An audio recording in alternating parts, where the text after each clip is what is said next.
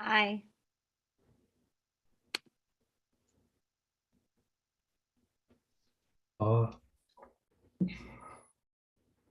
Okay, good to go. Just one moment here. Aye. Okay, we're ready. Okay, the online meeting of the Leeward Planning Commission will now come to order. It's Thursday, April 21st, 2021, or 2022. The time is 9:41 a.m. Pursuant to Act 220, Session Laws of Hawaii 2021, effective January 1st, 2022, we're holding this meeting online with the West Hawaii Civic Center Community Center Building G open to the public as an in-person meeting location. Public can observe this meeting on YouTube live stream by following the link provided on the county website or by using the URL advertised on the agenda. The video recording will be available on the same YouTube channel. The minutes and transcripts will also be posted to the county website at a later date. I'd like to remind all the participants the protocol for the meeting. Please silence your phone and any other devices near you. Only one person may speak at a time, so raise your hand to be recognized by the chair when you speak. Please speak directly into your microphone and keep your microphone muted when you're not speaking. If we talk over each other or if microphones pick up noise, the dialogue can't be transcribed. Thank you.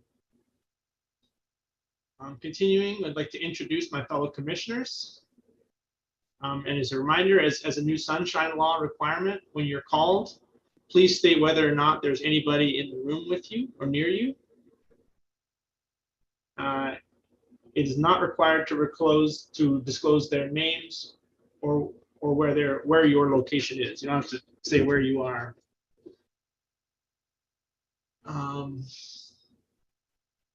Vice Chair Barbara DeFranco, she's not here now, but will possibly be joining us later. Commissioner CJ Kanuha.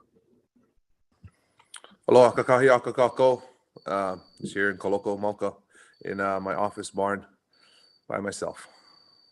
Right on. Commissioner Mahina Paishan Duarte. Aloha kakayaka. I have my young daughter here, 2 bedrooms over.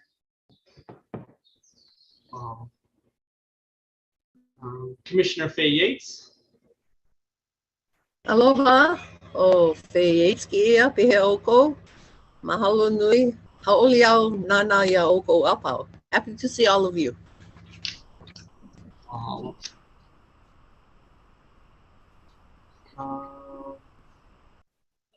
And we have 2 new members today. Let me introduce Commissioner Zaheva Knowles. Zaheva, would you mind telling us a little bit about yourself and your background? Good morning, everyone. Thank you. We're excited to be here. My name is Zaheva. I am my background. I grew up between here, Big Island and Berkeley, California, back and forth. And my husband, David, is born and raised here. We moved back about 11 years ago to raise our son here. And I am formerly an attorney and am now working at HPA doing fundraising. And I am in my office at HPA and I am by myself. Thank you. Welcome aboard. Thank you. And Commissioner Michael Dela Cruz. Hello, everyone. Good morning. Yourself also? Yeah. Aloha. Good morning. Can everybody hear me? Can we okay? Yes. Yeah. Hello. Good morning. My name is Mike Dela Cruz. Been a 25-year resident of the County of Hawaii, probably in Waikoloa Village. Been a long-time hotel employee for the past 15 years. Now I'm a union representative for the International Longshore Warehouse Union. Very involved with the community, from coaching, Pop Warner football, AYSL to the North Hawaii Little League. I have 2 beautiful children, a 6-year-old and a 5-year-old. Beautiful wife, works as a casual at the hotel, but like I said, I'm very involved with the union, looking to grow in and learn more about this board that I just joined in. So hello to everyone. Mahalo. Thank you. Thank you for joining us. We appreciate it. I'm the chairperson, Michael Batusik. We meet the quorum required to hold this meeting, and I'm in my office by myself. I'd like to remind commissioners another sunshine law requirement that we have to have at least 4 commissioners visible on screen throughout the meeting. If there are fewer than 4 commissioners visible on camera, then we'll take a recess until we can get everybody back. And finally, I'll introduce our ex officio member, Robin Matsumoto, representing the Department of Public Works. Is Robin here? Hi, Robin. Thank you for being here. We really appreciate you. No problem. Thank you. Morning. And for the new commissioners, just to fill you in, the Planning Commission rules establish that the Department of Public Works gets a non-voting seat on the Planning Commission, so they can provide mana'o on the items as it relates to Public Works. And so Robin is representing Public Works in the review of these items with us. Continuing on to the introduction of staff. Deputy Corporation Counsel, Malia Kekai. Aloha, Malia. So for our new commissioners, if there are any questions about legal issues, we can ask Malia.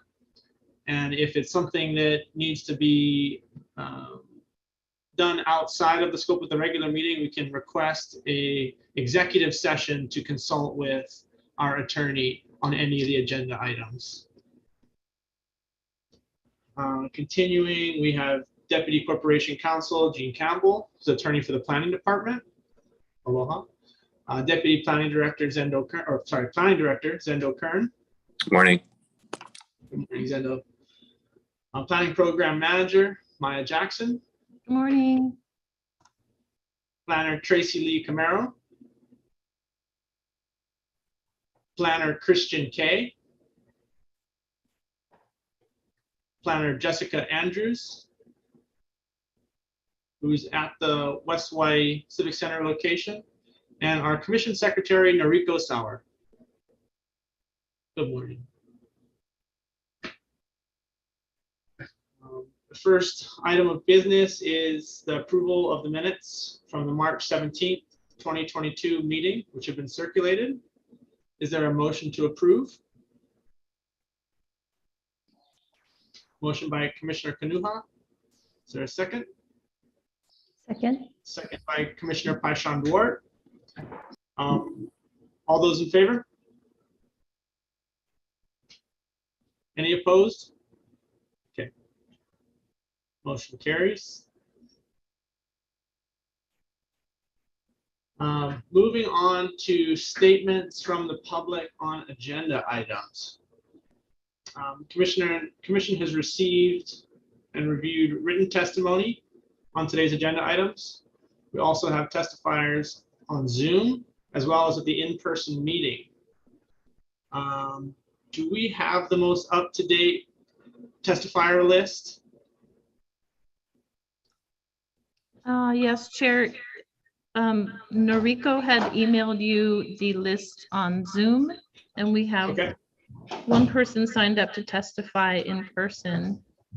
Just one person in person? I'm sorry, we just got another one. So 2 people. 2 people, okay. Mute Christian. We have Elizabeth Dunn and Darren Cam in person. And then shall we swear everybody in all one time?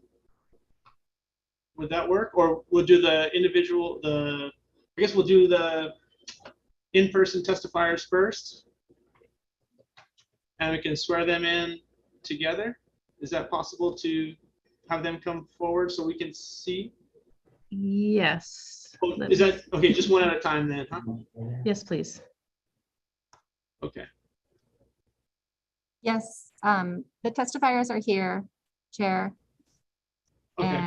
And I'll proceed as you as you wish. Okay, well, so we can only see you, so we just assume that it's gonna be one person at a time coming up to testify? Yes. Okay, cool. Well, I guess we'll swear them in one by one, and then we'll swear the group of testifiers over Zoom together at the same time. So we can proceed with, was it Elizabeth Dunn? In-person testifier?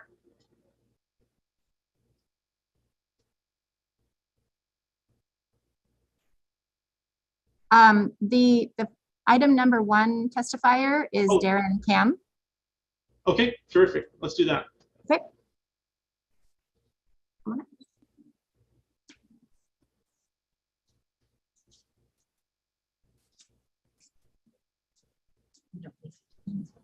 Okay, great, thank you.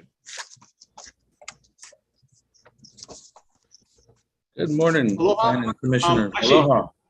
One second, I gotta swear you in still. Sorry about that. Oh, okay. No problem. Will you please raise your right hand? Thank you. Do you swear or affirm to tell the truth on the matter before the Leeward Planning Commission? Yes, I do. Mahalo.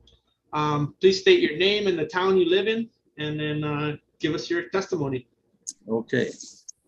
I'm a Coloco resident, Darren Cam, up in, been there for 17 years in Coloco. And I'm here to give some opinions on the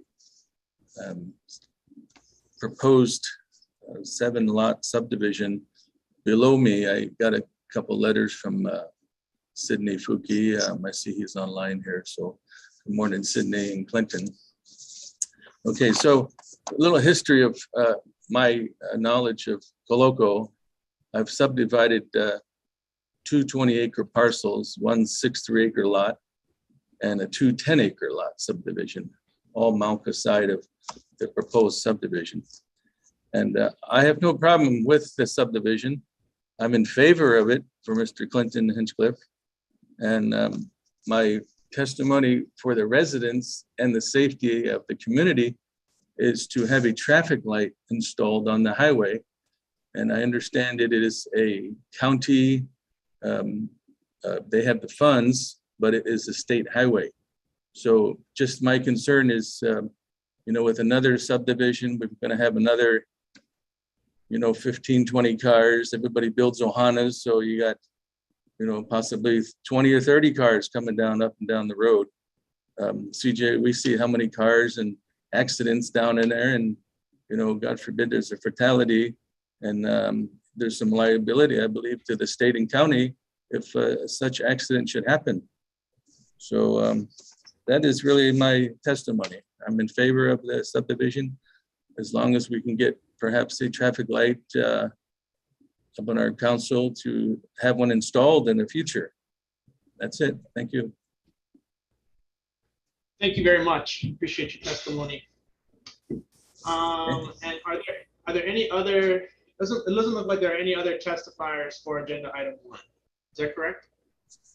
I don't think there's any more for this subdivision. Yeah. Okay. Thank Okay. you. Aloha. Actually, one second, I'll just ask the commissioners, is there any questions of the testifier? Oh, okay. I'm back. All right. No. Okay. Mahalo. Thank you so much. Thank you. Appreciate it. Aloha. Have a good day.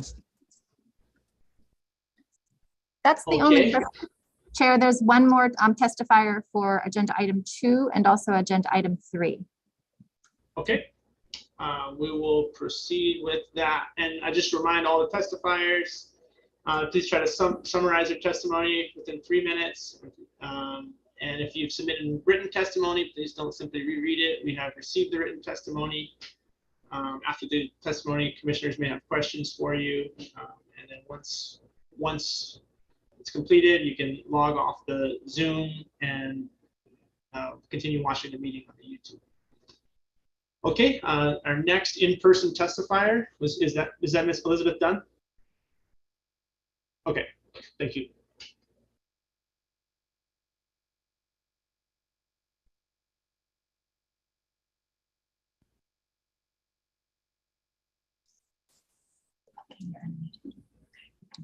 Aloha, good morning. Good morning. Would you please raise your right hand? Thank you. Do you swear or affirm to tell the truth on the matter before the Leeward Planning Commission? Yes, I do. Mahalo. Please state your name and the town you live in and proceed with your testimony. Good morning, Chair and members of the Planning Commission. My name is Elizabeth Dunn. I live in Kailua Kona, and I'm talking about the project. I know it's 2 applications, but it's the project that is coming off of Naniloa and has another access point on Ali'i. I reviewed just the staff report on Tuesday and prepared comments and questions and sort of global points on Tuesday, and I sent that to the LPC, the email, to get this presumably to the Planning Commission. So I'm just going to start from the standpoint that you have that. I'm not going to go through it because there are, just questions on the project that I had, some things that weren't as clear to me as I would have as I was reading through it. Some issues for the Planning Commission to consider if you think you're going to be approving this project or recommending approval. What I really want to talk about is the sort of the global issues that I see in this area, this part of my neighborhood where I live. This is one of 3 projects that development projects that's in the area. It seems to kind of, want to use the Kahulu Kiahau Parkway as some level of transportation in the area. I have a lot of concerns about that in terms of what the status of that project is. I don't really understand where it is, if it's still a live project, if it's kind of in the wings. I went to the Public Works Department a number of months ago and asked for staff reports and was told that on that project that there aren't any.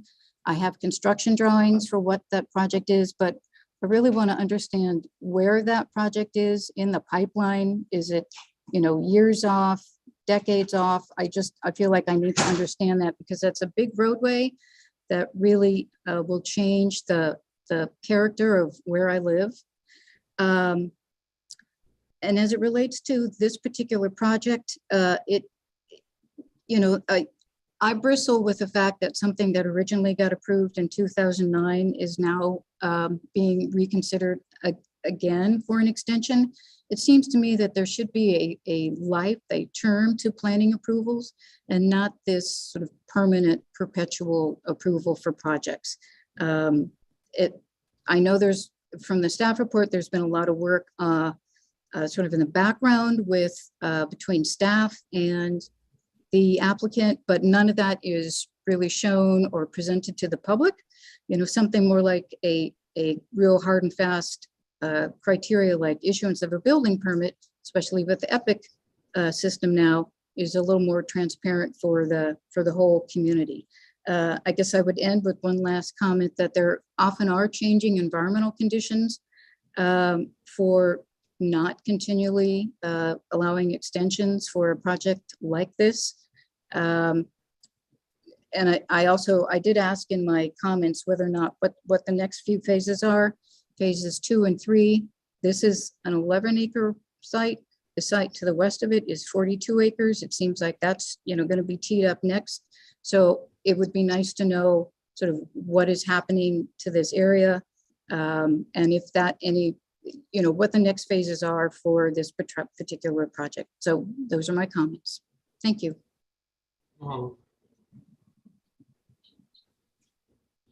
Okay.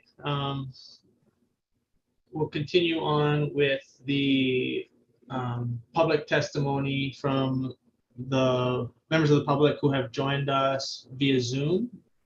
At this time, I'll ask all of the testifiers to turn on your camera so I can swear everybody in one time.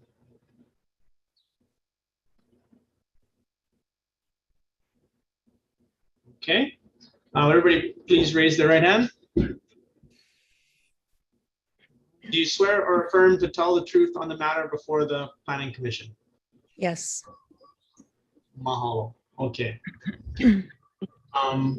First testifier is Simi McMichael.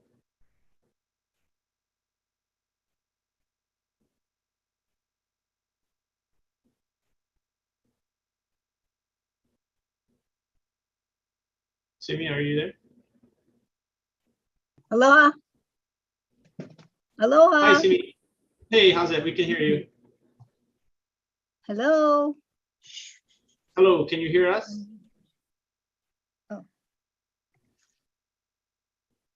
Hello. I'm here. Hello, hello. Are you there?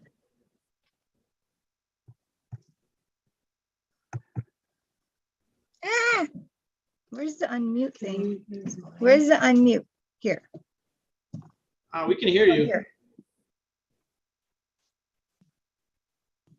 Press unmute Can everybody- audio with Alt A. How do you do it? If it's okay with you, we will skip Simi and move on to Olivia Pescuda, and then we can circle back after that to see if you guys can get your Zoom figured out. Moving on to Olivia Pescuda. Hope I pronounced that right. Olivia? Are you there? I'm here. Okay, perfect. Yeah, would you please state your name, the town you live in, and proceed with your testimony? My name is Olivia Hong,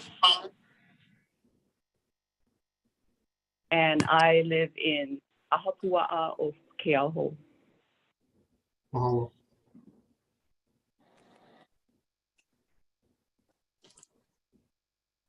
Please proceed with your testimony. So my testimony is about the rezoning. It's tax map key 77008:121. I'm in opposition. I am a lineal descendant from families who have lived and continue to live in Kahalu'u and Keauhou. To reiterate what my mother, Lily Ha'anio Kong, had stated, September 2013, I am in opposition of the rezoning of agricultural land for the following reasons. The land was zoned for agriculture and should be used for that purpose. Once you take away agricultural land, you can never get it back. There have already been an increase of rezoning of ag land as well as pasture land around Kona over the past years. Developing this area would disturb the underground water flow that's vital to the ecological system along the shoreline. Fresh water that flows from the mountain to the seashore mixes with the seawater and becomes brackish water. That in turn is part of the ecological system, or the ecological system is nourished by the brackish water all along the shoreline. And then that in turn feeds into the larger ecological aquatic systems. This same runoff from the land would devastate the sea life and future tourist attractions for miles up and down the sea coast. These disturbances would starve the shoreline, eventually leaving a barren coastline. An example would be Keauhou Bay. Just one generation ago, it was nicknamed Mother's Kitchen. Today, it's more like Mother Hubbard's Kitchen. Thank you. Mahalo. Circling back to Simi McMichael.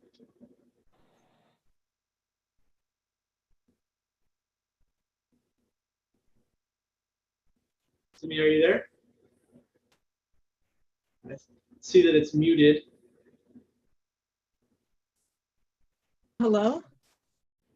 Hello. Hello? Can you hear us? It says press Alt and A. I still don't know where Alt and A is. Ah! Where's Alt and A located? Can you hear us? Hello?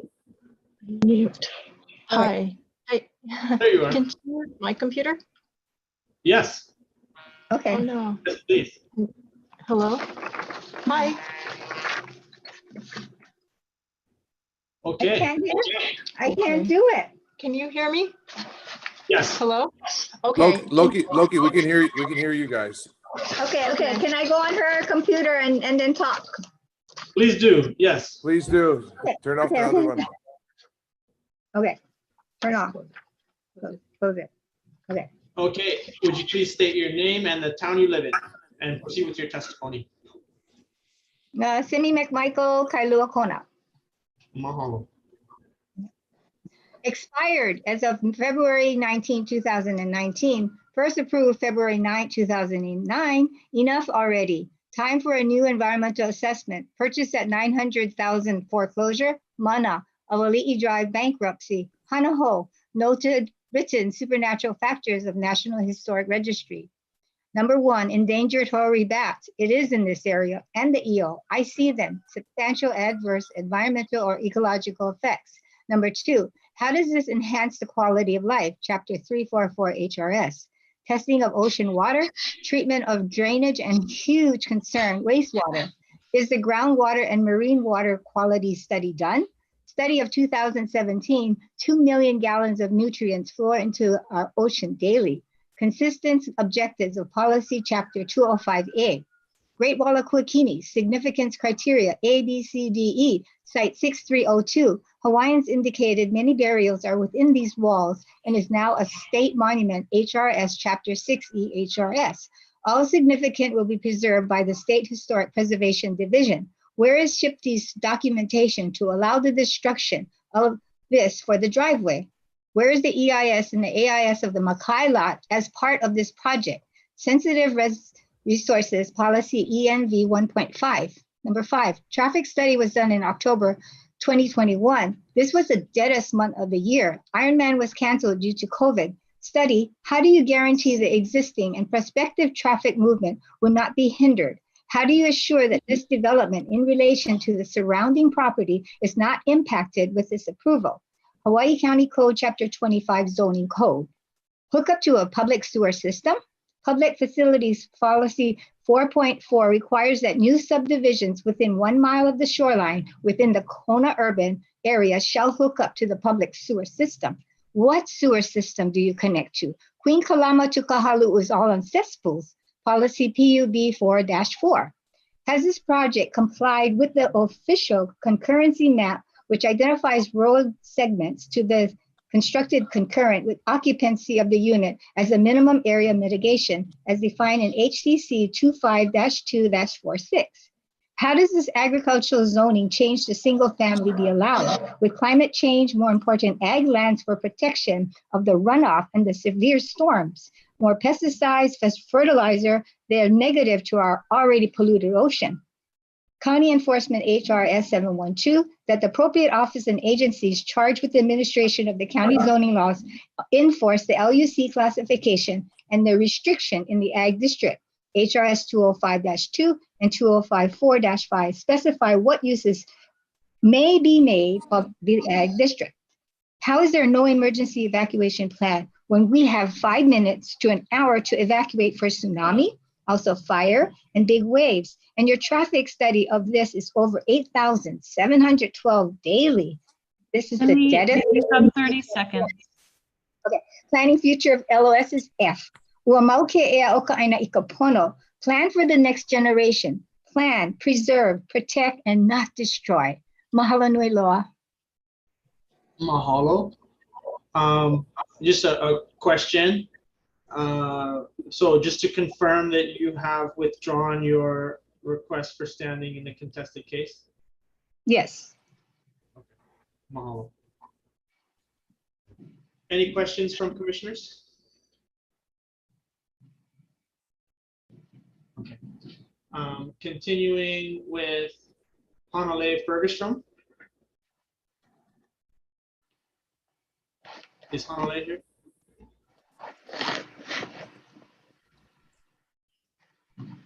I don't have anything. We will continue with M2 Harvey, and we'll circle back if Hanalei pops up. M2, would you please state your name, the town you live in, and proceed with your testimony? My name is Antu Harvey, and I live in the village of Holualoa. Aloha, Chair and Commissioners. Thank you for this opportunity to speak to you about Agenda Items 2 and 3 regarding La'ipala Makai Subdivision. I oppose both. Our Kona coastal environment and built landscapes are very different than they were in 2009. By granting any extension, you will be continuing to use the 2009 knowledge and forecasts to set our future despite 13 years of change and better knowledge. Several huge burdens for our community have unintentionally resulted from the land use decision of the past 20 years. Those decisions, best available at the time, have caused or exacerbated life-threatening and quality of life-threatening problems that must be fixed and will be very costly to the local community, including us taxpayers. We can do better. 5 key areas of concern to me are mobility. When we build vehicle-dependent housing, we cannot ever build enough roads or parking lots. Social capital. Building cul-de-sac car houses are not affordable for our local families. 3, evacuation. Adding more people before an adequate tsunami evacuation plan is in place would be negligent. 4, sewage processing. Connecting to and overwhelming our deficient sewer system would be negligent. 5, cultural heritage and historic landscape preservation. Destruction is not Pono. Most important to us should be any decisions that are not reversible. Future generations will inherit what we do now. Realistically, we only get one opportunity to transform our remaining open landscape. Development locks in prescribed way of life that supports or excludes our local families. Development typically destroys open space landscapes and historic resources. They are gone forever. 2 top considerations that lock in what is possible are mobility. Sprawling suburban development causes never-ending demand for added road capacity. It is unsustainable and unaffordable. We need walkable mixed-use neighborhoods to reduce the need to use cars and encourage social connections. All development from here out must be required to provide comfortable pedestrian access to stores, restaurants, and other businesses, the beach, and parks. Vehicle dependency exacerbates inequity. Currently, people who can least afford vehicles are required to drive the longest distances from affordable housing to school and work and services. This significantly reduces their free time and increases their fuel costs. 2, social capital. Kona is highly desirable and we have become unbalanced toward investors and short-term returns. We need Kona development to focus on housing and interconnected neighborhoods designed for full-time local families. We need civic and community spaces in or adjacent to these neighborhoods that build strong neighborhood identity and connectedness with the surrounding area. We know so much more than we did 13 years ago. You're better informed. Please act wisely and do right for Kona, our ancestors, our families, and our future. Please don't approve the requests in these 2 agenda items. We need housing. The developer is making accommodations to meet county requirements, but this plan follows too much of the outdated and proven to be problematic model. Mahalo nui loa for your dedication and service to our community. Mahalo. Next up is Shannon Rudolph.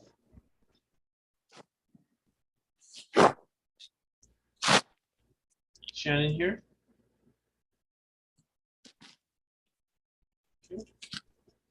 Aloha. Can you hear me? Hey. Yes, there you are. Would you please state your name and the town that you live in? Yes, my name is Shannon Rudolph. I'm a 40-year Hawaii Island resident. I live in Holualoa. And I just wanted to state before my testimony that I'm unhappy with the conflicting deadlines on the Leeward Planning Commission page. It says we have to sign up for Zoom or send testimony 48 hours in advance. But then I just heard a rumor late yesterday afternoon that you could still sign up to testify on Zoom, but nobody knew that they could still sign up. So you need to get that in alignment and have a rock solid deadline that people can understand and anticipate, because then we're scrambling all night to get more people that wanted to testify. So that's a problem. Okay, I oppose the number 2 and number 3 zoning and SMA permits. And like you've heard in this area from previous meetings and future meetings, the problems in this area are all the same. What we're bitching about is all the same.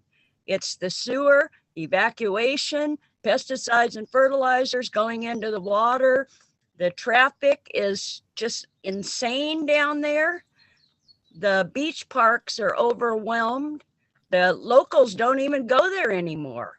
In fact, locals barely even go on Ali'i Drive because it's always so crowded with visitors and new residents. There's just not enough room in these areas without the proper infrastructure that we've been screaming about for years, but no one seems to be listening. And you keep approving these big developments down there that cannot handle the traffic or the people that we have right now. So you guys, come on. Please don't approve another extension. It's been 13 years and you just keep, they go bankrupt, they run out of money, they get foreclosed, there's other problems. And for this particular development, and it's not just this one, it's all of them, that there's just not enough infrastructure to handle that population down there, any kind of increases. And you guys, you've got to hear us. For those of you that don't live in Kona, you don't come over here too much, you don't know what we're having to go through down there. And it doesn't matter if it's this one or the next one or the next one. If the problems don't get solved down there, we're just going to have to keep complaining and complaining to you, but you're not hearing us. So thank you. Please oppose these 2 extensions. We just can't have any more. There's too much that's changed. And if the traffic, they tested the traffic down there in 2019 during COVID, that's not a true number of traffic of cars down there. Not true at all. So come on, please oppose new zoning and SMA permits for this proposed development. Thank you.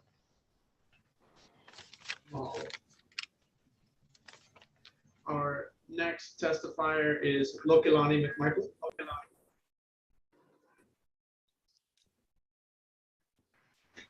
Good morning. Hi. Please state your name and county you live in and proceed with your testimony. Okay, my name is Lokilani McMichael and I live in Kailua Kona. I'm testifying in opposition of Agenda 2 and 3, the La'ipala. I don't think that we should, the permit expired in 2019. I think expired means it's done, just like your driver's license. When it expires, you've got to get a new driver's license. Everybody's talking about the infrastructure. There's not enough infrastructure as it is right now, and putting 62 units of housing is like the cart before the horse. Kahalu Beach is crazy, and everything down there is really car centric. If you go biking, if you go running, you have to breathe car exhaust. Part of this property, the La'ipala one, is in the National Historic Registry. And it's so amazing that we even have a registry for Kahalu. I had asked Michael Ye, the ex-planning director, if he had ever seen supernatural factor in any historic registry ever, and he said no. And that had to do with where they put the heiau. You know, it's ag. I think ag lands are important to the culture. One of the heiaus right next door to this property is a heiau for a sweet potato. And then the Kue Manu one, the heiau, the surfing one at Kahalu, that one is so significant. I see a lot of hoary bats. I see io, I see pueo. I see the hoary bats around 5:30. I like to go bat watching. Worried about the Great Wall of Kuakini.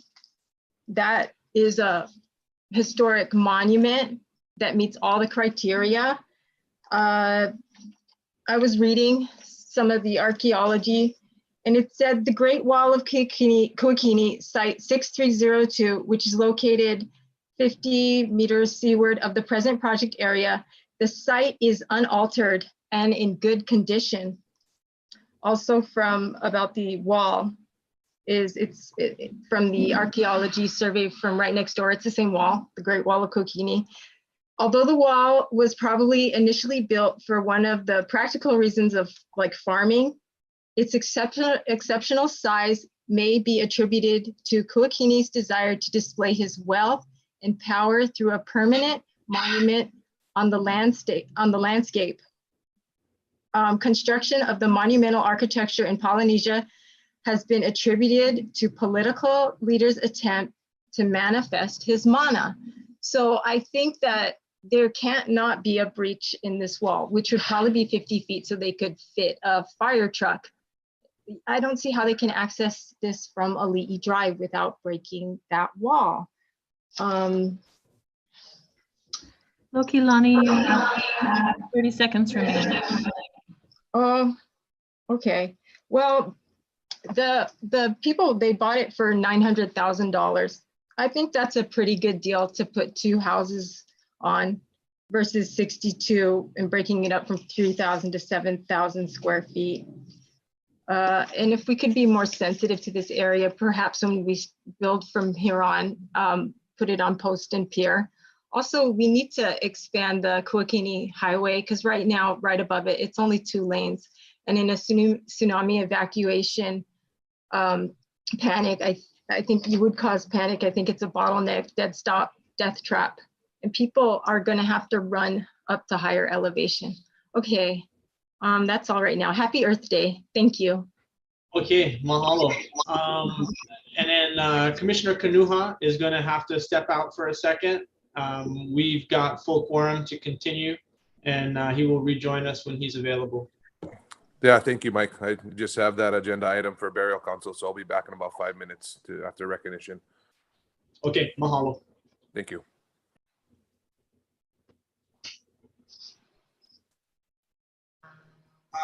Continuing with Tiare Hewlin. Aloha mai kākou, o Tiare Hewlin ko inoa. You may hear my keiki in the background. I'm speaking on behalf of my ohana, but also I'm an active member of our Kaiapuni school, our Hawaiian immersion school. I have 7 keiki, and so I'm very involved with just the future generation and the perpetuation of what we have available resource-wise. I want to express opposition to agenda item number 3, specifically the request for extension of the SMA use permit. If the applicant cannot complete the SMA requirements within the time period of the SMA use permit, then a new SMA use permit should be required. By granting an extension of the SMA use permit because an applicant is unable to meet the terms and conditions as described in the SMA application, sets a dangerous precedent that may not be in the best interest of the County of Hawaii residents.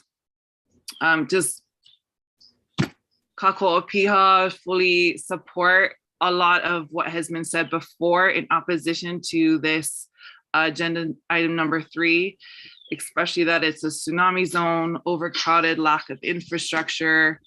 It's also creating, especially through the pandemic, the lack of medical resources that we've seen throughout the pandemic. And then on top of that, to add more overdevelopment in that area would just be dangerous for everybody. As mentioned before, a lot of local families are deterred from going down to that area just because of the congestion, safety, being a tsunami zone. And one second. Is anybody else getting some weird feedback on that? Yeah, the feedback is bad. Do you have a cell device on also by chance? I can turn it off. Okay, that's much better. Okay. Kalamai, would you like me to start all over?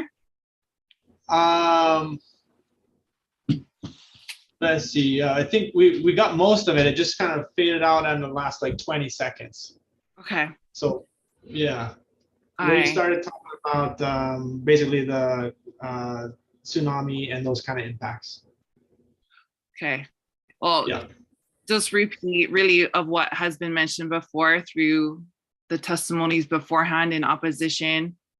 I do worry about not only everyone in that tsunami zone, but also we have a school down there, Kahakai Elementary, which services a lot of our Kiki, and any type of bottlenecks, as it's mentioned about Kuakini Highway. All of those are huge concerns to our community. And I just want to voice again my opposition for this agenda number 3. So mahalo for your favorable decision to deny the request for extension of the SMA use permit. Mahalo. Mahalo. Continuing on, we have Sharon Wilford. Sharon, would you please state your name and town you live in?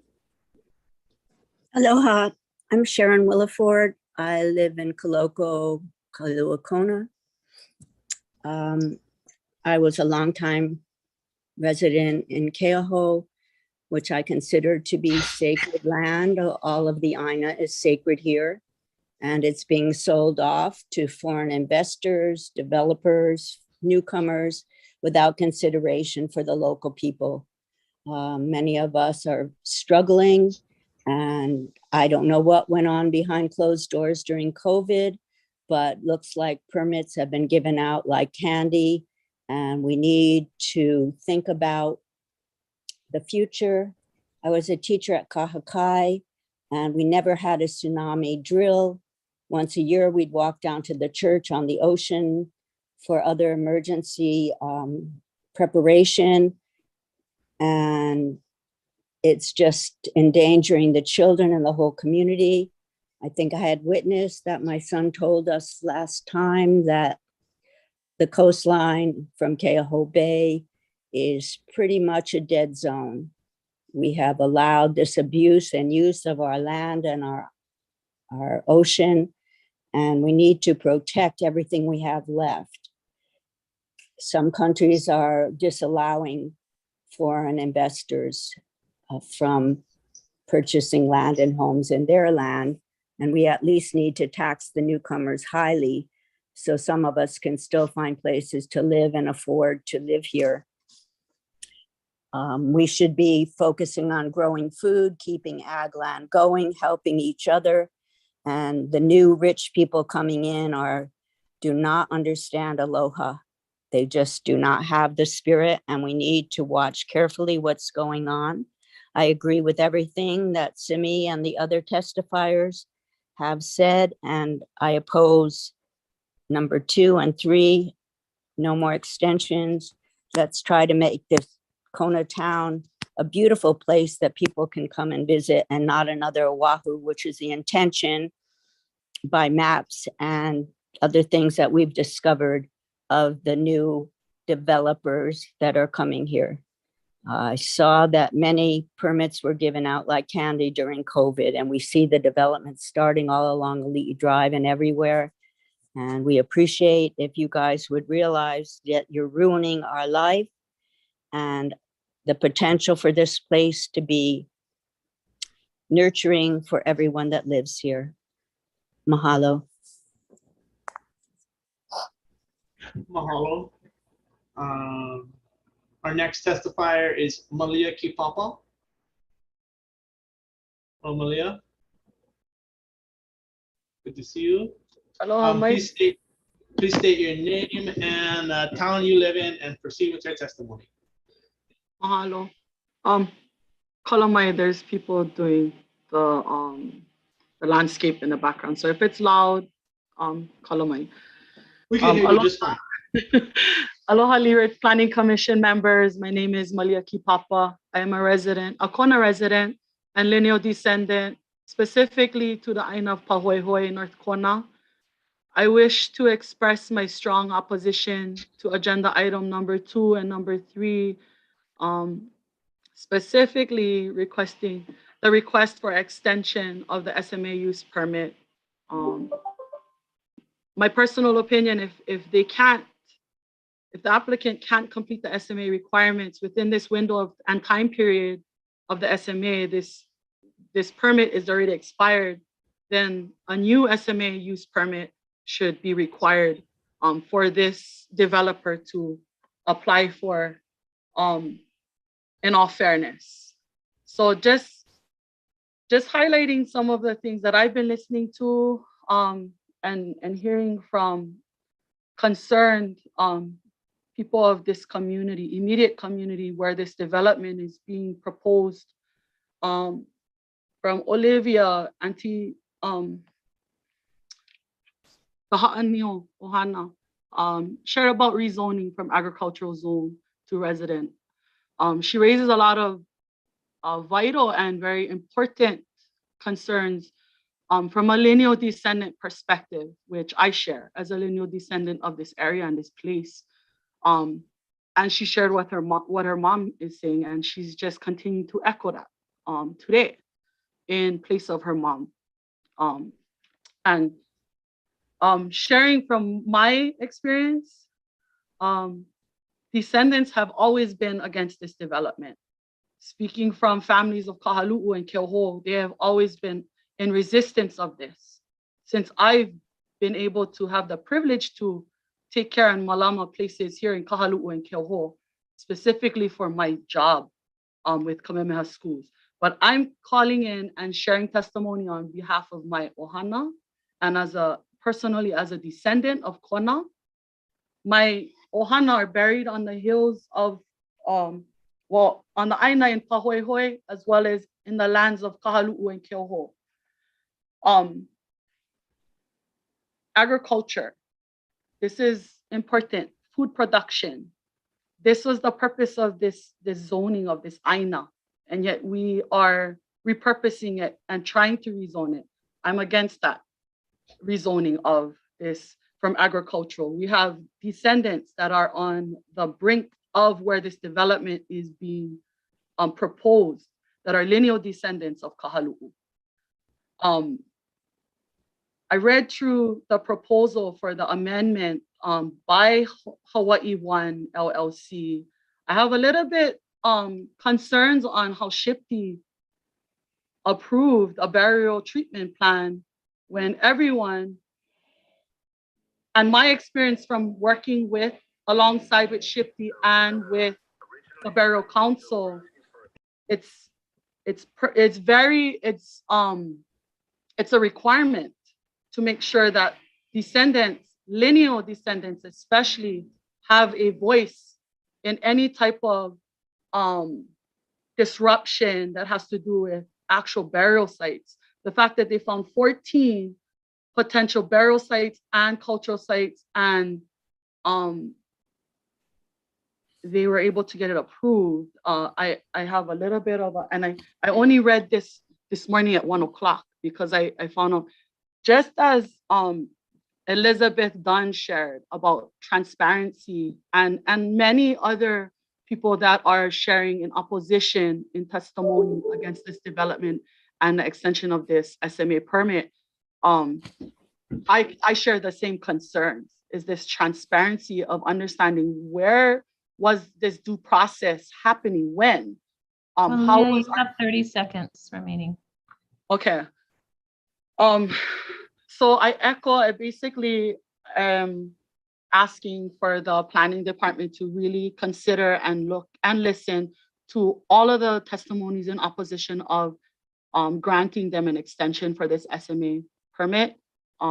This is setting an unacceptable and irreversible precedence in the best interest of our descendants, our families, and our residents of Kona.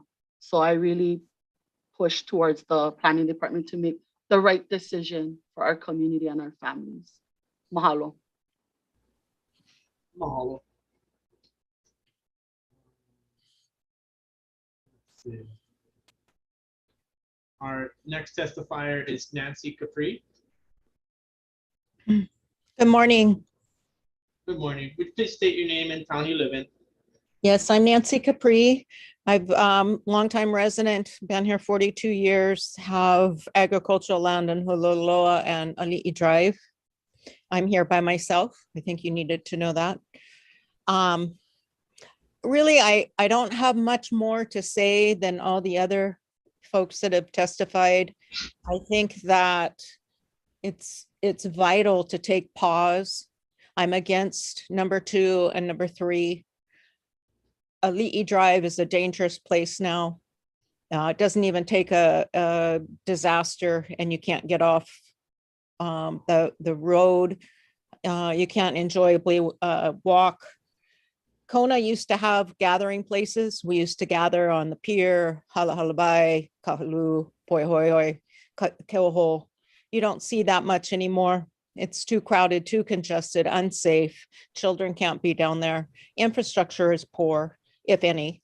I really ask you folks, take pause. I agree, they didn't meet their extension, it expired. If something of mine expires, like a driver's license, I have to go renew. I think Ali'i Drive is a very, very special place. I think all of Kona is. And pretty soon it is at such high risk of changing into something that is not desirable. So please listen to your community and take pause, deny these on items number 2 and 3. I thank you so much. You have any questions?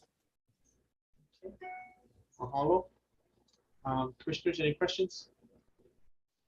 Okay, and then we have Mandy Johnson Campbell. Hi, Mandy. Please state your name and the town you live in and proceed with your testimony. Aloha, good morning, everybody. My name is Mandy Johnson Campbell. I live in Holualoa in Kailua Kona. I oppose agenda items 2 and 3 for extending the SMA permits. I agree with everybody who's already voiced that those have expired, and if they want to pursue further plans here, they need to reapply. I especially support the lineal descendants who have testified on behalf of their ohana and residents of this area that have been here for hundreds of years. Their voices should be heard. And I'm echoing a lot of the same concerns that have already been shared. There's inadequate emergency evacuation routes already. The county parks and beaches in this area are already overrun and do not have the adequate funding to maintain the facilities that are there already. I don't know if everyone has recently visited Kahalu Beach Park or the other beach parks. They just simply don't have the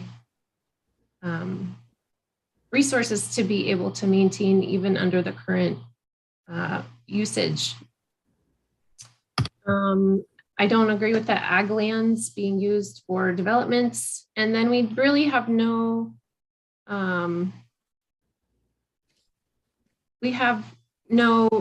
idea of the affordability of these places that are going to be put in with this development.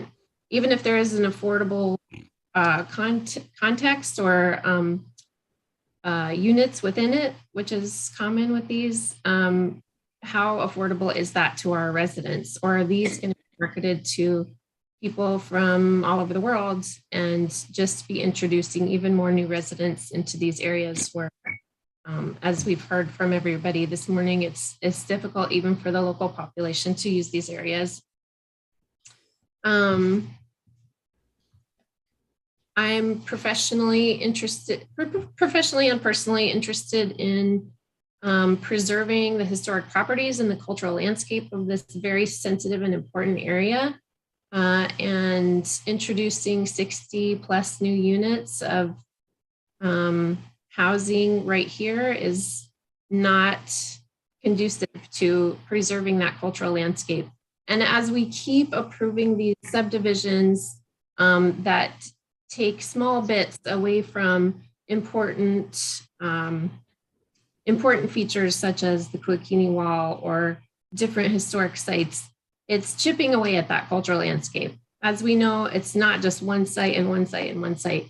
This is a continual cultural landscape that needs to be preserved. It's unique in the world. So it's important that we preserve that for our future generations as well. And then as a mother and a surfer, I'm especially concerned with the water quality issues from this area. And until we figure out the sewage treatment and all of those issues that come along with it, with new developments in this area, we cannot keep putting in subdivisions. We already have issues and groundwater advisories multiple times a year. And as sea level rise continues and climate change, that's going to continue. So we need to work on the problems that are already plaguing us, not to be adding on to that, for not only our health of human beings, but also our coral reef and our ocean animals and environment that are so precious to all of us. You have 30 seconds remaining. I'll leave it at that. I oppose these two measures, and I thank you for all of your time, commissioners, and thank you for denying this extension request. Mahalo. I see that Hanale Fergustrom has joined us. He'll be our last testifier. Well, please state your name and town you live in and proceed with your testimony. Good morning. Can you hear me? Yes. Good morning. I'm Hanale Fergustrom. I'm the spokesperson for Nakupuna Moko Okeavi, which is a kapuna organization that entails all 6 districts of the island of Hawaii. We stand in direct opposition to both A2 and A3. We do not believe that any further development in the Keauhou area is practical at this time. I, being an old-time resident of Kona myself, although I'm not living there now, have watched the deterioration of the Keauhou area ever since Keauhou Beach came down. There's many things that have gone down there that actually missed the eye, like the destroying of the Kukini Wall, as it's been brought up. There is terrible water there. There is water, but it's terrible. I mean, nobody from Gila wants to drink that water when we come down. And this whole idea of emergency exits is a very, very important thing to understand. You do not have the infrastructure there. I don't see when you're going to get the infrastructure there, especially when you're considering adding on new subdivisions. And I believe this is not the only ones that are coming up there. I believe there's several more that's in the pike. And I think that you should be cognizant of what the problem is existing already as far as safety goes, and then add on what the potential problem, how the problem will be heightened with adding on other subdivisions. And with that, that's all I need to say. And thank you very much for your time. Any questions? Commissioners? No. Okay, and then I see Maki Morinoi is here, but I don't see her name on the list of testifiers. I did register. Okay, and you're here, so you'll testify, but I just wanted to confirm if we got that. She is on the list. Okay, cool. Mahalo, Maki. Please state your name, town you live in, and proceed with your testimony. Awesome. Mahalo, everyone, for this opportunity. A lot of details have already been spoken, so I'm going to advocate and support for the many wonderful things that has occurred so far. My name is Maki Morinoi. I'm 4th generation from Holualoa, Ahupua'a, here in the village. We have a family farm for 5 generations now. It's a agroforestry now. We've moved from coffee to multiple crop. No poison. Our goal is to ensure that our aquifer system for many generations to come gets filtered and cleaned by whatever little piece of property that we have control over. So I want to advocate support for the woman who testified at the beginning, As Holualoa rezones from agriculture to residential, it is absolutely a big mistake to do so. When we live here in the sweet spot where we can grow everything under the sun, and we ship 90% of our food to Hawaii. So I support her, and onward, I oppose this agenda item 2 and 3 for all that has been stated. I support our lineal descendants. I love seeing so many of you show up today. Mahalo for your advocacy. I support that. The new things that I'd like to add is an article, a Sunday article that was published in, I believe, 2021, titled Mega Tsunami, where Kwok Fai Chung, a professor of ocean resource and geoengineering at UH Manoa, has offered the county of Hawaii to become evacuation, to have a plan and to create an action towards having an evacuation plan for Kailua Kona. I am so curious to know if the county of Hawaii has stepped forward in this relationship, in this collaborative relationship with an expert, allowing us to understand that we are absolutely, from an expert point of view, not prepared for a tsunami. We've had 2 tsunamis already from all those that live along Ali'i Drive, had firsthand experience with no sirens and a full complete stop. We had also the support of the police chief and Miss Simi McMichaels and many years ago to raise these very, very important concerns. You have 30 seconds remaining. Mahalo. I also support all the amazing archaeological sites and the historic preservation of these areas. And to mention another added water issue is the floodways that we have here. There's been some punk applications that were not purchased but green lighted by all 9 county council members. These are all huge lands that affect areas right near this 62 unit. So please vote no. We all oppose items 2 and 3 and the rezoning, the continuous rezoning of our agricultural to residential lots. It does not make sense for our future ahead. Mahalo. Mahalo.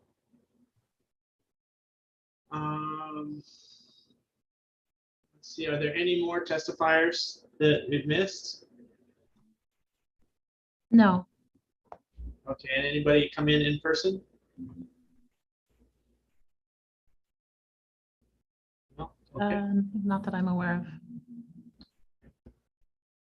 Commissioners, can I hear a motion to close public testimony? So moved.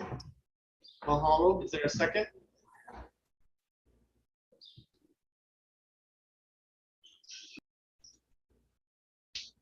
Anybody? Second for the motion? I'll second. Mahalo. All those in favor? Aye. Aye. Are there any opposed? Okay, motion carries. We will take a 5-minute break between agenda items and be back here at 10:55. Mahalo.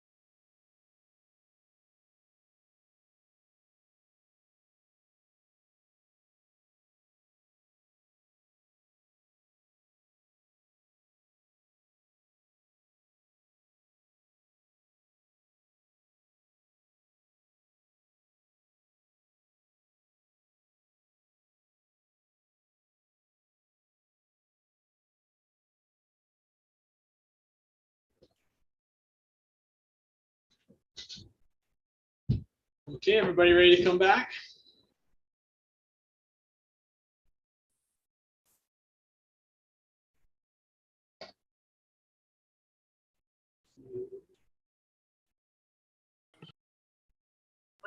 Hey, Mike, Hey, how's it? how are you? So Good. I'm gonna still be on the recuse. I'll let you guys know, but I've been listening to all the testimony just to give, have it on record. I've watched all testimony. I'm sitting waiting to get that recognition for burial council as a lineal descendant on one of the projects that are coming up. So when that comes and arises, I'll give you a heads up. Okay, right on. Thank you. Yeah, I just want to put it on record. I've listened to everyone's testimony, Maki, Tiare, Williford, Nancy. I've been listening to everything. Okay. Thank you. Yep. Four. Okay, we've got 4 commissioners present. Have we heard anything from Commissioner DeFranco about her joining? She was saying it'd be about this time. Okay. No word. And then I understand Commissioner Yates is going to be dropping off at this time. Commissioner Yates, are you there? Yes. Oh, Yes, Aloha. I am. Not for another 15, 20 minutes. What's that? Not for another 15 or 20 minutes. Okay. Mahalo. We're ready to get started. If you'd like to turn on your camera.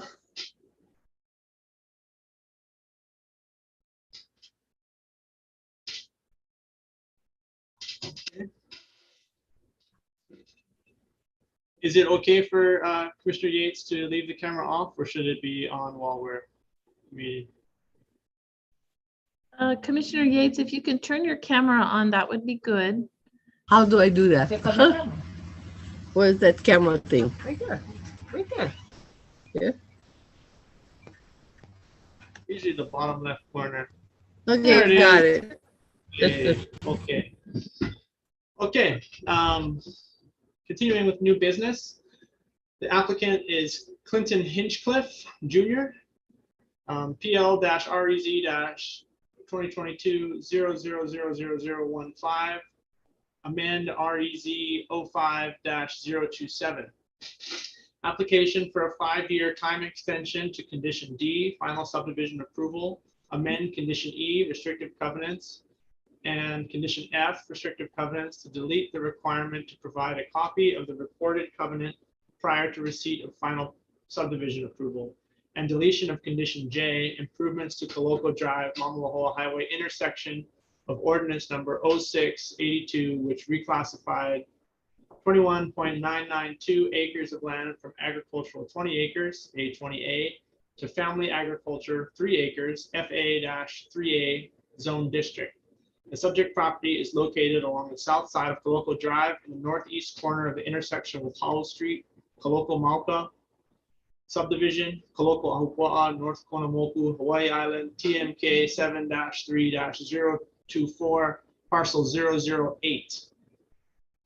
Deputy Corporation Counsel Jean Campbell would make a disclosure at this time. Thank you, Chair Vatusik. Good morning, everybody. This is Deputy Corporation Counsel Jean Campbell. In the interest of full disclosure and transparency, I do want to let you know that I own a lot not far from the Hinchcliffe property.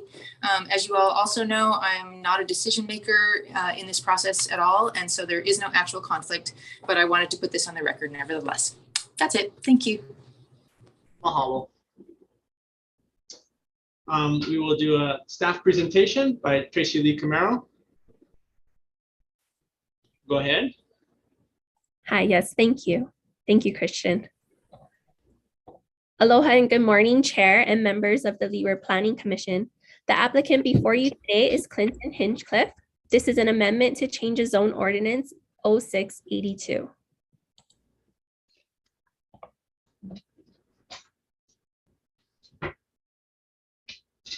The subject property is shown here with the red dot. It is located in the Koloko Mauka subdivision. It is located at approximately the 2,200 foot elevation within the North Kona district. The applicant's request. The applicant is requesting a 5-year time extension to condition D for final subdivision approval, amendment to condition E, the restrictive covenants, and the deletion of condition J, improvements to the Coloco Drive Mamalahoa Highway intersection of ordinance number 0682, which reclassified 21.992 acres of land from agricultural 20 acres to family agricultural 3 acre zone district. Please note that the applicant originally requested an amendment to condition F to remove the requirement to record the approved covenants prior to final subdivision approval. Staff noted that after reviewing the existing condition, that the request is already noted in the existing language of that ordinance in that condition. Therefore, the applicant submitted a request to withdraw the amendment request to condition F.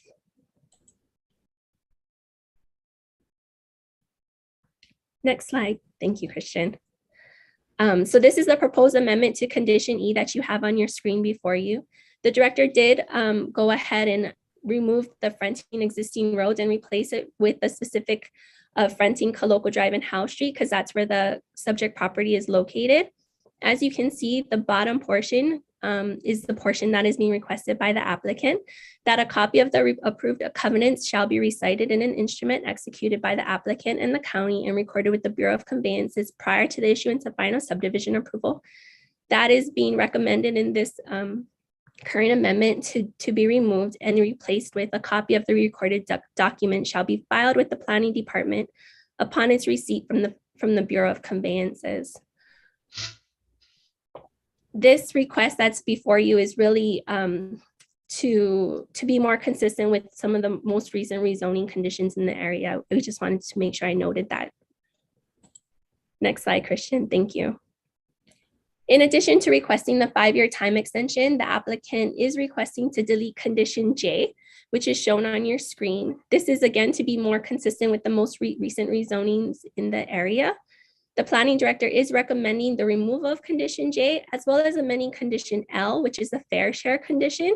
It's currently being relettered to condition S, actually in your planning director's recommendation, and that's to update the fair share fees at this time with today's current rate.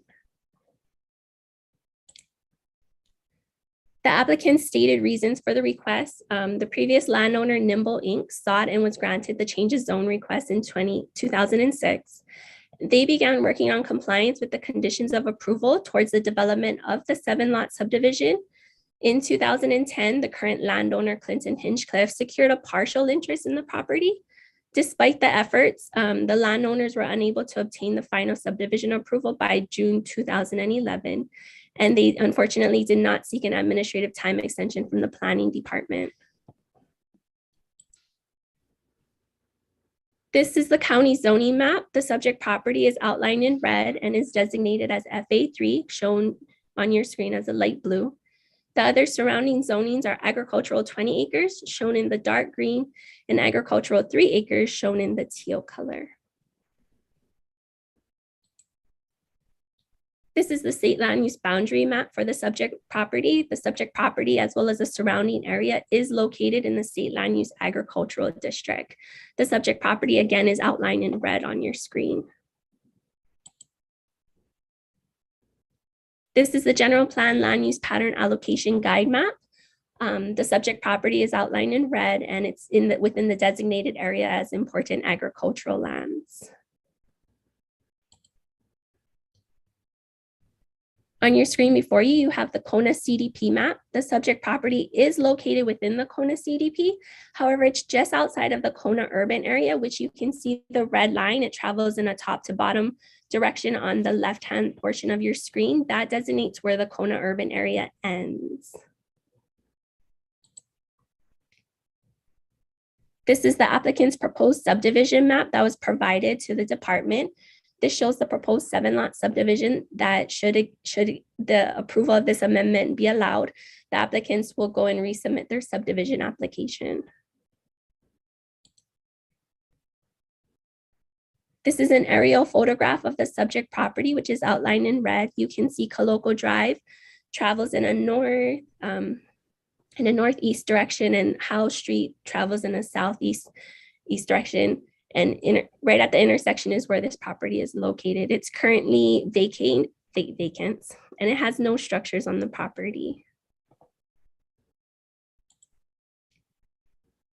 This is a site photo of the Kaloko Drive Mamalahoa Highway intersection facing south.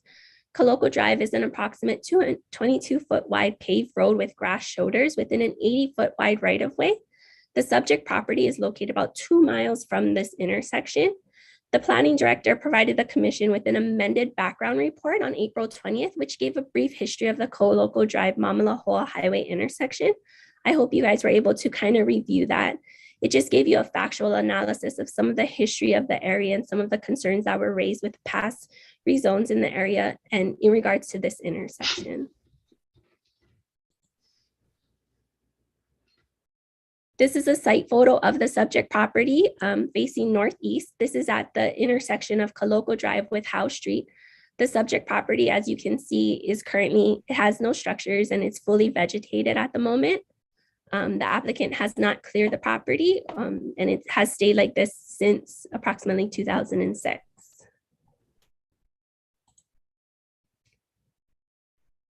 This again is a site photo showing you the views of the subject property.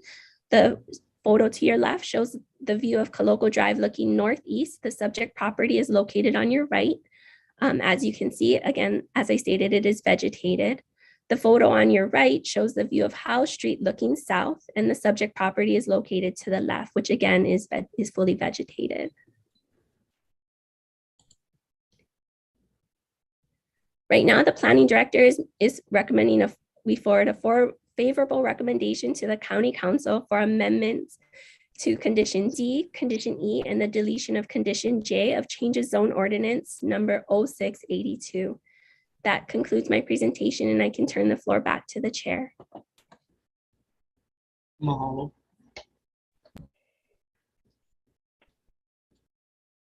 We will continue with a presentation from the applicant and their planning consultant, and then we can do a fact-finding questions from the commissioners after the completion of that presentation. So we have Mr. Sidney Fuki, planning consultant, and Clinton Hinchcliffe, the applicant. Would you please raise your right hand so I can swear you in? Do you swear or affirm to tell the truth on the matter before the planning commission? That'd be you too, Mr. Hinchcliffe. I do. I do. Okay, mahalo. Please proceed with your testimony. Sure. Good morning, Mr. Chairman, members of the commission. My name is Sidney Fuke. My resident address is in Hilo, Hawaii. With me is the applicant, Clinton Hinchcliffe.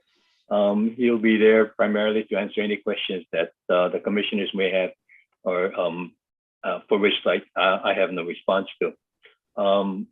We've had a chance to review the staff's recommendation and the proposed conditions and found them to be acceptable. I'd like to just kind of give you some background in terms of the reason for the request. Mr. Hinchcliffe is a local boy, born and raised here, in the Kona area. He and the family, acquired interest in the property in 2010 thereabouts. But the property was mired in litigation, and so nothing really could happen until that litigation was completely done. And Mr. Hinchcliffe retained full control of the property about in 2016. Then he filed for the subdivision application, only to learn that the time had expired, and hence the reason why we're before you today. It's a 7-lot subdivision. It's a proposed 7-lot subdivision. The intention Mr. Hinchcliffe has is to, it's a family subdivision. He has 2 children. He has a nephew that kind of wants to be able to convey, like at least 3 of those last 2 family members. In addition to that, his father also, is interested in one of the lots, and at the end of the day, maybe sell 2 of those lots to kind of help recoup the infrastructure costs in developing the property. But it for all intents and purposes, it's a local boy trying to do something for his family. Hence the request. We appreciate, Mr. Chairman, you're asking the staff for some history behind the Kaloko Mamaloa Highway intersection issue. And as you can see, the state response has kind of like gone all over the map. And so what we're essentially proposing is to have that condition relieved and pretty much like be in tandem with the last rezoning request, which is essentially to have the fair share funds be specifically earmarked towards the improvement to that intersection. I think the staff's report, to the commission noted that at this point in time, there's like about, nearly $677,000 available on the fair share. And with the applicant's proposed development and contribution of an additional $90,000 or so, you will really, the county will essentially have like almost like about $750,000 in terms of trying to do, make some improvements to that area. One of I think the last memo from the state kind of suggested to the county that, hey, why don't we all get together, form a task force and figure out how best to use these funds. And I think the best way right now is that, armed with, nearly $750,000, my recommendation essentially is to have the county and the state get together to figure out like what $750,000 can do, to improve this particular area. So I think the staff's condition is fair. The applicant has no objections. The staff had also recommended several other conditions. One dealing with conditions P, Q, and F relating to the protection of the nene, the outdoor lighting, and adhering to the rapid ohia death protocols, and all of which are totally acceptable. There was a condition K regarding the call for an archaeological field inspection, as recommended by SHPD. Well, that inspection was already done, and to the relief of everyone, nothing was found on the property that was worthy of preservation. And finally, I think like the earlier testifier, public testifier noted that with the potential of not only 7 lots but doubling down of density with the construction of an ohana or a second dwelling, to which I'd like to kind of note that you have a condition F that specifically prohibits the construction of any additional dwellings. So essentially what you see are 7 lots and 7 dwellings in terms of an impact standpoint. Other than that, I don't have any more to add, and I don't know whether Mr. Hinchcliffe has anything more to add, but we'd be more than happy to respond to any questions the commissioners may have. One final thing, I noticed that earlier that Commissioner Kanuha mentioned that he lives in the Kalokamauka area, and also Ms. Campbell indicated that she has property in that area. We would like to kind of like clearly note that we don't find any conflict, in either of them participating in this application, and leave it at that. Thank you very much.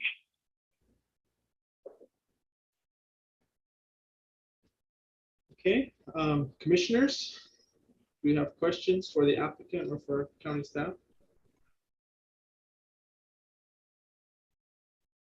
Commissioner Paishon-Duarte. Thank you. This question is for the county staff. I just want to know, what is the benefit to the County of Hawaii to omit condition J?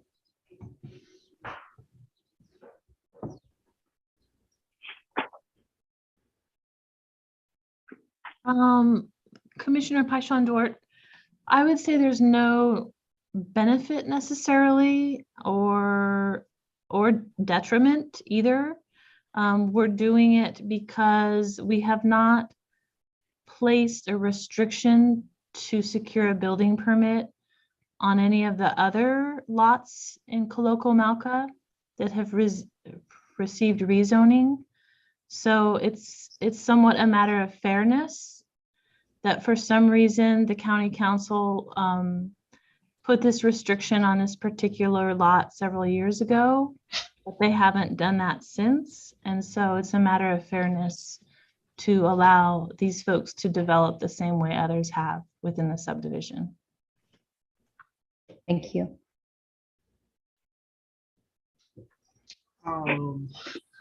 I just wanted to point out the language in condition J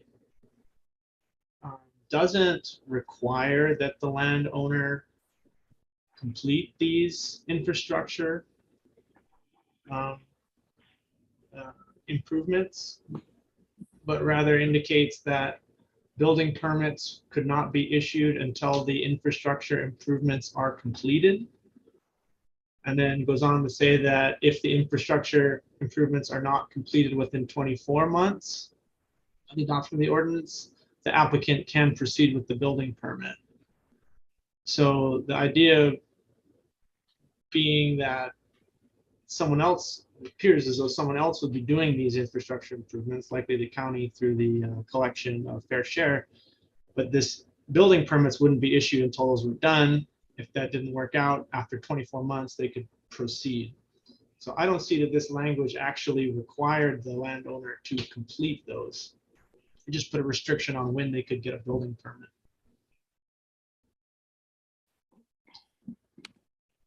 Any other questions from commissioners? Commissioner Knowles? I'm just curious about what, this is for the applicant and for Mr. Fouquet. I'm just curious about what the status of the working group is, if you have any information, or for you, Maya, that was laid out with respect to the fair share fund balance and dealing with the improvements to the roadways there. Commissioner Knowles, I will have to defer that to the staff because it's really the state DOT had kind of recommended it, that they get together, together with the county, and whether that has materialized, it appears at this point in time nothing has materialized, regrettably. And I think that having like $750,000, I think you can do quite a bit of improvements, to that area. So I'll defer to the director and the staff on this question. Commissioner Knowles, the working group has not been formed to date, as far as I know. And I think perhaps the rep from Department of Public Works, Robin Matsumoto, can respond to that a little better than I can. Commissioner, from what I'm told, we haven't done a working group for this intersection. I know a lot of people think, right, $750,000 is a lot of money. I asked a colleague how much an intersection improvement would cost for traffic signals, and it's a crazy amount of money. It's approximately $3 million for a full intersection signal. I realize that area is smaller. It may be less, but with the cost of construction having gone up, that's what we think it is, just based on discussions today. So if it's something that the commission feels necessary, we can have those discussions with DOT. Yeah, I mean, I guess I'm interested in the status of the working group, how the recent transfer of roads will impact the working group from the county to state. I know this is a state highway, but just what that. Yeah, this section still remains state after the transfer is completed. It's more to like make a continuous route around the island for the state. So this one's not affected. And then we can have the discussion and provide some status at least specifically for this one. Okay, thank you. Just wanted to know where we were with that. Yeah, thank you for those questions too. As a resident of Coloco, I own many properties here, but just for staff moving forward, I think that discussion would be greatly appreciated by many homeowners here. The Hinchcliffes have lived in Coloco for a very long time and do a lot to support our community. But we do need a traffic signal down there. And I believe DOT and the county and the state need to get together, and we can get a working group to move this forward. I believe there are more funds that are available. I'm not exactly sure the number. I was told 1.1. Now I hear 640,000. So that's just a thing that I think we should all move forward and get a collective group together to move that forward. And I my opinion, I don't think we should hold it on the landowners per se, because there's been many other people that have come up here to do other things that were, more for a benefit of their own pocket, and they have, nothing that has been done to secure that on the bottom. So that's my opinion.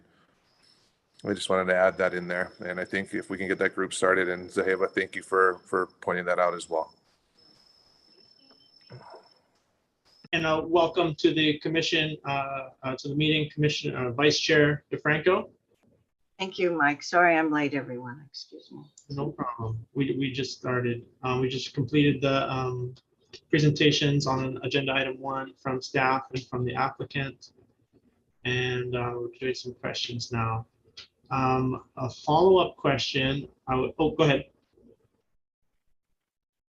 Sorry, I just need to disclose that I am a friend of Clinton Hinchcliffe, and we are neighbors in a work area in the new industrial area.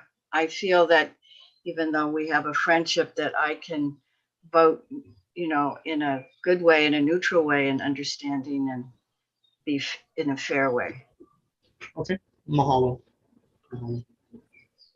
And following up the question from Commissioner Knowles to Robin, Department of Public Works, could you give us a critical path for the construction of these intersection improvements? In the documents, it indicated that the next step that was needed was a updated traffic impact analysis report. Yeah, that would be good because of the timing. You know, but so to justify that there's a need for a traffic signal at this time, right? So after that's completed, and if it does recommend that one is needed at this time or within the next 10 years, right? Because they forecast for 10 years and 20-year forecasts, then they determine if, you know, are we going to have the money to do the design work, right? As part of the design work, you have to probably do environmental assessment, because you're going to want to, you know, probably widen that intersection just based on the configuration it's at right now. It's kind of, you know, it's definitely not a straight T.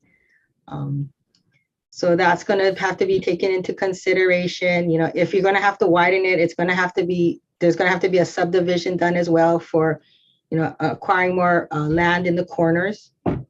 And then the design work for the traffic signal, and then construction. Can't tell you how long it would take though. Maybe 2 years approximately. So looking at a TIAR, environmental assessment, acquisition of land, design and construction. Yeah. That's 600,000 is not going to go very far. No.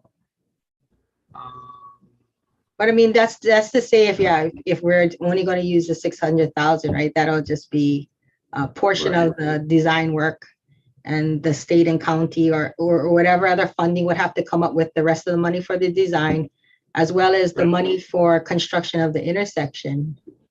I do know that if we get federal funds, we have to do, I think, a NEPA, so it's a little more detailed oriented environmental assessment. So, you know, that would affect also the timing and the cost. But that would sort of dovetail with the 343 EA. Yeah, it just costs more money. Gotcha. Yeah. Gotcha. Okay. Also would trigger the section 106 requirements. But my question is obvious. Well, I guess, you know, we have a problem where there is cumulative impacts from subdivisions like this in an area that was initially intended to be 20 acres has come down. We've in some cases tripled the density without improving the infrastructure. A lot of that's done already. And there has been the fair share contributions, but that obviously doesn't add up to the amount that we need to actually get that done. Is there a mechanism such as the creation of a improvement district that would? That I'm not sure. I don't know the details of that. Okay. Does anybody from County Planning Department know if such a mechanism exists for creating an improvement district where can be funded by some of these projects that have created this need? Yeah, Mr. Chair, Zendo Kern here. There is a possibility for an improvement district. It would have to go through the process and get, approval from the community. I don't have the exact percentage off the top of my mind. And it usually starts with a council action, but that possibility does exist. I think one of the challenges here is the jurisdiction with it being a state road. From my understanding is that they're a bit more open to the conversation now than it was previously. And so I think getting the working group moving forward and actionable, I think is probably one of the best first steps, because it may be able to be resolved, may be able to get some federal money. If not, maybe the conclusion is an improvement district of sorts. So I'm happy to help. Yeah, I'm happy to help. Yeah. Terrific. The critical path item 1 is the updated traffic impact analysis report, and maybe I don't see that there was any updated traffic impact analysis report done as part of this application. Is that correct? That's correct. There wouldn't have been a trigger for it, because traffic studies are typically triggered if there's going to be 50 or more peak hour trips. 50 or more. Yes. This would generate about 7 peak hour trips. Okay. And then I guess a question for the applicant is if you guys have considered maybe doing this traffic impact analysis report as in lieu of the fair share contribution, so that it could get that ball rolling and when providing one of the critical path items directly, where I think would go farther than just writing a check for the fair share contributions. Well, Mr. Chairman, I think that the county already has like about $677,000, in the bank. So I think would be, very money well spent if the county were to appropriate the funds, the needed funds to do the traffic assessment or the traffic study. That study will then determine, possibly like mitigation, whether it's going to be short-term or interim mitigation to, the so-called the BMW version, which is probably like a traffic light. The traffic light might be kind of problematic largely because it falls under the jurisdiction of the state, and we know how the state is averse to having any signalized intersections, along their portion of the highway. If you look at this intersection as opposed to like an intersection at the Kaiminani-Mamalahoa Highway, I would venture to guess that you have more movements at that intersection than you do at the Kaloko intersection. And yet you don't have traffic lights at Kaiminani. And part of the reason why, it falls under the state's jurisdiction, but nevertheless, there were some mitigations that were taken, at the Kaiminani intersection to kind of enhance, some of the safety aspects. So, I'm looking back again to a report that was prepared by, and thanks to you again for asking the staff to generate all of this. But, Leo Fleming, the late Leo Fleming had prepared a traffic assessment with mitigation, dealing with what can be done, with, I think at that time they had collected, $300,000, and so maybe that assessment, which you already have the funds for, can be designed to have a traffic assessment with and with a proposal for both short-term and long-term mitigation. And based upon that, then you can make a decision. The government can make a decision whether they need to have ask for funds from the state or funds from the federal government to fully implement it. So I mean, that's kind of my thought. But whether the applicant pays the traffic study out of the fair share or not, to me, I think it's kind of like immaterial because she's going to have to make the payment anyway. All I'm saying is that government already has funds, right now. So go ahead and spend it. Right, and I see that what I'm looking at is the fact that those funds have been sitting there since 2005 and not spent, and so for us where we have the opportunity to say, hey, we can get step one done now and then get the ball rolling, since he has to spend the money anyway. We can do it now, get it at least one thing checked off the box, and then your government can work within their remaining funds and other mechanisms that are available to them. But we would have at least advanced the cause of improving this intersection in some capacity. And I agree that I'm not a traffic engineer. I don't know that a light is appropriate or necessary. That would have to come from the type of analysis that we're requesting, I think. Commissioner Yates. Sorry to say, but I have to leave. I wish I didn't. Okay. All right. Well, thank you so thank much. you for being here. Mahalo. Thank you. Nice that we have new members so we can do that.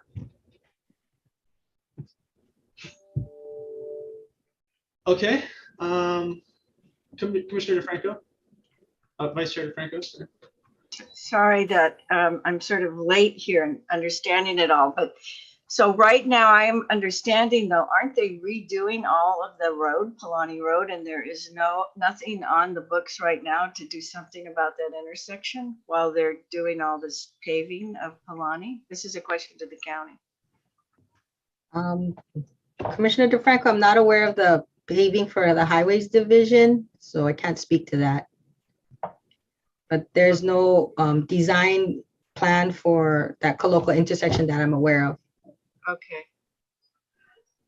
All right, so all of this money that's been there for all of this time has just sort of been sitting there in the bank waiting for some group to come together and say, let's look at this and let's get this done. So is that right? The county's not looking at doing this themselves.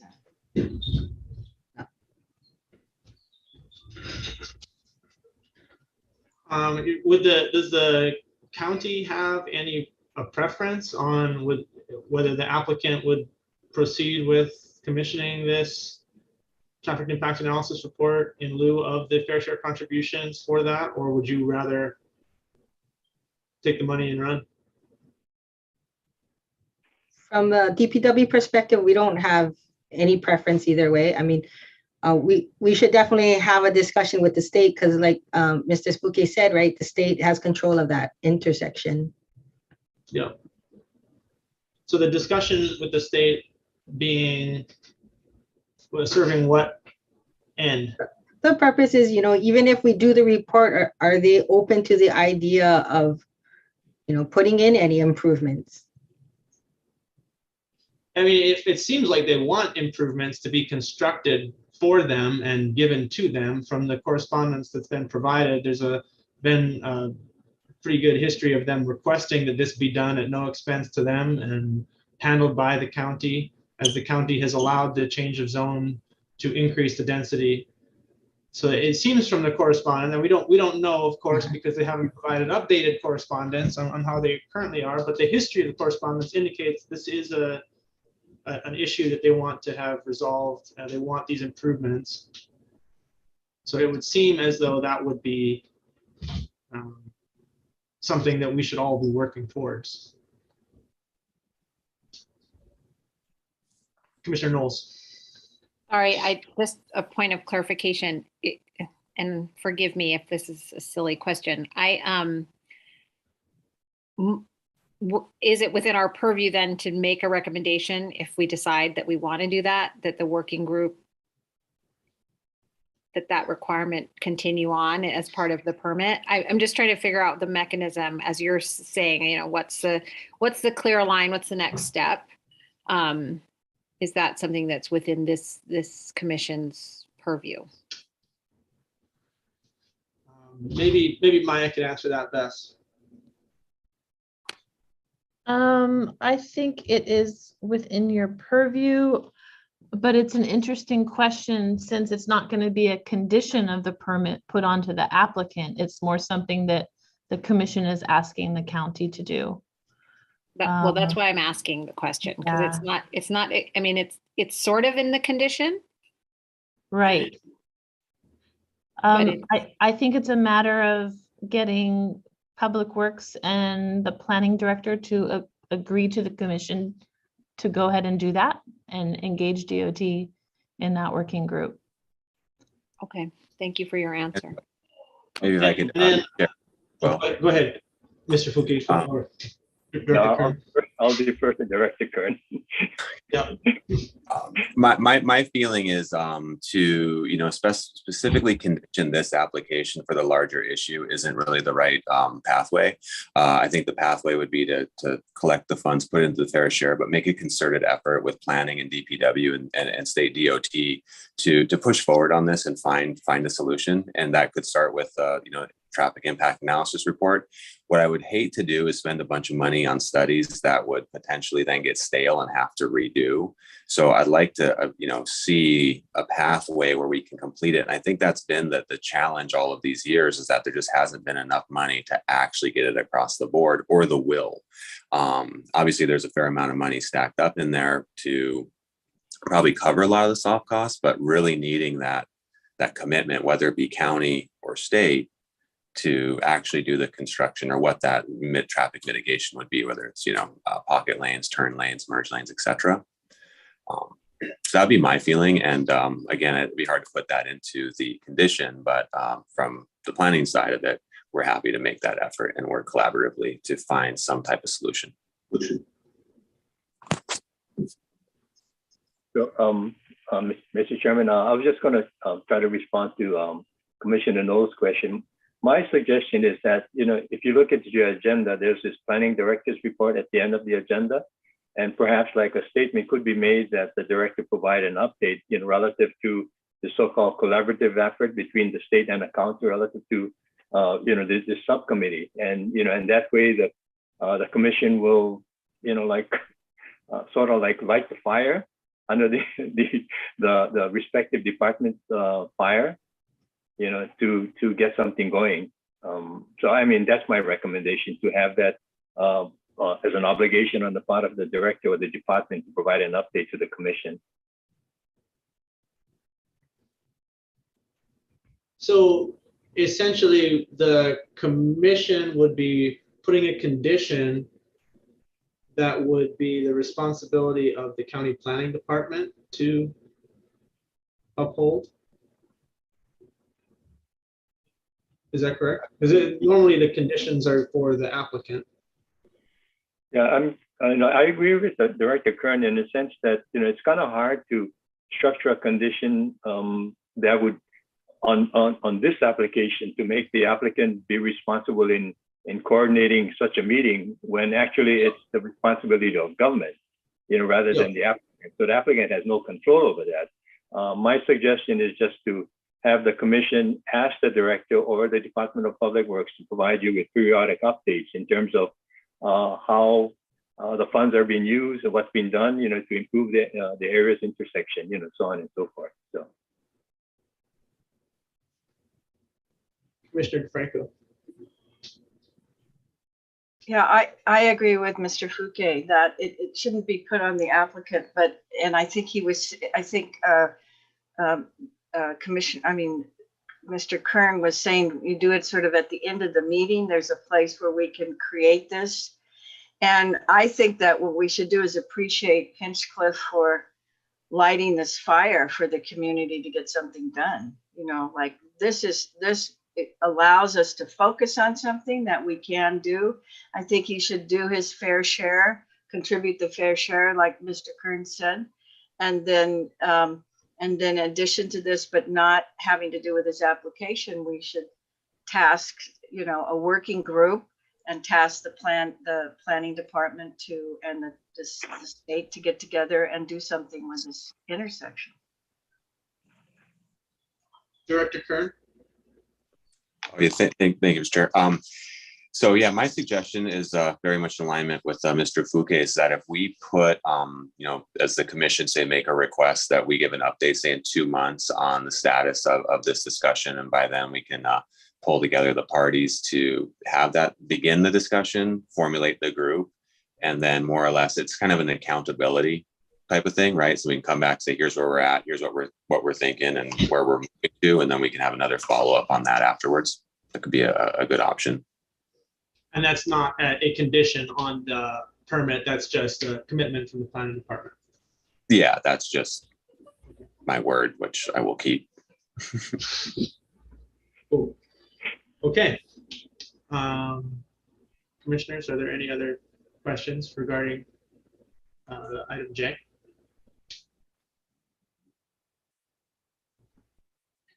Are there any other questions on any other of the agenda items? I mean, not agenda items, the conditions that are being requested from the design director.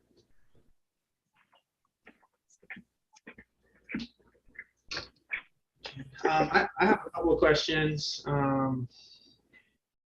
What is the reason that we want to delete the condition to eliminate the recording of the restrictive covenant prior to final subdivision approval? Okay, the applicant is making the request. You know, it's not to avoid having it recorded, but the way it's structured right now, he can't get final until he can produce a recorded document. And sometimes, if you've had experience with the Bureau of Conveyances, it can take a while before the recorded document is actually recorded. So what we're suggesting is that once planning department approves the document to be recorded, we can submit it, but don't, because the document has already approved and it's going in through the recordation process, but we're asking not to be held at the mercy of the Bureau of Conveyances before we can get final approval.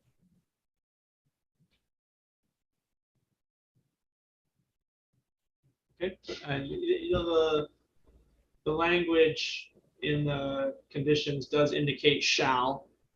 So if we know that it must be done. It will be done, yes. Yeah. The other question I have is, so substantively, the restrictive covenants create 80% of the lot to be retained in forest. But it doesn't provide a clear link, in my opinion, to condition G and the forest management plan that would be proposed for the lots within the subject property. I would think that the lands that are bound by the restrictive covenant to preserve 80% of the forest would be the lands that are following the forest management plan. Is that correct?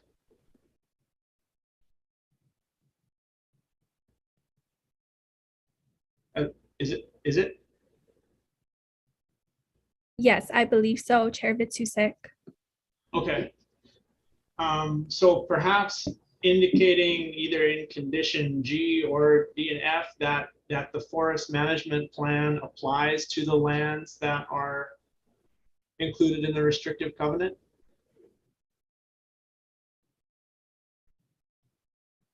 Would be a good thing. What do you think to the applicant? I think it's already covered by subsection 2, because the forest management program, which talks about this management plan, which is the forest management plan is part and parcel of the forest management program. So, and that has to be recorded with the Bureau of Conveyances. So, I think it's consistent. I don't really feel like there's a need for any further amendments to that condition.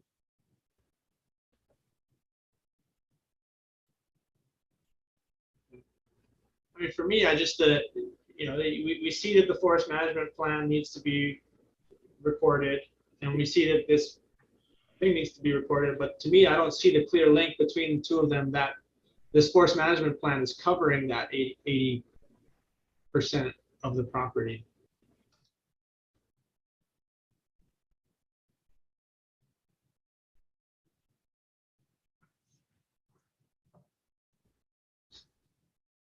Mr. Chair, are you proposing something then stating that the forest management plan covers the 80% of the remaining, something yes. simple like where it's a little bit more pointed and not? Yes. I feel it's very much implied, but if you're concerned about that, I don't think any of us would have an issue with adding something to that effect. Yeah, I think the applicant would have any objections to that because that's kind of like our understanding anyway. So yeah, if you want to make it explicit, then it's fine. I definitely appreciate the language being direct in there. And Deputy Corp Counsel Campbell, you have your hand up. Hi, I just want to give you a little bit of background that might be helpful. So long as that forest management plan is recorded against the property, it's recorded against the entire thing. So whatever the forest management plan says is the Bureau will record it against the entire lot. So it doesn't even, once it's recorded, it applies to everything, the entire property. So, and then it's just whatever the terms of the forest management plan itself say, which I imagine are, preserve 80% of the forest within each lot. But the forest management plan itself, once recorded, applies to the entirety of the property. Does that make sense? Am I explaining that well enough? Mm-hmm. Mm-hmm. Yes. Just by way of background, in case that's helpful for you. Definitely. And then, the background report doesn't have a detailed flora and fauna analysis, but it does indicate in pictures and all that there's a pretty extensive invasive species population, invasive plants, silver oak, ginger, Christmas berry, all of that within the forest portion of it. And, there's not a tremendous amount of value in preserving invasive species. Is there any idea of what you're hoping to accomplish with the forest management plan? I think my understanding is that the idea, you have predominantly ohias, grove of ohia over there, and you're trying to kind of retain or propagate the ohia forest in that area. And I would imagine that your forest management program, if they are in fact invasive species, whether it's like YV or whatever have you, that management plan would specifically address in terms of how to get rid of them. I think the focus is really like just trying to create that forest and retain that forest and to enhance it. Yeah, as I looking at Mike, this, go ahead. Mike, just as a local resident, and my property being a dedicated Native Hawaiian forest reserve, you are able to, obviously you're stuck with how much land you can clear for building purposes. But in removal of invasive species, you can go and remove and replant whatever you want for Native Hawaiian. We started doing that on our property when I bought this 10 years ago. We started doing that. So it's the constraints, and it's kind of with the forest management plan. They like seeing, obviously the Vive, the Christmas berry, the reintroduction of Ohia forests, because this is a watershed for not only our community, but it's one of the last Native Hawaiian Ohia forests here on the west side. So just moving forward to answer that question, I know with the forest management plan, it is up to the owner, and there should be some, it could be clarified, but yes, clearing out and replanting is what is necessary. So, I mean, the thing that I am thinking here is on the large scale is that this land is zoned agriculture, but we are, in essence, stopping any potential agriculture from happening with the idea that the proliferation of native forests and creation of native habitat has a value to the community equal to the agricultural value, equal or greater than the agricultural value of the property. And so finding a way to see that vision realized, where this is actually adding that value by increasing the native forest, and not just simply carving out house lots within an invasive forest is the key. And I think that forest management plan is really crucial in doing that. I would have loved to have seen what is being proposed so that we would have an idea of whether the forest management plan is worthy of eliminating the agriculture and allowing for the increased density. And you know, maybe if you guys can just give us a idea of your vision for what you want to accomplish on the property in terms of restoring the native forest or anything like that, that would be helpful.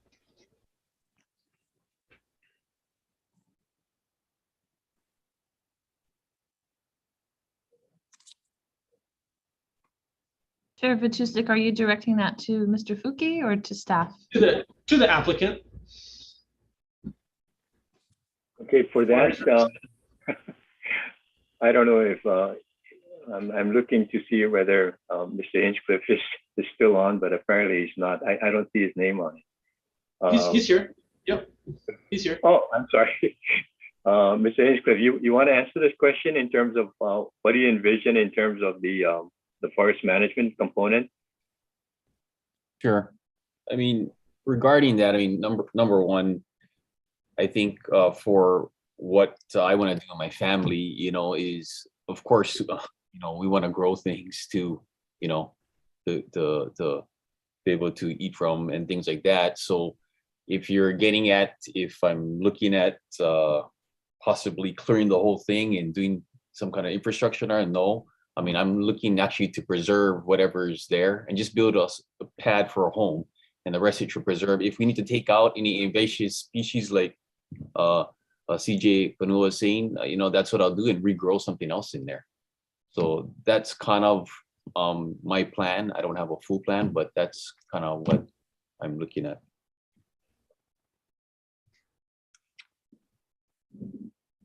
Basically to, you know, clear the areas for the home and then retain as much forest as you can, and then clear invasives from the forest, replant with natives. And then would you be doing the like agricultural type stuff within that 80% or within the 20%? Probably most likely within the 80% is what we'd be looking at, you know, because like I said, if there is, because I did read that report too, and any invasive species, you know, I mean, take that out and then, you know, either grow coffee or different things, you know, dryland taro or things like that. That's what I would obviously be doing. And does that fit with the 80%, the language in here about 80% retention in forests? I would have to refer it to Mr. Fuki on that. Yeah, it kind of reads right now like 80%. Well, the way it reads right now, if more than 20% of the property has been cleared or grubbed prior to the submittal of the forest management plan, but at this point in time, that's really not applicable because the property has never been cleared or grubbed. But anyway, for the recording of the restrictive covenant, the reforestation program for any cleared or grubbed area in excess of the 20% within the subject property shall be substantially implemented prior to the issuance of final subdivision approval. Bottom line is that condition is fine, and it's really like immaterial because there's no activity on the property. So retaining 80%, you know, pretty much like allows you, you know, the applicant is more than half an acre for a building site and the driveway area, and which would be more than enough. I think what the applicant, you know, Hinchcliffe has mentioned is that if you clear the Ohia forested area, you know, there is a potential that you could have other type of ag-related type of products, you know, under the understory, you know, whether it's going to be plants, you know, maybe such as like anthuriums or whatever. However, with that 80% restriction, I think intensive agricultural activity on the property would be very difficult to achieve. And hence the reason why is that if you look at the requested zoning, the requested zoning is FA, you know, family agriculture, which is the intent. You know, anytime you have properties that are less than 5 acres, then the desired zoning is FA, for family agriculture, rather than pure ag zoning. And in this case here, as Mr. Hinchcliffe, you can attest, he has 2 children, his father and one of his nephew. That they're pretty much like the project is geared to, towards that. I don't know if I have answered your question directly, Mr. Chairman, but it's as best as I can right now. Commissioner Knowles? Thank you. I guess this is for the Planning Commission, just following up on what you're saying, Chair, is, talks about a forest management plan submitted for review and approval by the planning director in consultation with state DLNR. And it looks to me like the state DLNR has some very specific criteria for what is included in a forest management plan. So I'm just wondering, Planning Director Kern or Ms. Jackson, what did you envision with respect to this condition? I mean, is this actually, as the chair is saying, which is a sort of, one of the DLNR criteria is native reforestation. So is that the plan with respect to this condition, that you will work with the applicant and the state DLNR to configure this? Yes, so we've reviewed many forest management plans for the Koloko-Malka area, and all of them are reviewed by the DLNR Forestry Division. They're supposed to be prepared kind of following their stewardship guidelines for retaining as much native forest as possible. And so, as Mr. Fuki mentioned, I think the intent of the condition was to retain at least 80% of the native forest or improve the existing forest to remove invasives. So doing something like anthuriums under the native canopy could be some viable ag, but to actually remove native forest and put something else in its place was not the intent of the condition.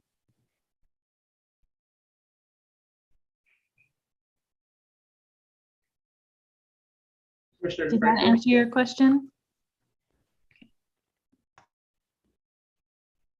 Right, so if the 80% is the forest, so the 20% that he has is where he would plant his avocado tree or his coffee or something that isn't a native plant, is that right? It would be included in that 20% area. So if they want to plant citrus trees or something around their homes, then that's okay. But the 80%, if it's going to remain in the forest, has to remain with the native Hawaiian plants. Is that correct? That was the intent of the condition, and that's what we have seen in the forestry management plans that we've reviewed. And like I said earlier, yes, that is part of the stewardship plan for any homeowners up here, is to revitalize the native Hawaiian forests. So yes, it is ag land, and agricultural stuff can be done on that 20% that's cleared. What native, Department of Forestry and Department of Land and Natural Resources, what they want and sitting on it is to rebuild our native Hawaiian forest. Just a little clarification, because I have all of this in writing. Thank you, Commissioner Kanuha. That's what I wanted to clarify too, because Clinton, I thought I heard you say that you might be planting coffee or other things there, but I just wanted to make sure that in this overall plan, we understand that things like that are in the 20%, the 80% is for the forest and the reforestation of native, the ohias and whatever, maybe some anthuriums or something like that. But coffee, I don't think would be part of that. Is that right? Yeah. Commissioner DeFranco, on moving forward, like I said, as an owner and having the management plan here before, and put in place as an owner, that's what it is for here.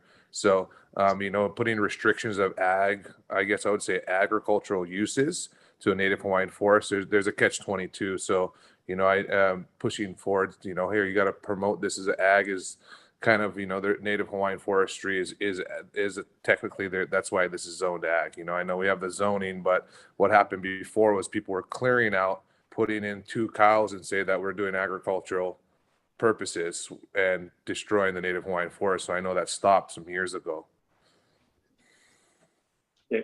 So if I can just kind of add to that, I recall like some of the early rezonings in that area, it was not necessarily only for the how it's kind of morphed into like native Hawaiian forest, but then there was some other objectives such as for watershed protection, as well as maybe protection on the alala, the Hawaiian crow, or just the nesting ability. So the removal of the trees, the denuding of that area would compromise those objectives. So I think that it has multiple reasons why this condition is made. We will have to provide, as Maya had indicated, the forest management plan, to the department for review and approval. And I agree with you, Mr. Franco, that it's difficult to plant coffee tree. Not necessarily that it's not native, but I can't visualize coffee trees being in a shaded area, because it needs direct sunlight. But anthuriums probably yes, So I just wanted to add that. Thank you.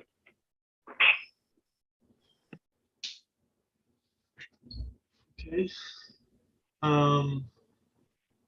Commissioners, any other questions?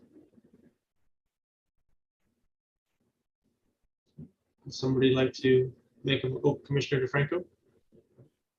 So Mike, you're comfortable now with the language and in making the motion, is there any language that we're changing in the motion or adding, or are we good with what's happening?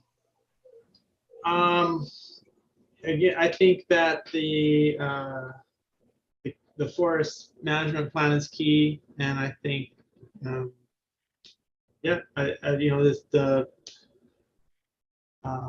advice from Deputy Corporation Counsel that the forest management plan applies to everything is very important. So to me, it don't need to change the language in that. I guess my final question would be, what type of follow-up and enforcement is there for indicating whether or not forest management plans are actually adhered to?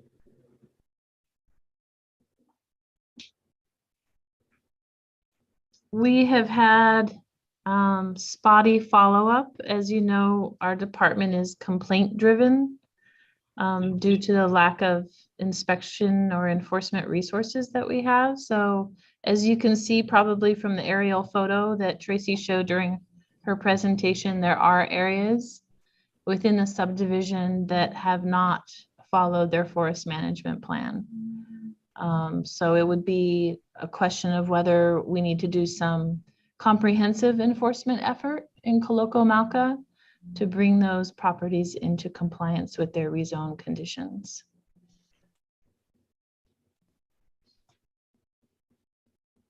Yeah, I mean, I really feel like there's usually a community benefit component to a rezoning and to increasing density in any area. And to me, that community benefit is the forest management plan and preserving native forests and enhancing native forests, which has a tremendous value. So if it's done right, it's a huge asset. And if it's not done right, then we're just increasing density for no real reason. But I think that the Mr. Hinchcliffe being from here and having the values of wanting to improve the forest and all that, I think that we'll be able to come up with a good forest management plan that will really add value to the community.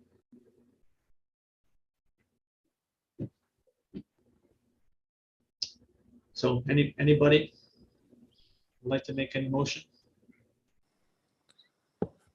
I make a motion. I move that a favorable recommendation be forwarded to the county council on application to amend change of zone ordinance number 05-027 based on the planning director's recommendation, which shall be adopted. Mahalo. Is there a second? Second, Commissioner Paishon Duarte. And we can open it up to discussion from the commissioners.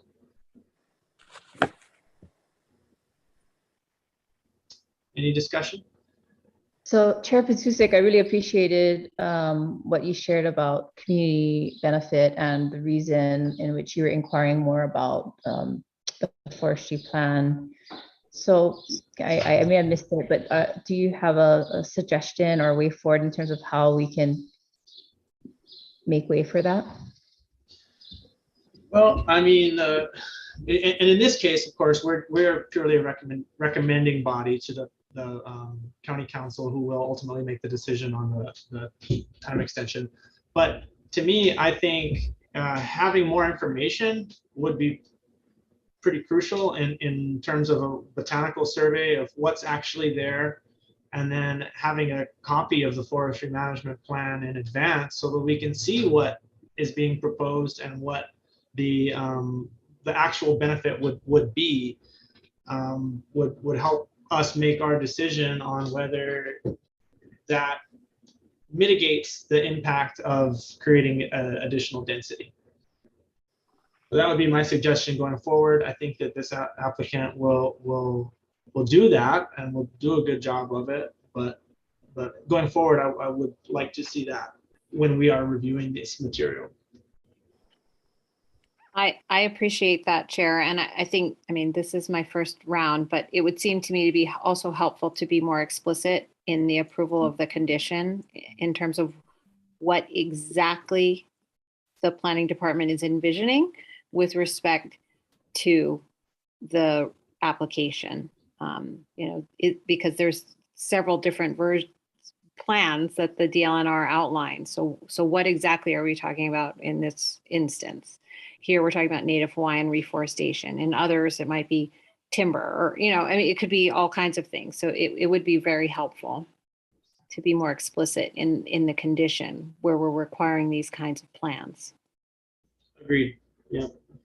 And Mike, maybe we put a request in to Maya just for future reference coming up, for that as well. Yeah, I think we can certainly be more specific in the condition language. I do have a little bit of concern, though, with requiring the forest management plan in advance.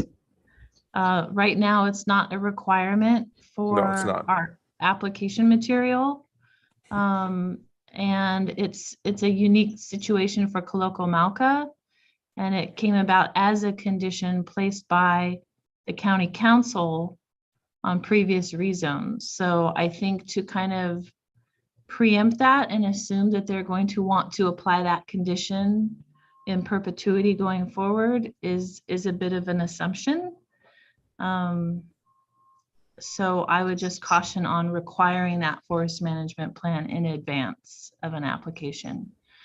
Right, and I think that perhaps having the forest management plan in advance isn't necessary, but oftentimes with zoning applications, we are seeing the conceptual plans for what's being proposed.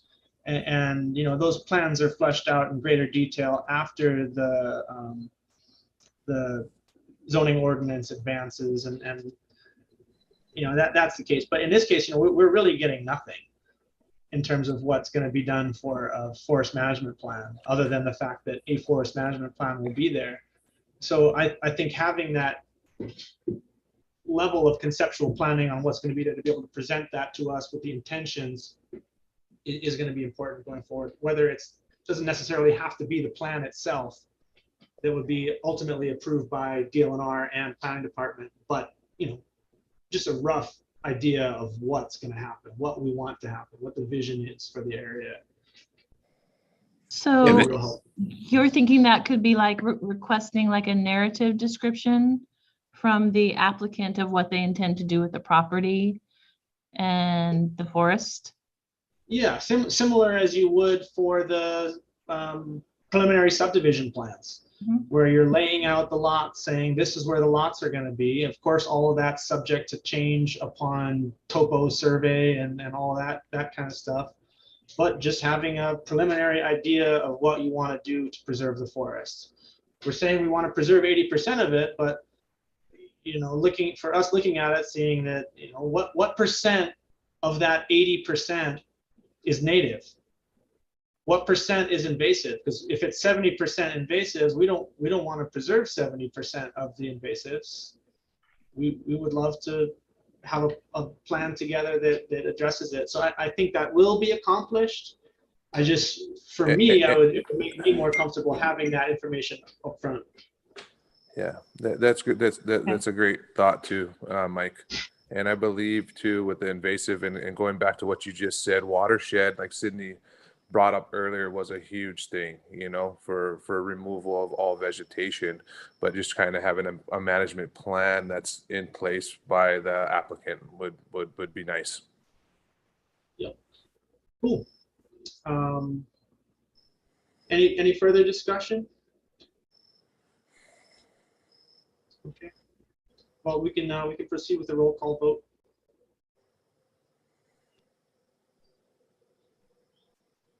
All right, thank you. Commissioner Kanuha, Aye.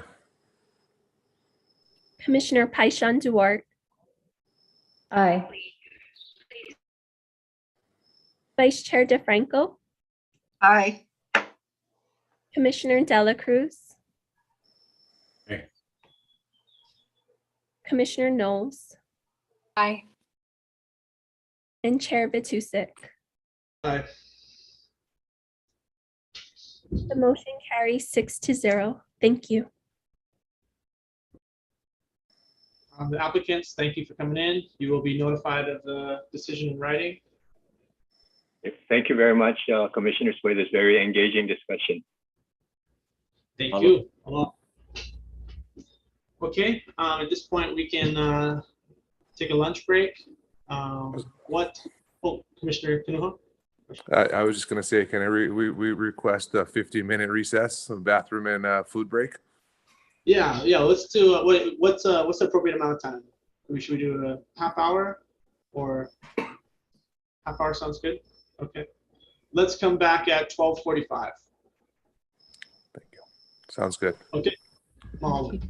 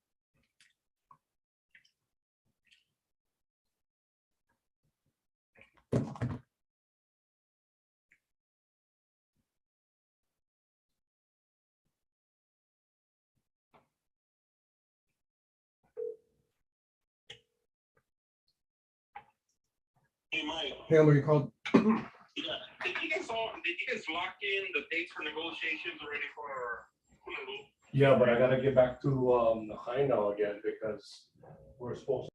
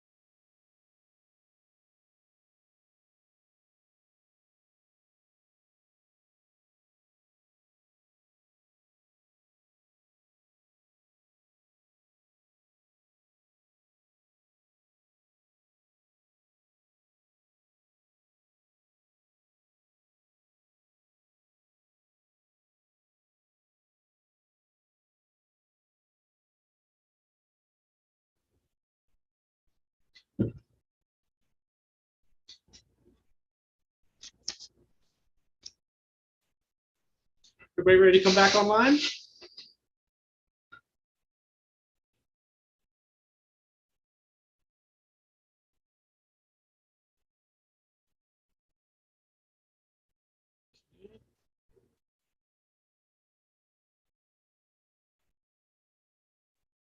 Awesome.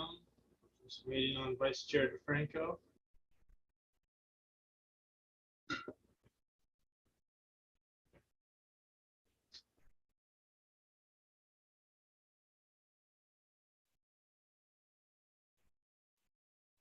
Nope.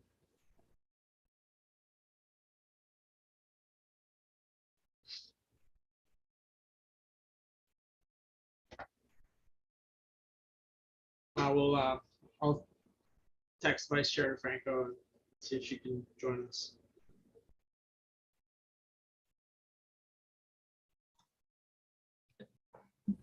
Looks like we may have lost Director Kern too. Oh, okay. Let's see.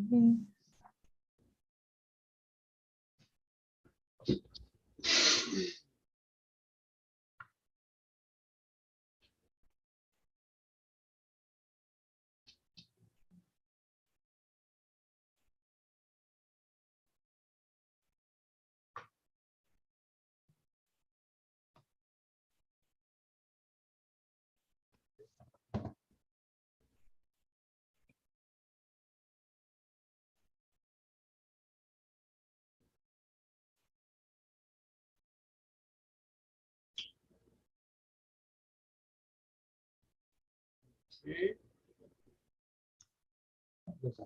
There he is. There he is. Okay. So sorry about that. No worries. Okay, I think we've got everybody.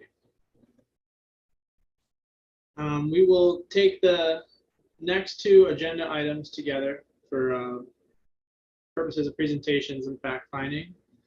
The items 2 and 3, applicant is Hawaii 1 Investors LLC, or is it Hawaii One 1? Anybody? No? Hi, this is Darren. We go with Hawaii 1. Make it simple. Oh, just Hawaii 1. Okay, Hawaii 1 Investors LLC. Formerly Kona Heights LLC, PL-REZ-2022-000014, amend REZ-07-075. Application for a 5-year time extension to Condition E, time to secure final subdivision approval. An amendment to Condition K, drainage improvements, to allow for the option of bonding the drainage improvements or the use of other acceptable forms of surety in lieu of the construction of drainage improvements prior to the issuance of final subdivision approval of ordinance 098, which reclassified 11.05 acres of land from agricultural, Ag 5A, to single family residential, 7,500 square feet, RS 7.5 zone district. Property is located at the south end of Naniloa Street, adjacent to White Sands Beach Estates and Keoho View Estates subdivisions. Hoihoi 1, Kapala'alaea, second, North Kona, Hawaii, TMK 77008, parcel 121. And then item number 3 is the same applicant, Hawaii 1 Investors.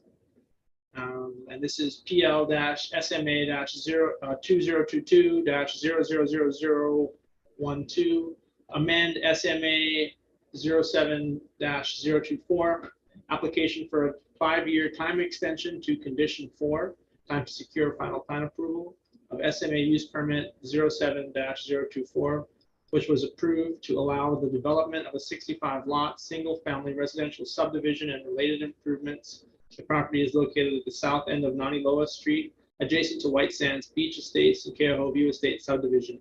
Hoihoi first, Kapala'alaea second, North Kona, Hawaii, TMK 7-7008, parcel 121. First, I'd ask, am I pronouncing that right? Nahupua? CJ or Mahina, do you guys know if I'm pronouncing that right?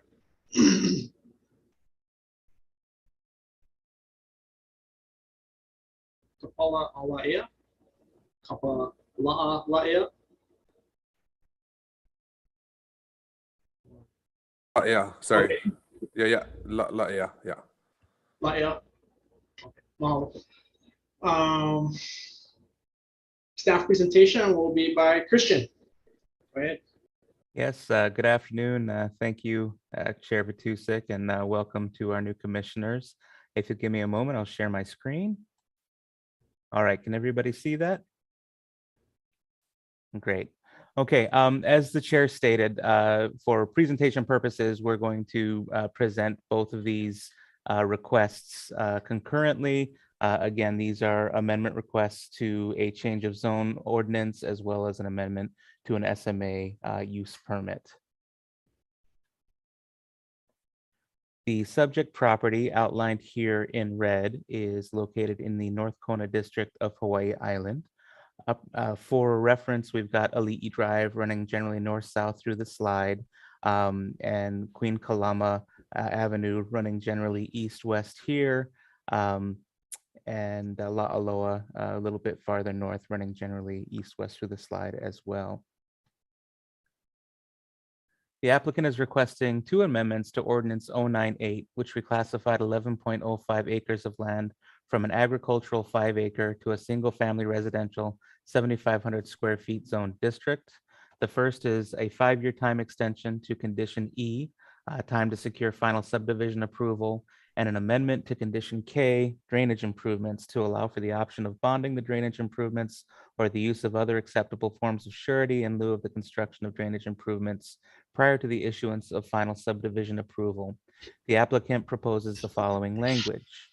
A drainage study shall be prepared by a licensed civil engineer and submitted to the Department of Public Works.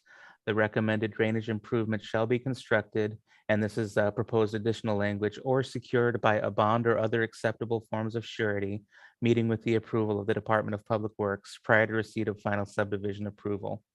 The drainage shall include potential impacts from the Kahului Ke'aho Parkway culverts. The applicant is also requesting a 5-year time extension to condition number 4 of the SMA use permit, and it's a similar condition to secure final subdivision approval. The SMA use permit 07024 allowed the development of a 65-lot single-family residential subdivision and related improvements on the subject property. The proposed development at the time, and is largely carried through, is development of a 62-lot residential subdivision with lots ranging in size from 3,082 square feet to 6,501 square feet, and related improvements consistent with an approved plan unit development master plan. All proposed structures will be limited to 1 to 2 stories in height. According to the PUD permit, which was approved in 2016, the PUD is designed to address the needs and lifestyle of residents who want to live in a planned residential community that is a more compact community with alternate standards versus the current standard subdivision layout, which in many cases lacks a human scale and walkability. The applicant's stated reasons for the request are as follows. Since the applicant acquired the property in 2013, so about 7 years after the ordinance, about 4 years after the ordinance was approved, they have worked diligently to comply with conditions of approval of the change of zone ordinance. These include securing a planned unit development permit in 2016, finalizing and securing approval from SHPD for an archaeological data recovery plan and burial treatment plan in 2017. In 2010 and 2017 respectively, securing tentative approval for phase 1 of the subdivision in 2017, working with the Department of Parks and Recreation to locate a suitable site for a 3-acre neighborhood park, and completing an environmental assessment, receiving a finding of no significant impact for the park's development, and securing approval for subdivision infrastructure construction plans in 2019. Despite this work, the applicant lost its funding to complete the subdivision and could not find an alternative source within a timely manner. Thus, the applicant could not meet the February 9th, 2019 deadline to secure final subdivision approval, which necessitates the time extension request. Additionally, the applicant would like to secure a bond or other form of surety for all subdivision-related infrastructure improvements, including drainage improvements as allowed for by the subdivision code. To do this, they are requesting an amendment to condition K to allow for this flexibility. This is the county zoning map for the subject property and surrounding area. The subject property is zoned single-family residential, 7,500 square feet, as is indicated by the yellow color. Again, the subject property is outlined here in red, and I've got kind of in this dashed blue line here, the alignment of a 50-foot wide access easement that will contain a 20-foot wide pavement roadway with curb gutter sidewalk from Ali'i Drive to the subject property as one of two access points to the property. That approval was secured through an SMA minor permit in 2018, and we can discuss that further later. I just wanted to indicate why that's there. The state land use designation for the subject property is urban. So concurrent with the 2009 rezone ordinance, there was a state land use boundary amendment from agricultural to urban at the time. Other areas in the surrounding vicinity are largely urban with some agricultural state land use designation as well. The general plan land use pattern allocation guide map designation for the subject property and much of the surrounding area toward the shoreline is low density urban, indicated in the mustard yellow color.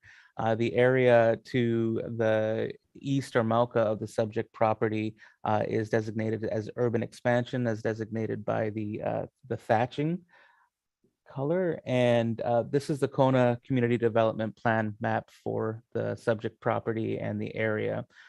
The red lines here on either side of the property indicate the extent of the Kona urban area. So the subject property is designated within the Kona urban area. Portion of the property is also designated on the fringe, within the fringe of the Kahaluhu Makai Village neighborhood transit-oriented development area. And here is the applicant's site plan. This is going to be one of two site plans here. The first is just showing that roadway I talked about earlier. Again, there's a designated 50-foot wide easement here within which a 20-foot wide pavement dedicable standard road will be built and dedicated to the county. There was some question earlier in the testimony relative to the breaching of the Kuakini wall.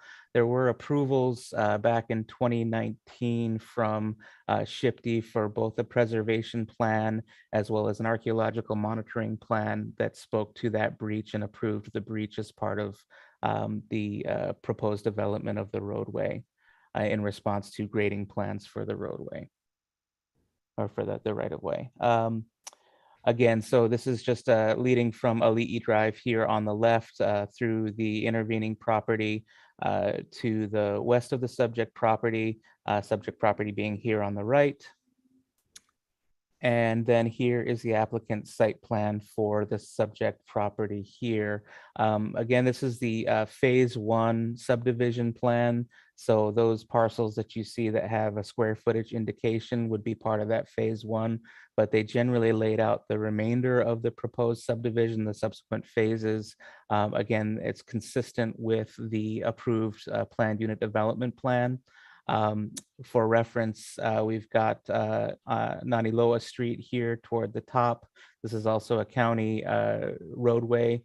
So a secondary access in addition to the one coming off of Ali'i will come through Naniloa and create a loop of connectivity. Other roadways within the subject property will be partially dedicable, partially private. There are conditions of approval of the ordinance that does not allow connectivity to the Kahului Ke'aho Parkway. So the subject property or the proposed roadway will cul-de-sac out here unless connectivity to the Kahului Ke'aho Parkway is approved by DPW.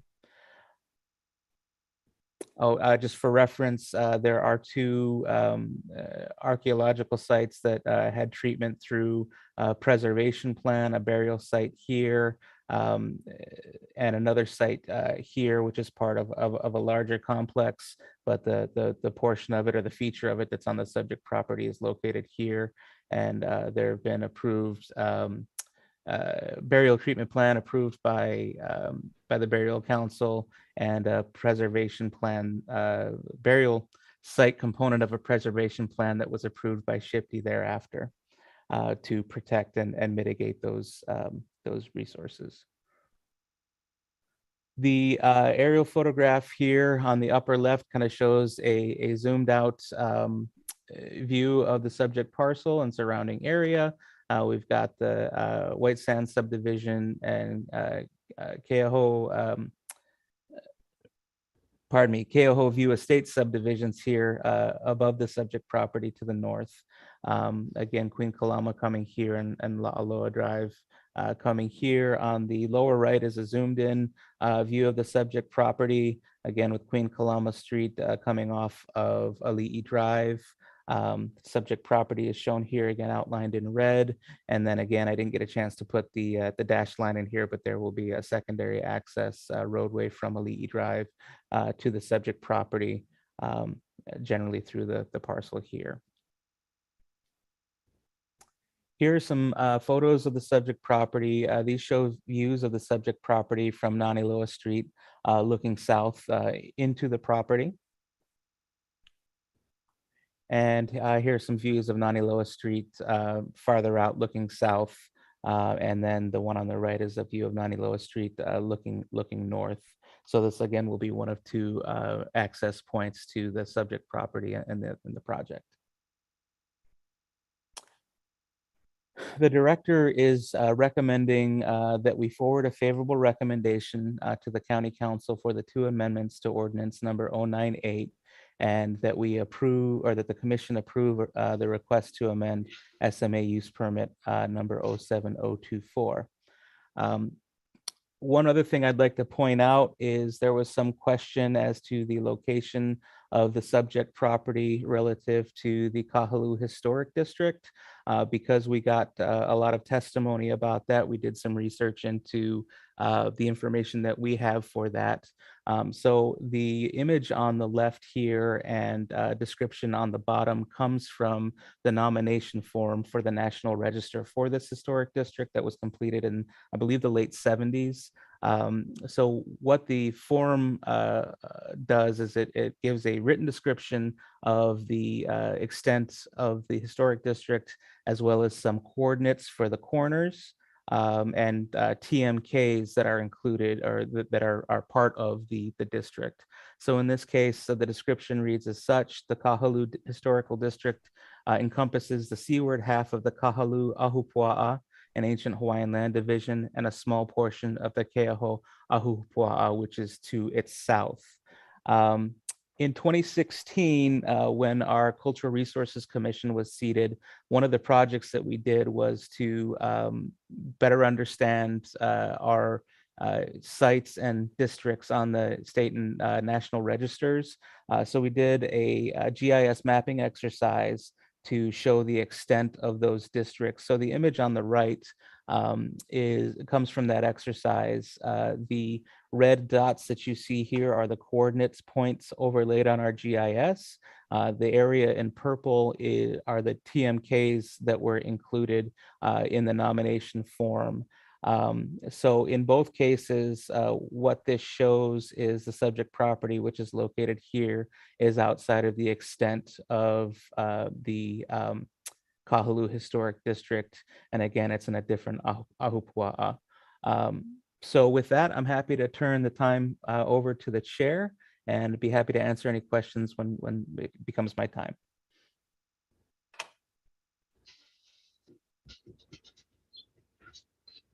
Thank you. Next, we have the applicant's presentation. And on behalf of the applicant, we have Mr. Darren Arai. Hi, good afternoon, Mr. Chairman and members of the commission and Planning Director Kern and staff. Thank you for accommodating us today. Mr. Ride, do you mind if I swear you in first? Yeah, sure. Sure, thanks. Would you please raise your right hand? Okay. Do you swear or affirm or tell the truth on the matter before the Leeward Planning Commission? I do. Have you received the background recommendation reports from the Planning Department? Yes, we have. And you agree with the Planning Director's recommendations, including proposed conditions? Yes, we do. Thank you. Okay. Okay. And is it just you representing the developer today? No, joining me today is representatives of Hawaii One Investment. It's Ernie Mancy, who's the landowner, Matt Mancy, the project manager, and they're all hiding from me. By the way, I can't see them here.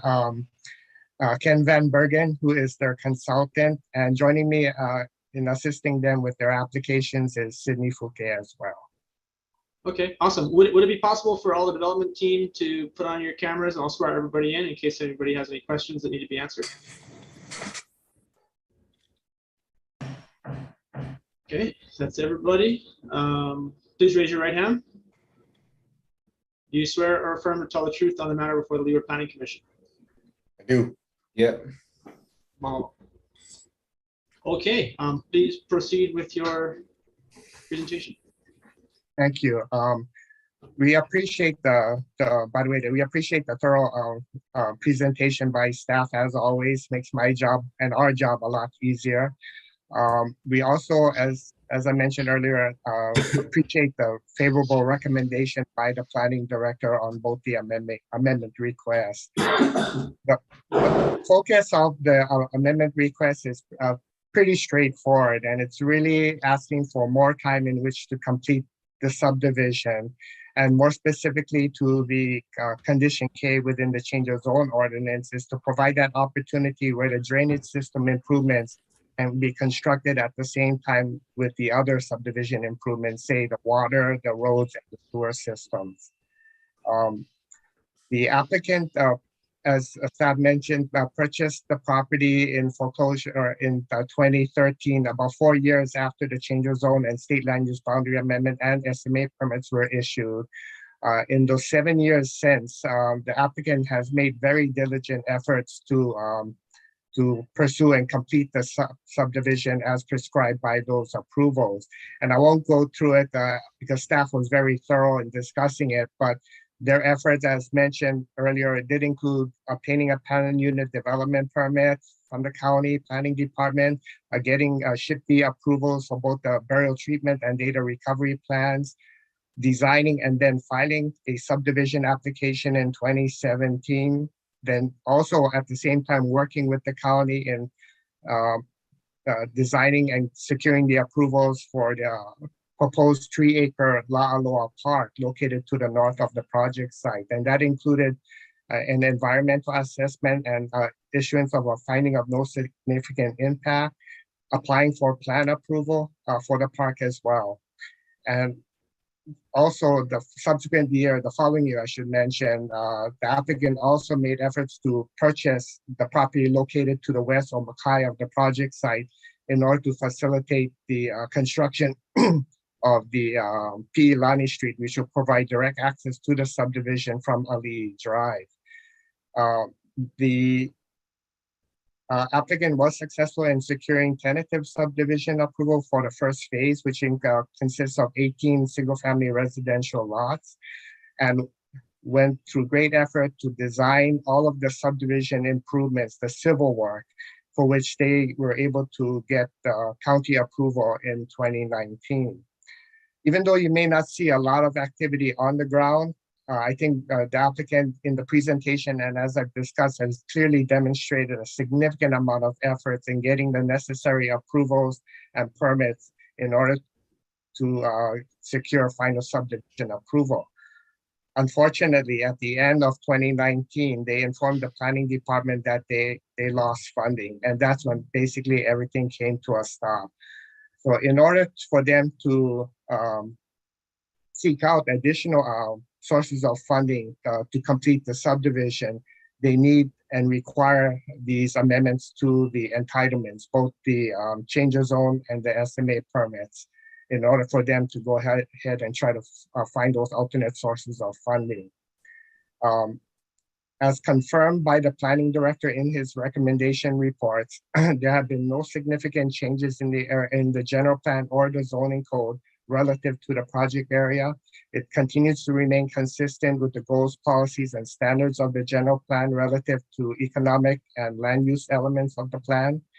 The project itself is considered infill by the Kona Community Development Plan, which is intended to really promote urban development within or adjacent to existing developments, thereby relieving development pressures on agricultural or open designated areas.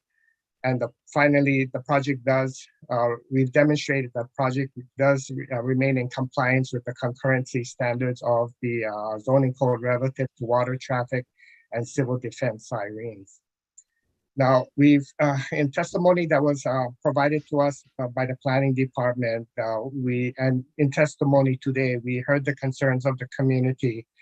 And if it's okay with you, we'd like to briefly touch upon those concerns. Yes, please. Thank you. Sorry, I have a frog in my throat, my apologies. As staff pointed out, the project site is not situated within the Kahului Historic District. Regardless, though, the applicant has complied with all archaeological protocols. And as I mentioned, complying with the completing the burial treatment plan and the data recovery plans. The applicant did prepare an updated traffic study that found that the studied intersections in the vicinity of the project will operate at acceptable levels of service. And that recommends that no mitigation for future traffic conditions within the project is warranted, at least until 2041.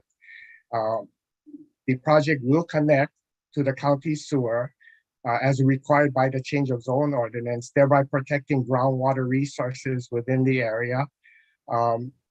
We did take a look, and the project site is situated within the tsunami evacuation area. However, we believe that with the construction of Pi'ilani Street, it provides another Makai access to eventually get to La'aloa Avenue in order to evacuate the area in the event of a tsunami. Let's see.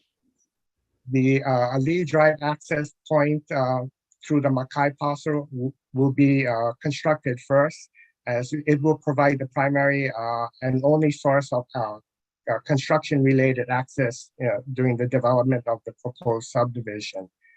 And eventually, when the subdivision, at least the first phase is completed, that roadway will be fully improved in order to provide serve as the primary access point for the subdivision, thereby relieving some of the traffic strains upon the adjacent Naniloa and Queen Kalama roadways.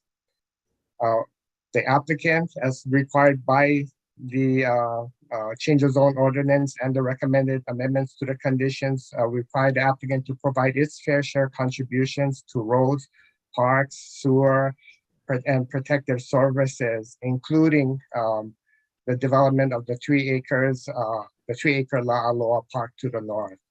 And finally, the applicant will comply with the county's affordable housing requirements.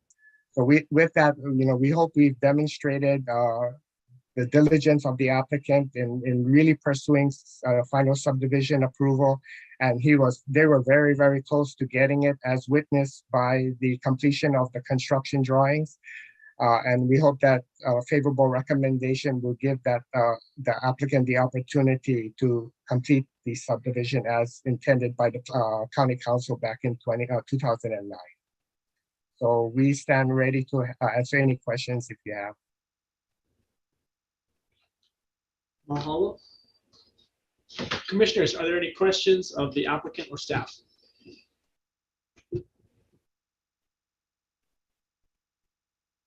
Commissioner Paishandor. Thank you. Thank you for the presentation. I have a couple of questions, so I'll just ask one for now.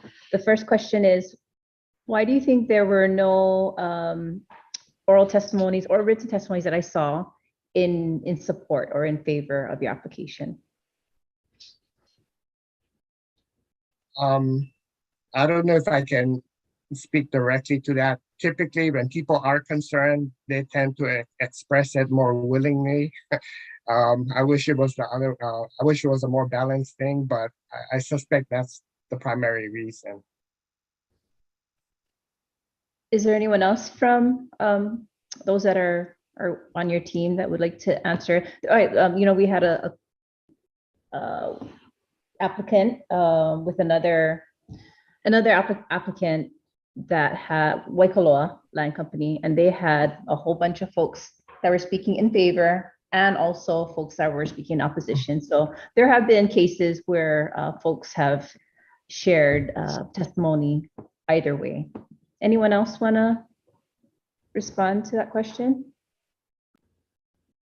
Yeah, I would just say, in these cases, and I'm not sure what the Waikoloa development was you're referring to. If it doesn't affect somebody, they're not gonna go out of their way to testify. And there's not a huge benefit to people in the area to this development because they already have their residence or their dwelling place. And everyone's busy with their lives, but I would think that in no way says that this isn't a solid project as shown by the presentation. But I know for myself, I've got several public notices recently, and I didn't go testify because it wasn't that I was against it. I'm busy, and I thought my testimony wouldn't be that relative because I'm just living my life and living in my residence.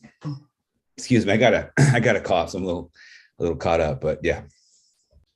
And maybe I could add something to it, is that as part of the public notification process, the applicant did serve notices to, I think was about 81 or 82 property owners within 300 feet of the subject property. So I think maybe you should keep that in context when looking at the number of people who spoke in opposition versus the people that were notified during this process.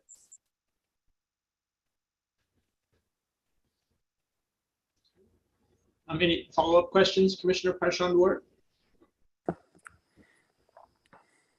Commissioner Kaduha, you go first. Yeah, I gotta actually say I have a few questions. Go ahead. So with the archaeological survey, SHPD, obviously, and the historical, it was brought up, the Wall of Kuakini, but also to the burial treatment program being moved through or burial council. Have you guys been in touch with any of the cultural descendants or lineal descendants of that area and that property? Not as part of this particular amendment request. No. Okay, but as a whole, moving forward, not only on this amendment, but moving forward on this project, has there been any, any communication between, like I said, the cultural or any lineal descendants there, and moving forward to, like I said, with burial council? Well, I'm trying to anticipate. Yeah, I'm sorry. Go ahead. No. I'm gonna let. Yeah, the floor is yours. Well, because of the nature of the request, yes. Again, it's very, very limited in scope, and we've demonstrated how far the applicant has come to within just inches of getting final subdivision approval before funding was lost. And with all due respect, I'm trying to understand what it would accomplish, given the scope of the request that we have before you today. Yes, definitely. And for me, I'm looking at a broad spectrum of things. I know the request and the agenda that's on hand, but also the decision that we make here, moving it forward. Obviously, I want to make sure everything is everything is Pono on both sides. It's and that's why these questions are being asked. They're just some notes that I've written down. Thank you for your answer, and I got a few more questions, but I'm gonna let some of the commissioners go ahead of me. I just have a quick follow-up on Commissioner Kanua's question regarding lineal and cultural descendants.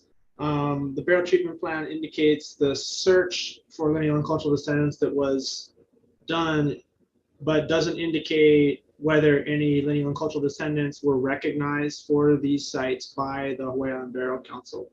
Were there any lineal and cultural descendants recognized for this project? Personally, I am not aware of if any were specifically identified. And I'm trying to search through some of the records now.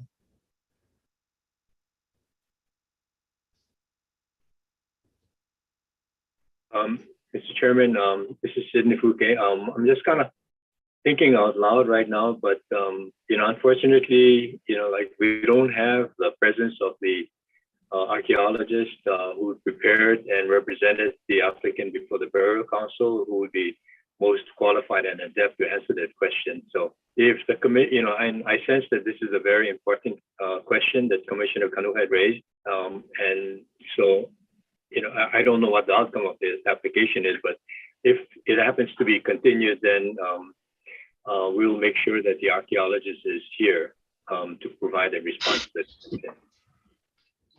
Thank you, Sid. Okay.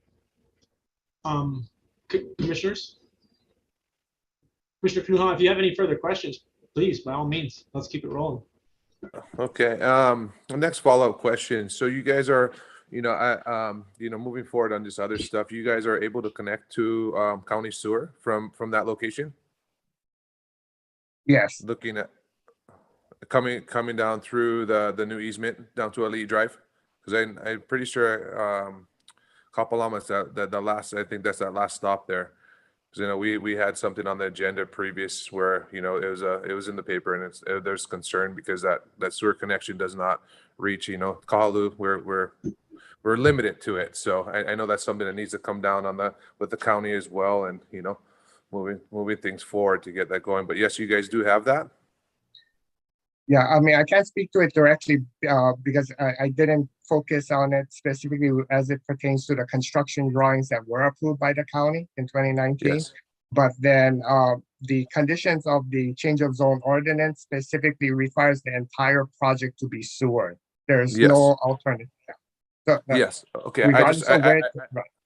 I see that. I just wanted to make sure you guys had that there is able to get a connection, if there's the project moves forward, and that's something that holds this project up later down the road. You totally understand. And if the applicant is not able to provide that sewer connection, then there's no way they can obtain final subdivision approval simply because of the way the ordinance is structured. Yes. Thank you. Follow-up question to Commissioner Kanuha's question. This would be possibly for the county, but has there been any consideration, given the lapse of time that this zoning ordinance and SMA have expired, and potential need to recondition it based on current environmental conditions? Has there been any consideration about requiring the applicant to extend the sewer to cover the area between Kapalama and Ke'o that's not currently served by sewer? If I may, Mr. Chair, this is Christian. I don't know specifically what the outcome of the approved waste, the sewer study was, but there was an approved sewer study by the Department of Environmental Management that spoke to the capacity issues and what improvements, if any, would need to be done to extend the sewer to the project. We looked at the limited information we had in our GIS this morning, and the last stop of the sewer is within the adjacent subdivision, about 300 feet within Queen Kalama Avenue. So I suspect that will have to be extended from its terminus right now into the project. Again, I'm not exactly sure what the route is going to be, but the condition of approval does require them not only to connect to the sewer, but also to extend the system in order to service the project, subject to the sewer study. Gotcha. And I know it's not likely that we would have, but maybe you have the information you could pull up on the map of where the sewer ends currently on either side to see what it would look like if a condition were recommended for them to connect that to serve the area that's not served by the sewer. I don't have that. We're in between mapping systems right now, so this is I don't have the old system on my computer anymore. Maya had it. I don't know if you can bring that up and share it. I can pull it up if you give me a few minutes, but Okay. I just want to clarify one thing. Chair, are you asking whether we had considered having the applicant extend the sewer line to serve properties south of theirs? Because if that's what you're considering, whenever we condition a change of zone or a permit, we have to make sure that what we're asking of the applicant is proportional to their impact. So it would be reasonable to ask them to provide sewer to their property, but not necessarily reasonable to have them extend it further south for other properties. Well, I mean, in other situations, there's been projects where roadways have had to go in that serve that project, but also serve the surrounding properties and create new roadways going through areas where there wasn't. So if it was an option, and I don't know that it is or not knowing any information about where the sewer lines are and how extensive the cost would be, just asking if that's something that's been considered. Yeah, so typically when a road is like a regional roadway and it goes through a property, the landowner will improve it through their property and then stub it out to the property that would connect in the future. So I would think if the current applicant is going to provide sewer to their property, it would extend the sewer line further south into their property, which means that it could connect or stub out to where the next property to the south could connect at some point in the future. Does that make sense? Yep. But definitely would be helpful to have figures on what area would be added to the service area for sewer by the creation of the sewer for this project. Yeah, because so if we're adding additional areas that can now be covered by sewer that weren't covered by sewer, that would be a benefit of this project. okay. Let me pull up a map and perhaps the applicant has more information on where they intend to install the sewer lines within their project. I might be able to add something if that's okay. Sure. Aloha, Chair. And I didn't know this was going to come up, but I was just looking through the civil plans. My recollection, it's been a few years, was we had two options with the sewer. We had an option to have one connection to the property through Naniloa Street. And in that scenario, Naniloa would have to put sidewalks, curb and gutter from Ali'i Drive up Queen Kalama and then Naniloa into the subdivision. And we would tie into the sewer line serving the White Sands and KO View community. We opted to go with the two entrances to the subdivision for several reasons. It just better access points and so forth. So we added the Ali'i Drive connection. The property owner ended up purchasing those 8 acres between the proposed subdivision and Ali'i Drive. And I believe the sewer plan that was approved tied into the sewer that ended south of the property. So we're gonna tie in on the Ali'i Drive connection, is my recollection. I was just looking through the civil plans. I couldn't find the page, but I believe that's what the plan was that wastewater approved. Matt, do you have any recollection to that scenario? Don't. I would need to take a look at the improvement plans, which I can do right now while we keep going. But there definitely was a sewer connection plan that was approved by DEM wastewater. Yes. And that's, I'm trying to recall which one. I know we weren't going to do the Queen Kalama improvement because it just made more sense to add the second entrance. And I'm fairly confident that's where the sewer is going to tie in. But we can confirm that one way or another. I can confirm that in a few minutes. Okay. Mr. Chairman. Deputy Corp Counsel Campbell has her hand up. Has for a while. Hi, thanks. I just want to weigh in just a tiny bit here and say thank you to Maya for beginning to articulate something for you guys.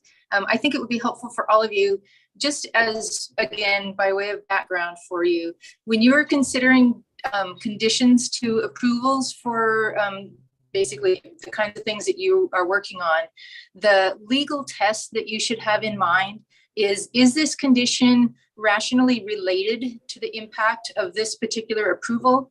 And then is it roughly proportional, which is what Maya was telling you about. So just by way of example, if you were doing something that would, and you don't really have approvals that smell exactly like this, but if you were doing something that was going to create an office building, there would be no relationship to a condition relating to a school. So it would be inappropriate to condition an office building approval on, the construction of a school, because office buildings don't create the need for more students, right?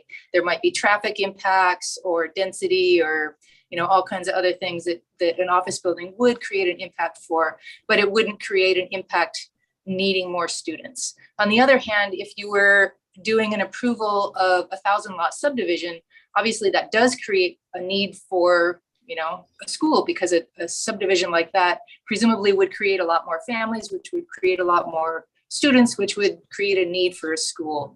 And then, so that's the relationship part. It has to, the impact that's created by the actual approval that you're looking at needs to be related to the condition that you're imposing.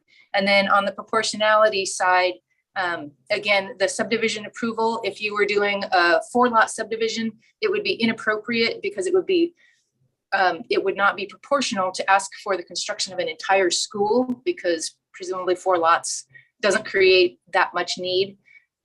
A 1,000-lot subdivision, by all means, that might make enough students to need a whole new school, or at least a large contribution to a school. So anyway, just wanted to give you by way of background, when you're looking at your conditions, you want to ask yourself, is the impact created by this approval going to be rationally related to the impact that we're looking at, and is the amount of the thing that we're doing proportional? So just wanted to offer that up as a background rule for you. Thank you. Maya, you have your hand up? Yes, I have that map available if you would like to see it. The sewer map? Yes, let me go ahead and share my screen.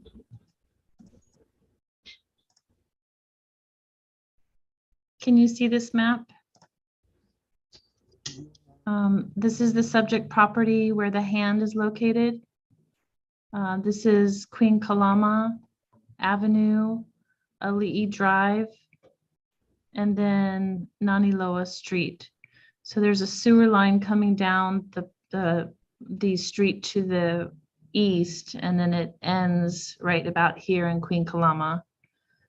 So they could extend through here and down into their project, or possibly bring this line up through their proposed roadway to the project.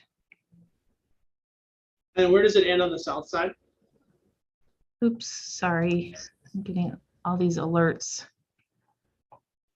You said, where does it end on the south side? It ends right at this point here on Ali'i Drive. Sorry, the other side where there's a gap. Where's the north side of the gap to the south, going down Ali'i Drive? Along Ali'i Drive. Oh, I see. Let me zoom out. I think you may be referring to the private sewer that's in place in Keaho, and we do not have a map of that. Okay. This map just shows the county sewer system. Okay.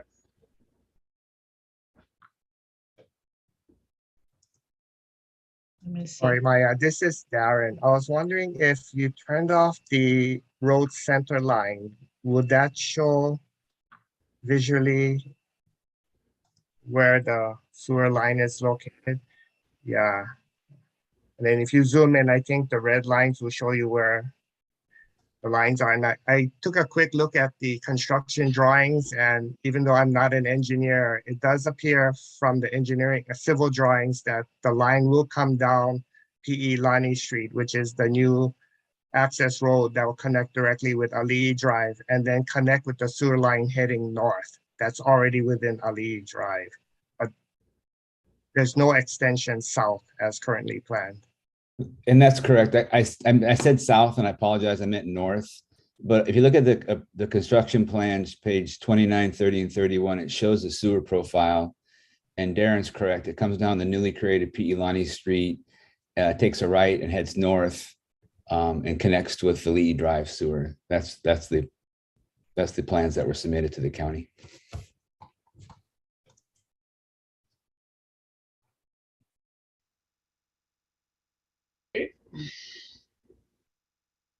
Director Kern?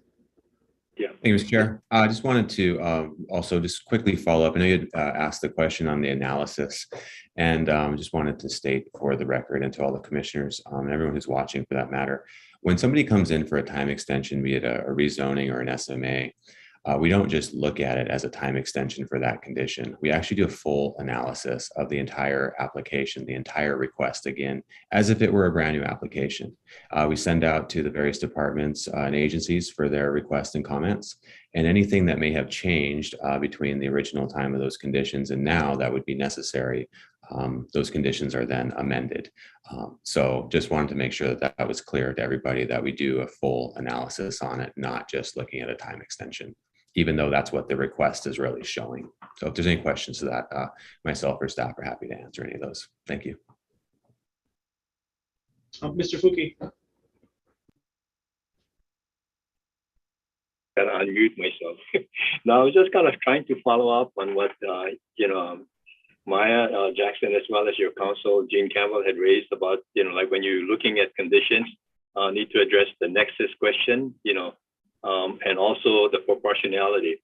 So in years past, just to provide some background, to address this issue, at the request of the council, the county planning department came out with an overall impact analysis. And based upon that, then they arrived at this formula for your fair share contribution, one which would address roadways, wastewater system, solid waste, fire, and police protection, and parks, I'm sorry. So, and that has been kind of like the so-called the rational way of assessing, a proportional way of assessing some of these impacts. So what I was going to suggest is that, just the previous application, there was this fair share requirement. However, at that time, the decision makers felt that the urgent need was not necessarily to divide the fair share contribution into these 5 categories, but instead to focus it on what was most pressing. And in that situation, all of the monies were diverted towards the Kaloko-Mamalaho Highway intersection. So there's no fair share money for parks, solid waste, fire, and police, relative to that application. So what I was going to suggest is that if the wastewater system is a very crucial one relative to how the commissioners are looking at this, possibly that same concept can be applied over here, such that your entire fair share would be devoted exclusively towards the extension of the sewer line. We know that the project is already required to, sewer it up. But, if you want to have it extended, perhaps all the way down to Kahalu Beach Park, down that area, then, you're looking at, I was just doing the quick math, 15,000 times 62, you're looking at nearly $1 million of fair share impact that conceivably could be diverted or used exclusively for wastewater system, provided that the county spends the money, though. Yeah. Thank you, Mr. Fuki. That's a very helpful suggestion. Mahalo. And if I could just add just a little to that, as part of that calculus, the applicant is working, if this time extension is approved, they are looking to develop La Loa Park, which is also a requirement in the conditions. So the cost associated with La Loa Park can be credited to their fair share on the park improvements, and that's in the ordinance. And I should also note that I misspoke earlier, and my apologies, is that because this project is required to hook up to sewer, there's no specific fair share allocation specific to wastewater.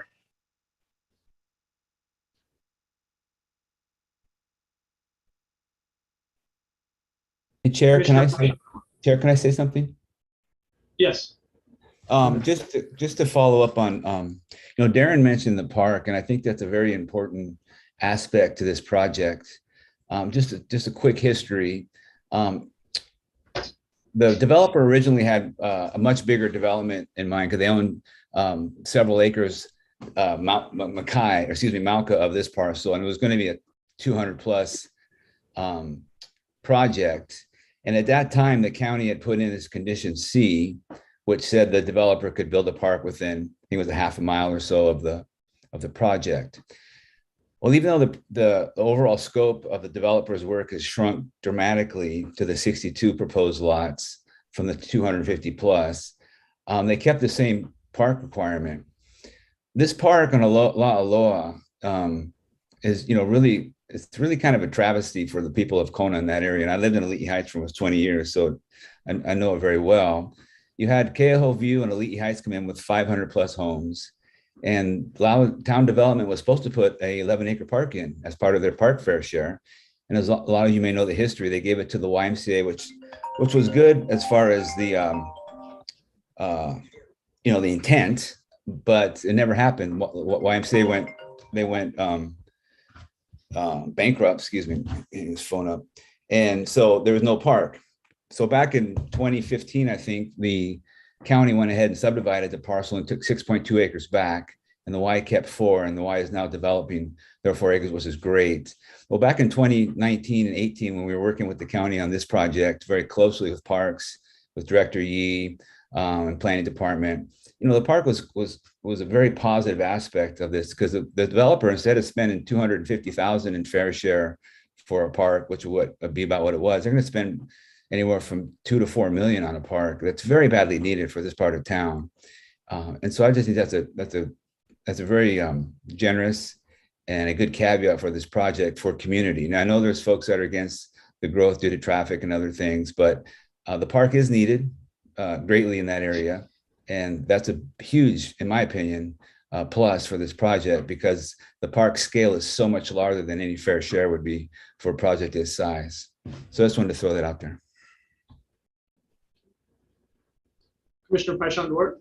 Thank you. And yeah, thank you, Mr. Van Bergen. I agree, park space is vitally important for public health. What will be the sell price of each unit when fully developed?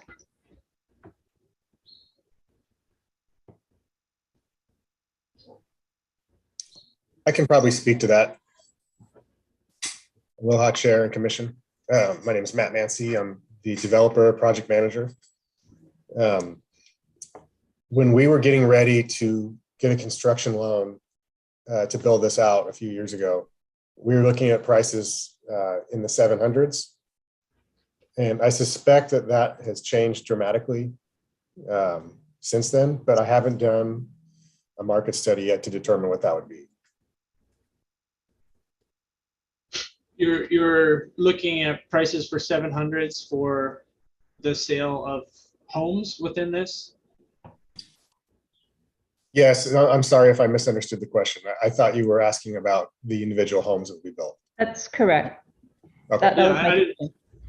We hadn't figured out yet if we were selling lots or selling homes at this point. So just to clarify, it's going to be a built product, looking to get upwards of 700. So this is market stuff. And what is the affordable housing component of this that was mentioned earlier? I'll ask Darren about that. I'm not quite sure what's required of us. the applicant did satisfy their affordable housing requirements and to the purchase of, and again, this needs to be confirmed, but to the purchase of housing credits. So from what I understand, those the requirement has been satisfied. And again, that must be done prior to the issuance of final subdivision approval. And for the sake of those of us on the commission who aren't familiar with it, would the county mind explaining the housing credit program and how that can suffice a affordable housing requirement?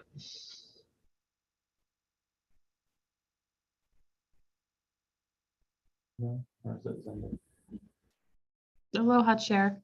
Oh, Malia, do you want to respond to that? You Yeah, I got it, probably have Maya. more information than I do since you're counsel to housing. Yep. Thanks. Got it. Chair, yeah. So Chapter 11 of the Hawaii County Code is the Hawaii County's affordable housing chapter. And basically it states that you have to dedicate 20% of your project units to affordable housing. It also basically lays out that if you purchase credits, that you can use those credits for your 20% and therefore would not actually have to build the housing yourself, but that money would then be given to hopefully you're buying it from an affordable housing developer, which would turn that money around into affordable housing is usually the intent of it. But that's the basic way that it works. And those developers usually, the affordable housing developers, because they do more than 20%, they earn excess credits, and that's where they fund their projects. So if they did, 80% affordable, then they have basically 60% of the earnings are just excess credits that they can turn around and sell to other developers to raise money. Commissioner Knowles. And are those credits, when are those collected? Upfront before the project sells or after the successful, for example, they build the homes, they sell the homes at market rate, then the credits are released? How does that, I'm just sorry, I don't know how that works. Oh no, yeah, it's totally, yeah. So each developer enters into an affordable housing agreement, and that basically isn't released until they satisfy those terms. But they have to prove to us that they are also, well, if it's rental or sale, right? We have both rental and sale programs. So if it's sale, for instance, they would have to show that a qualified household making the required income, has to be below basically from 60% to 140 of the area media income. And they would have to show us that they sold that house to a qualified buyer. And therefore that would then transfer to, them getting it. But at the end, if they don't sell it to qualified buyers, then they wouldn't meet their requirements.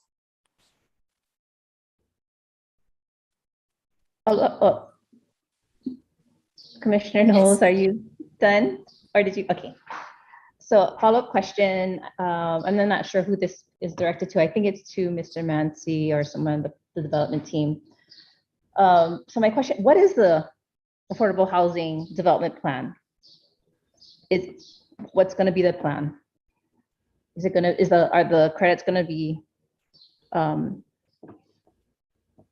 provided to another developer, or are you folks intending to develop the affordable housing, and if so, where?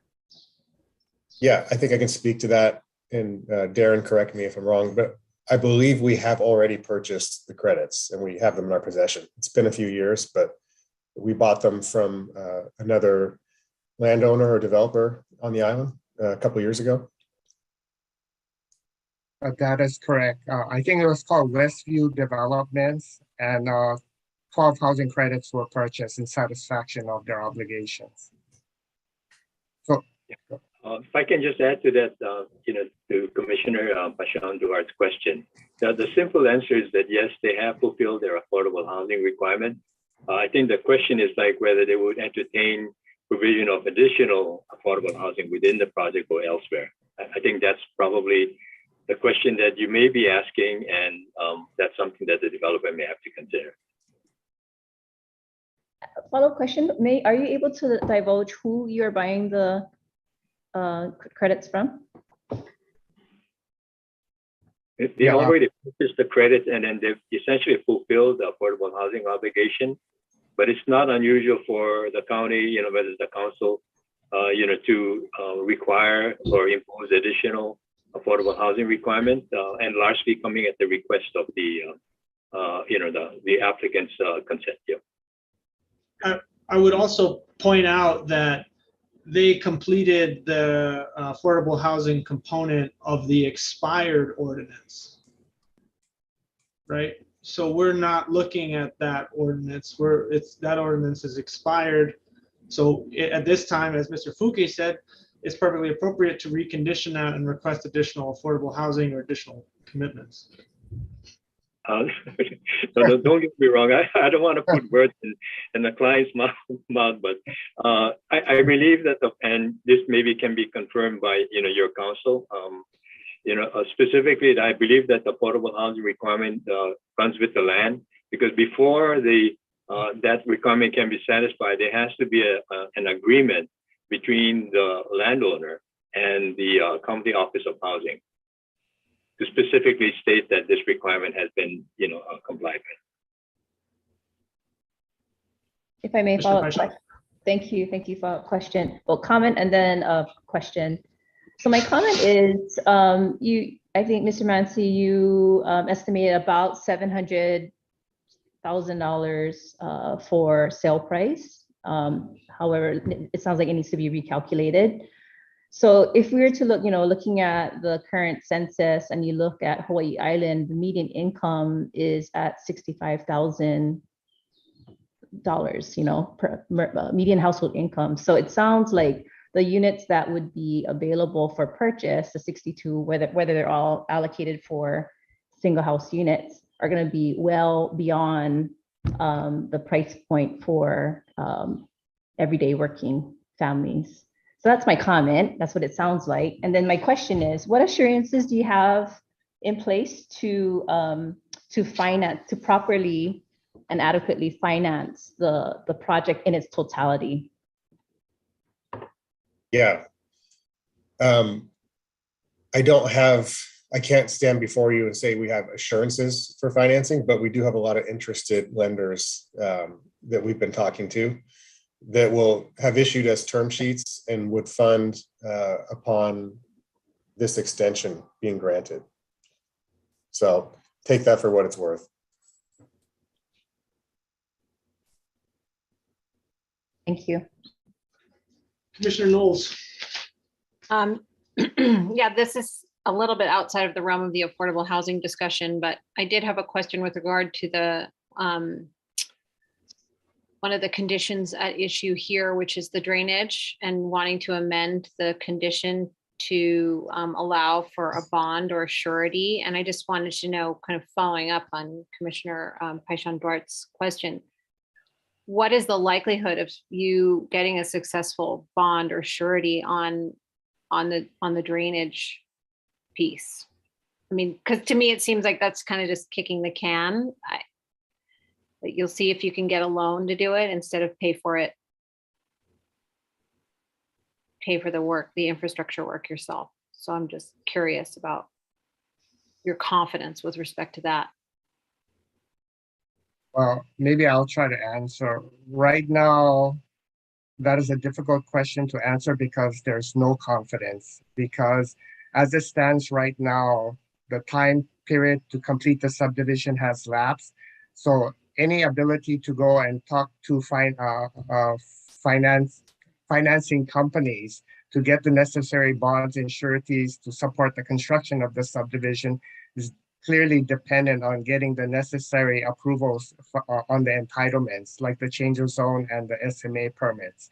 The lenders need assurance that this project will go forward before they're willing to even finance it. So it's sort of like a chicken egg kind of thing, but it's definitely the time extensions are essential for them to even be able to approach these financing companies and exploring the opportunities to get the bonds. And I should note that the drainage improvements are all integral with all the other subdivision related improvements, the roadway systems in particular, because the roadways are hard surface. They capture the water, they put it into dry wells, and it all gets taken care of in one complete system. And that is why the amendment request. It's difficult to build the drainage system first upfront when the other improvements are not being constructed concurrently. So I hope that makes some sense. Yeah, I'd like to kind of like add to that, Commissioner Knowles. This specifically ties into how property gets subdivided, and the subdivision process requires that before you can sell the land and the property becomes, you can have separate TMK numbers assigned to it, you have to get final subdivision approval, which is issued by the planning director. Now, before final approval can be granted, all of the required infrastructure, your roadway, your drainage, your water line, so on and so forth, they all have to be in place, inspected by the county and said, okay, fine. And then they'll grant you final approval and off you go, selling the land.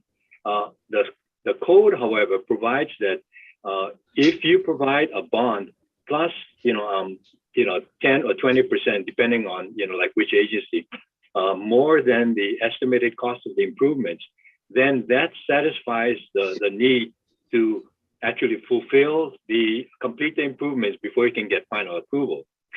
You need to have an agreement between the county and the developer, which would state that, look, I can guarantee that the improvements will be in by X period of time, and that guarantee is through this bond.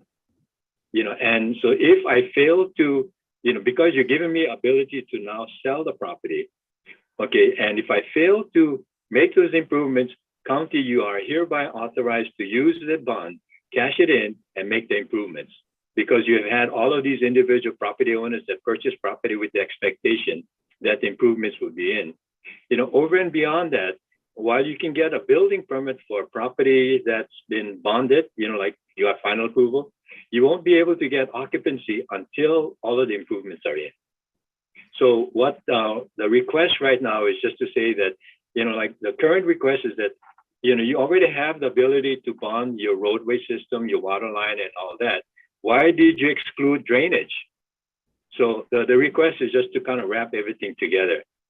Got it. Thank you. Mr. Chair, if I can just piggyback on that, Christian again, did kind of an exhaustive review of the record to determine why that trigger was there prior to final subdivision approval. And the best that I can ascertain is that it's likely that that was just a standard condition of approval that was applied back then. There was nothing in the letter from DPW at the time that had any kind of trigger there. So, and other conditions in the ordinance that allowed for bonding of other roadway improvements. So that and the allowance for bonding that's within our subdivision code led us to recommend and the director to recommend approval of the amendment. Thank you.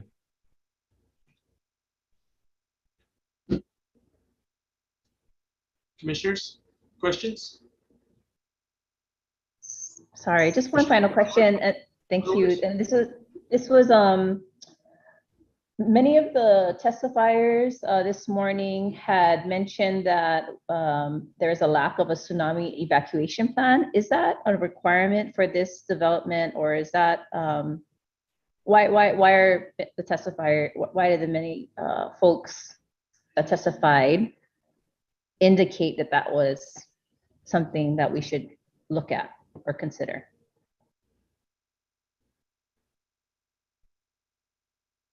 Well, I'll try to answer that. A tsunami evacuation plan, we've seen it before in permits for other types of developments within the special management area, especially when there's a direct concern that the property could be affected by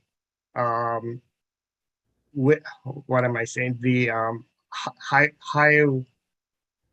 coastal high water, like storm waves along the shoreline, and that's when that's when some of those plans come in place. But the fact that this property is in an evacuation area, I don't think the applicant would have any objections to including it in the SMA permit.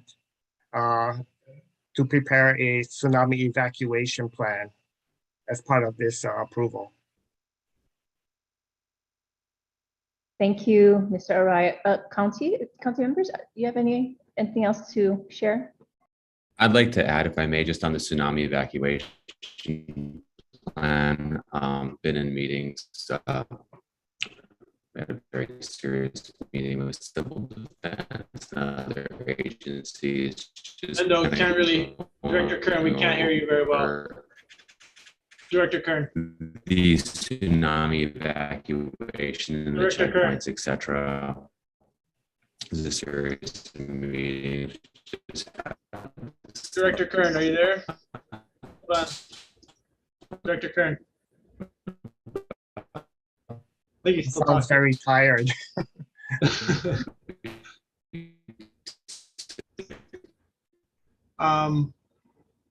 Director Kern, are you there? We couldn't hear you. It's cutting out, and you're frozen. You look good though.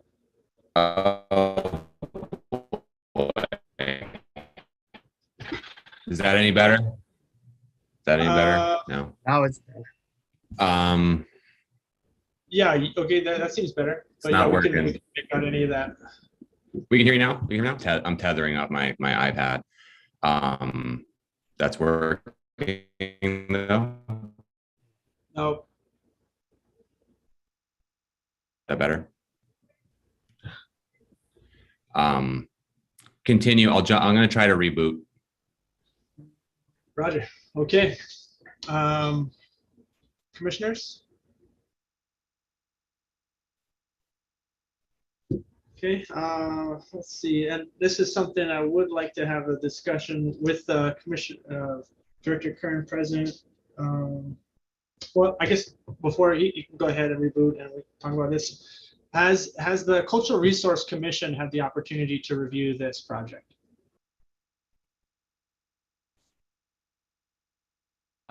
No, Mr. Chair, they have not.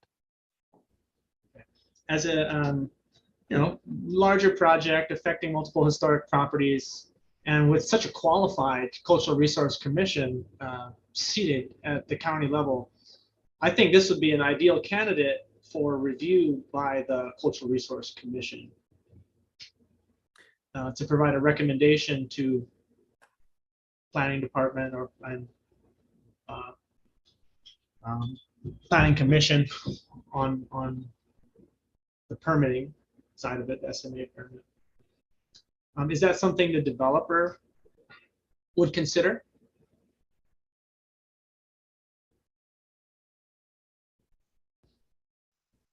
Sure. I mean, if the commission feels compelled that this is, and obviously it is important, so yeah, we'll make every effort to present this project before the Cultural Resources Commission.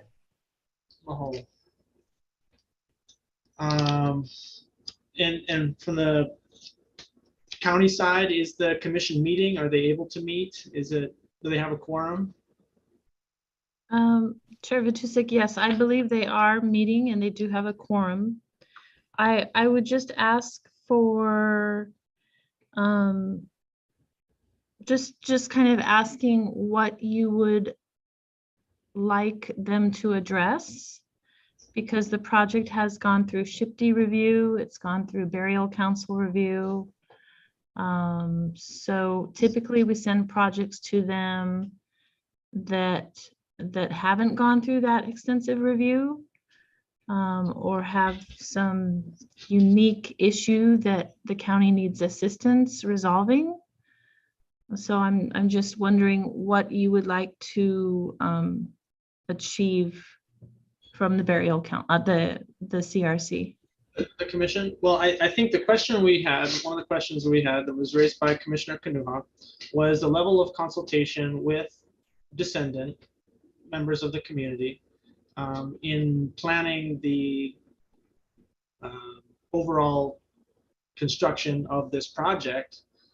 And I think the Cultural Resource Commission could be an appropriate location to have that type of discussion on whether descendant access issues are fully resolved, in the barrel treatment plan, whether additional descendant access and open space requirements should be proposed that would mitigate the impact of this project on the cultural landscape. Some of the things that were mentioned by the testifiers was the impact on the overall cultural landscape. And SHPD may have site-by-site mitigations for each specific site that was identified in the archaeological inventory, but they may not have considered the effect of the overall project on the landscape and how to design that project in a way that minimizes impacts to the historic landscape. And so giving the Cultural Resource Commission the opportunity to review the overall project with SHPD's recommendations and provide their own recommendations on how a project like this can move forward in an area with the historic significance that it is known to have.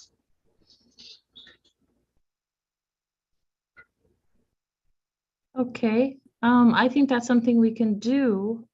Just going forward, is that something that you would like the department to do for every project that has like burial sites on it that have gone through burial council review?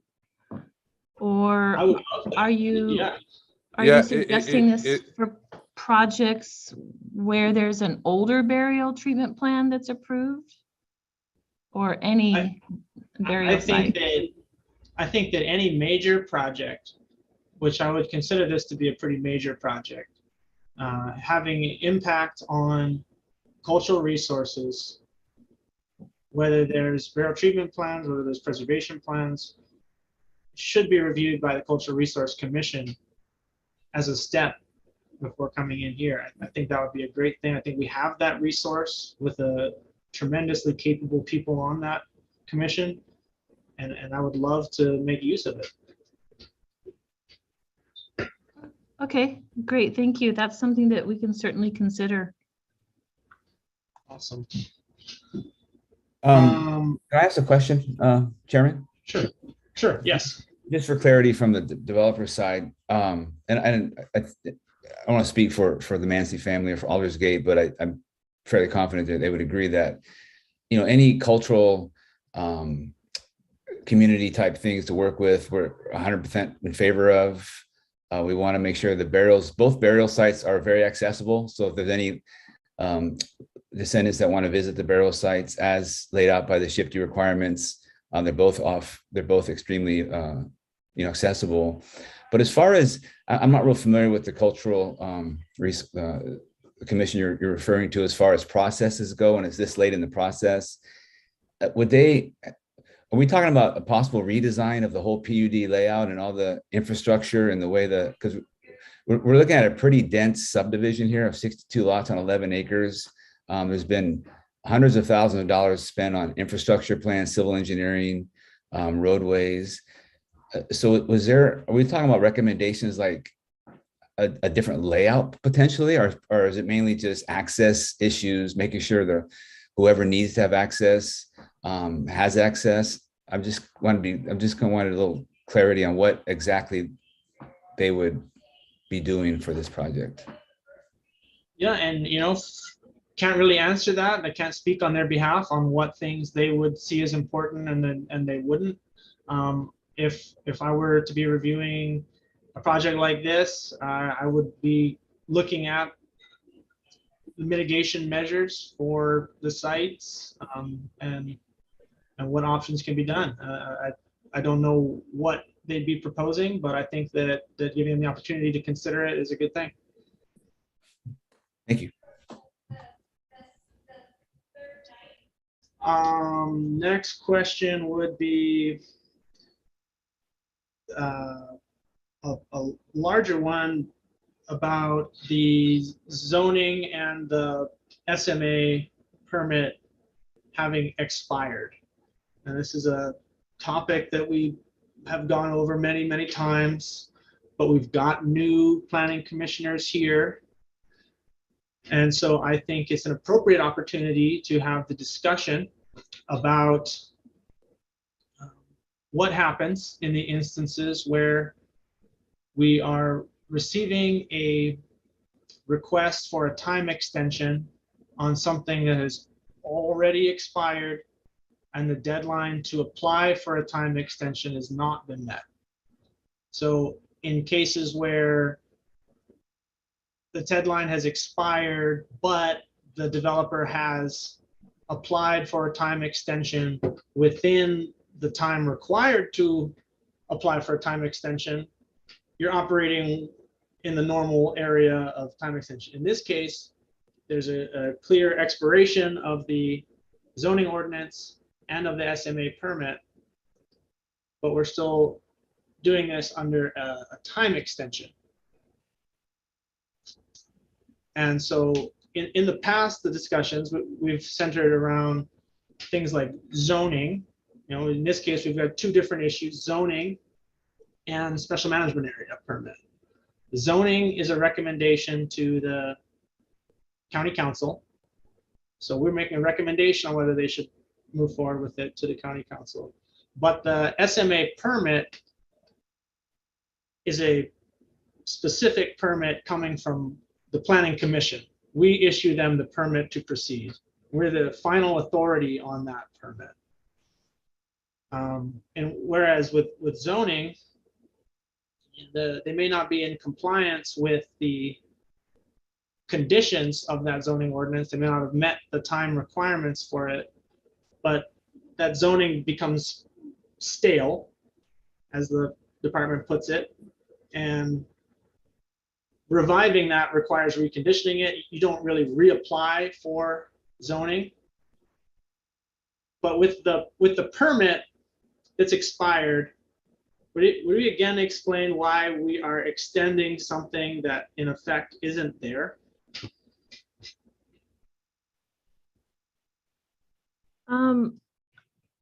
Basically, right now, our rules for SMA permits are not crystal clear. And so the process has been, if a condition of a permit has expired, and I want to make a distinction there, it's the condition that's expired or not been met, not the permit that has expired. Then the practice has been for the applicant to come in and request a time extension. The only alternative to that would be to do something similar to what the commission did for the project on Ali Drive called Diamond Resorts, where they put in deadlines, specific timelines that need to be met. And if those aren't met, then there's language in the permit that says this permit will be null and void. Right now, we don't have any of that language in our rules that says if you don't meet the timeline, the permit is automatically null and void. So it requires some additional action by the commission in order for that permit to become void. Okay, so it's because the condition hasn't been met, that condition's expired, not the overall permit? Correct. The permit is still, it's still a valid permit. The condition of the permit has been met, and the permit is still valid until an action is taken to void the permit or revoke the permit. Director Kern? I just wanted to add on, as I mentioned earlier, we still do a full analysis of it, you know, top to bottom. So I feel whether it was, you know, expired all the way or just a condition, time extension for the condition, we're at the same place. I feel like there's a perception that because we're doing a time extension, there's really no analysis done. It's just, oh, just give them more time. And that's not the case. Like, we do go through the whole process. And if something's changed, we change it. Obviously you can hear me, right? So, okay. Yeah, you hear you. If I can add to that, I think that, you know, Mr. Chairman, and that's why if you look at, you know, the application, it included a traffic assessment, you know, whereas normally, you know, like in just a standard time extension, it wouldn't. And I think also, as like the staff kind of pointed out, you have provisions in the code, the zoning code, which expressly states that if you don't exercise the permit, then it's not voidable. It's automatically voided. For example, like plan approval, it specifically states that if you don't exercise the plan approval, it's void. Now, in the SMA condition, I'm just kind of reading it right now. Condition number 7, the new condition number 17, and which was the existing one, it says that should any of the conditions not be met or substantially complied with in a timely fashion, the planning director may initiate procedures to revoke the permit. So there's a discretion given to the planning director as far as whether he or she is going to initiate a revocation process. And if he initiates the revocation process, it still has to, out of an abundance of caution, for due process, it still has to be vetted and going to the planning commission, for action. So if you want to change that to become like automatically void, then I guess that's your commission's prerogative, but the language would have to expressly state that. Okay. Thank you. My next question is in regards to the I guess would be the Hawaii 2 property located Makai of the Hawaii 1 property. So the access to the Hawaii 1 property for this development is going through the Hawaii 2 property, but that's not part of this SMA. Is that correct? It's not a part of this SMA. That's correct. Why is that? Because it was after the fact, and we got an SMA minor for the road specifically. I think it was back in 2018 or 2019, but it wasn't part of the original 2009 SMA because that parcel wasn't, at that particular time, the access was going to be off Naniloa only, and this was added at a later date. The change of zone ordinance gave the landowners options on how to provide for roadway improvements to access the property. They chose option 1, which was to extend the roadway from Ali'i Drive through that intermediary parcel. And so because it met the requirements for a minor permit, they came through and permitted it through an SMA minor permit process. And that was part of the applicant's exhibits to you showing the minor permit for that. So it wasn't wrapped into the SMA major because it was done after the ordinance and the original major were approved. Obviously, it's all part of the same project. Would it make sense to wrap it into this SMA now? I don't know why it would, because they've already gotten approval for that roadway onto or across that Makai parcel. So they've already met the requirements for SMA review for that roadway.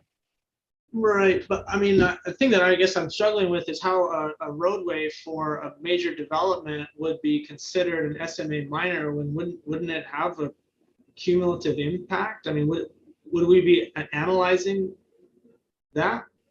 I guess that would be. Is that? I mean, wouldn't we be thinking that's a cumulative impact, the increase from the development that's serving? I jumped. Oh, sorry. No, go ahead, Darren. At this point in the game, I don't see it as cumulative impact because it was clearly expressed as a mitigating option in the change of zone ordinance. It's more of a mitigation action rather than a cumulative action. That's the way I see it. And again, because that option was expressed in the change of zone ordinance for the current project site. Well, one of the factors with that road was that the parties didn't own that parcel. It was owned by John Metzler. And so that roadway wasn't really an option until the property was acquired in either 2018 or 2019.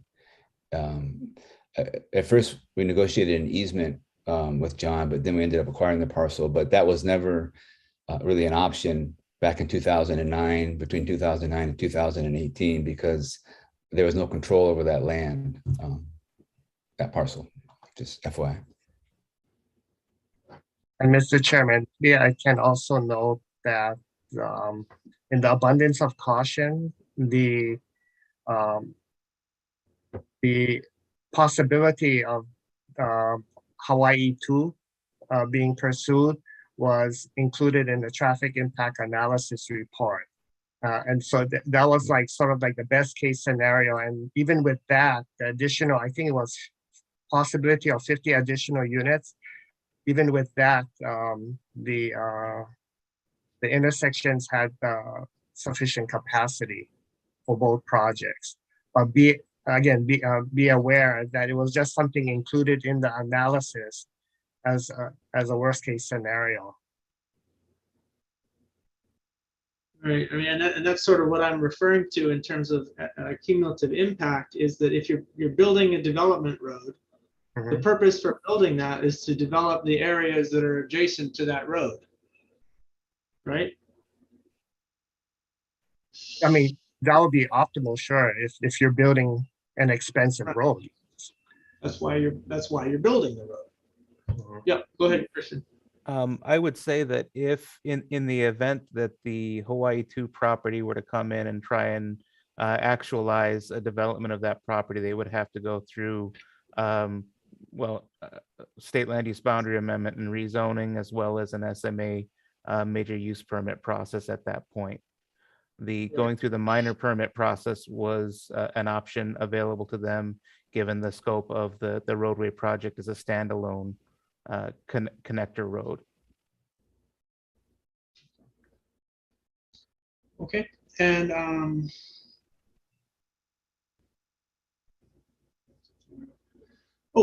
last question, I guess, before the developers. Just curious, what was the source of financing and why was it lost for the project?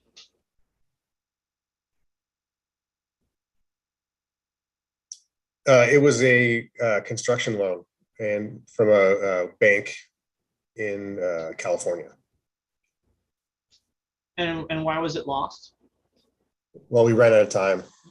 We were up against the time extension, or we were up against our permit expiring, or our entitlements expiring.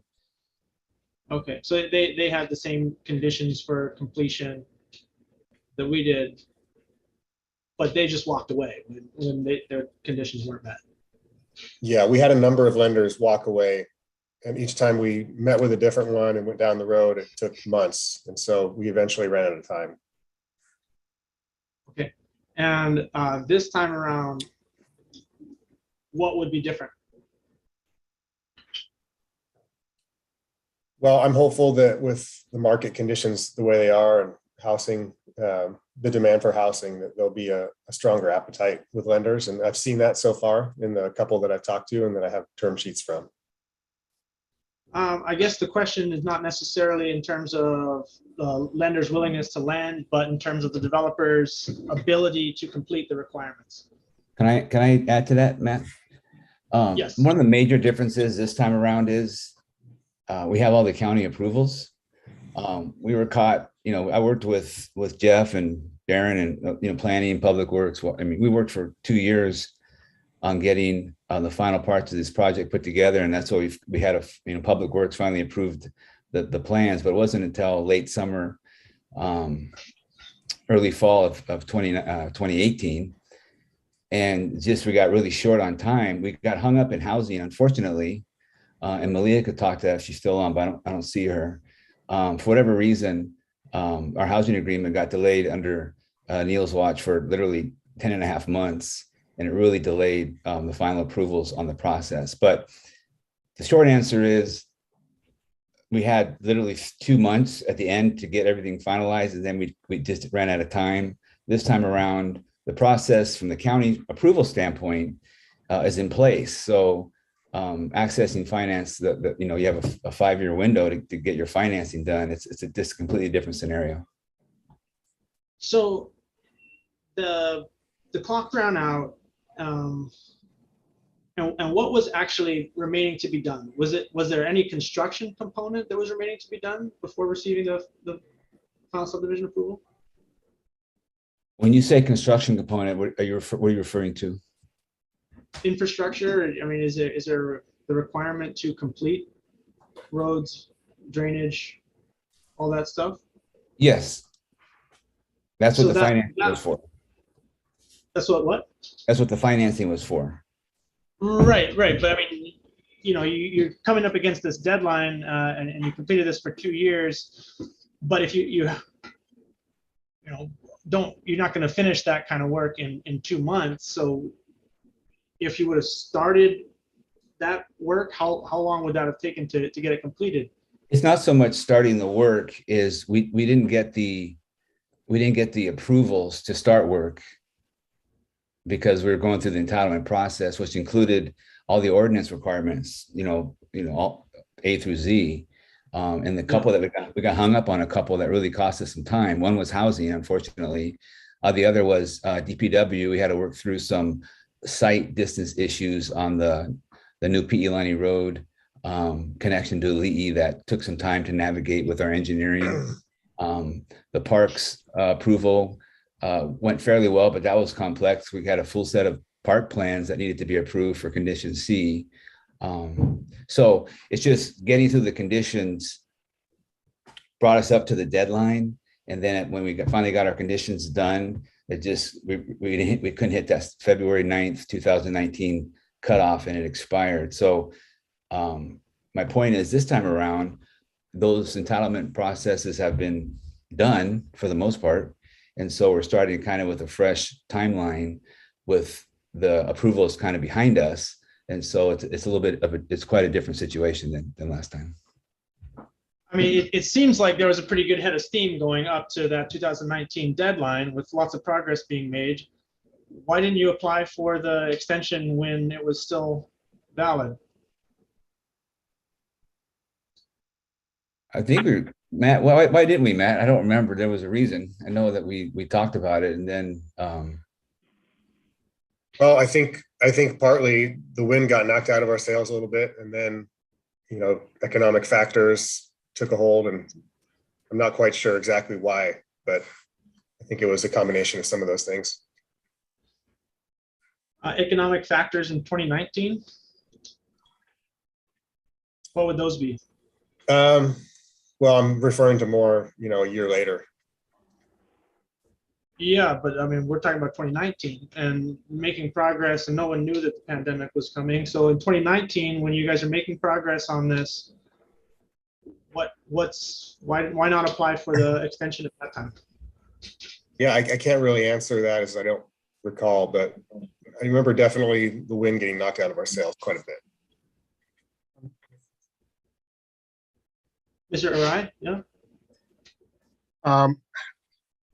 In dealing with the applicants recently, I kind of went through some of the records, and as Mr. Van Bergen mentioned, I was somewhat familiar with this project when I was still working, but the way I understand it is that their intentions were always to bond the subdivision improvements, as Mr. Fouquet mentioned, and that will allow them to get final subdivision approval without actually putting in on the improvements, but the bond and the subdivision agreement will ensure that those improvements get put in, like within the short time frame after final is granted. Usually it's anywhere between 1 to 2 years or so. So that is why it got really compressed for the end of 2019, where everything was being done to try to get to that point where they can execute the subdivision agreement and secure it with a bond. And it got so compressed that it wasn't so much they needed the time to construct it, they needed the time to get the bonding and the subdivision agreement executed. And then when that all fell out because the financing company said you just don't have that much of a window available, then that's when, I guess, as Matt said, the winds got knocked out of their sails. Are there any examples, I mean, not knowing anything about your company, where you've successfully completed projects that you can share with us so that we would have confidence in your ability to complete the requirements that are being put on the permit? Yeah, so we're based in California. My family built a home in Kailua Kona in 2006, and we share time between there and here. But we primarily build in California, and we built a number of multifamily and single family projects over the last 15 years, probably 500 plus units. So I could happy to share more of those with you when it's appropriate. If it's appropriate now, I could probably bring up a couple.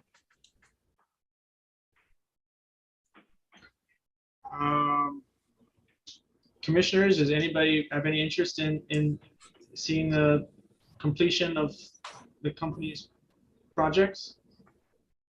Yeah. I mean, to me, it seems like what we're going towards is, with the agreement for a review by the Cultural Resource Commission, perhaps at the next meeting, you could come together with a little more information on the company and on the projects that you've completed in the past and on your ability to complete this project, and present that to the commission so that the commission will have confidence in the ability to complete the requirements. Yeah, I'm happy to provide that in our presentation next time, definitely. Terrific, that'd be great. That'd And I be think great. Appreciate it. At the next meeting, possibly including the archaeological consultant, in case there are questions on the mitigation measures specifically, as that was a pretty major topic discussed by the public testifiers. And Chair, now that we have Director Curran back on the call, can we get an answer to the tsunami evacuation question before we hop off this? Yes, absolutely.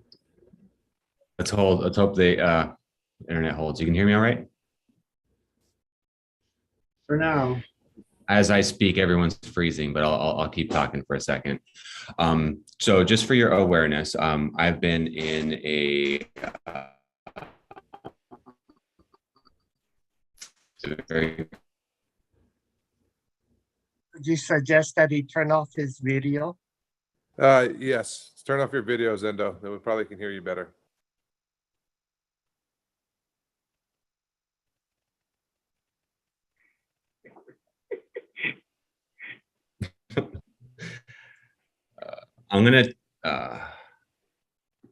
I am going to try my other phone.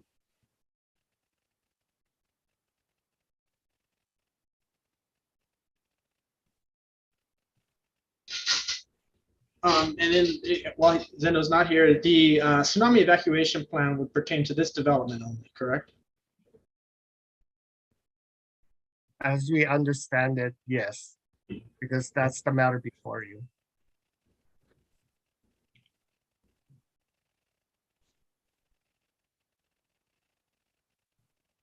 Recording in progress.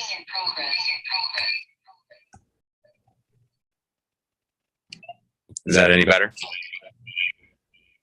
Yes, but you're going to want to mute one of yourselves. I get told that frequently. Okay, is that better? Yes. Okay. So we've been in a very comprehensive discussion around tsunami evacuation. So we just had a meeting, I believe about a week and a half ago, Civil Defense, Public Works, Parks and Rec, and all the state DOT to go over the tsunami evacuation routes and areas. And this area is addressed with checkpoints, et cetera, on how they would be handling this. So if the commission feels like something particular is needed for this subdivision exactly, then you could do that. But I just want to let you guys know that the general area and around the island has had a comprehensive look. There is a checkpoint right around the side connection street of this project.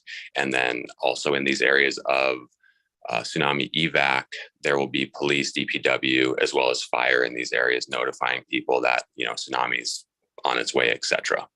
So I just want to say, if there is something, it links up very well to what's already being done in this general area.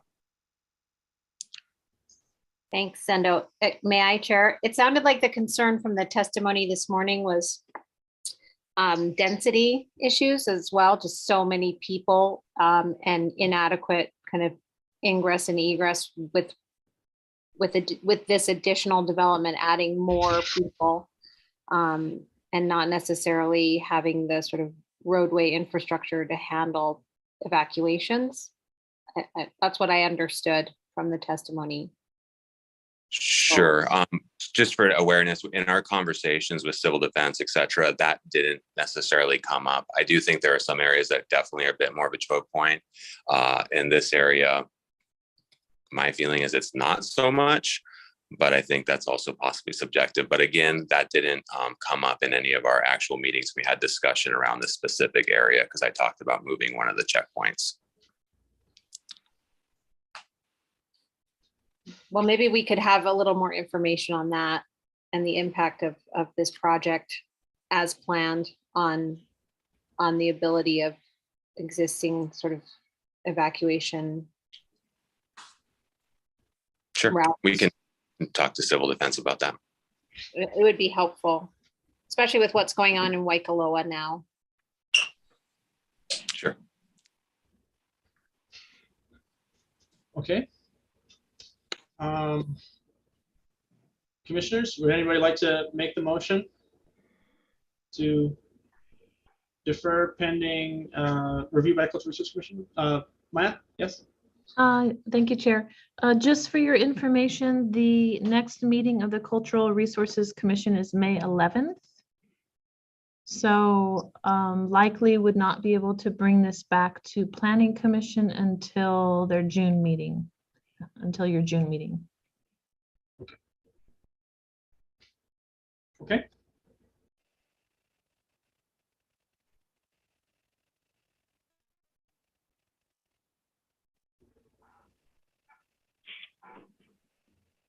Commissioner DeFranco. So I'm in a, I think we're looking to defer this then, is that right? So what we want to do is make a recommendation to defer this Yes. until the June. So I move that we defer this meeting until the June meeting when we have all of the pieces together that everyone here wants to hear about. And that is the application for Hawaii One Investors LLC. And this has to do with the PL REZ 2022-14 to amend the rezoning. And at the same time. Oh, sorry, I just specify the language reflecting review by the Cultural Resource Commission. Right, the Cultural Resource Commission. And yes, and that the other people that are supposed to be present at the meeting, the archaeologist. The archaeologist that should be present at the meeting, so that we have everything here so that we could determine a recommendation. Mahalo. Second. Okay. Any discussion? Okay, seeing none, we proceed with the vote. Thank you, Mr. Chair. I just want to confirm the second was from Commissioner Paishan Duarte. Correct. Okay, thank you. All right, so this on the motion to defer until June Leeward Planning Commission meeting. I'm sorry, do I have that correct, that we're stating a specific date or after they're able to meet with CRC? It's up to the motion maker, but to me, it would make sense not to put a specific date on it, but to allow them to have the opportunity to review with the CRC. Yes, after the opportunity to meet with the CRC. Till CRC review. Okay, great. So Commissioner, or pardon me, Vice Chair DeFranco.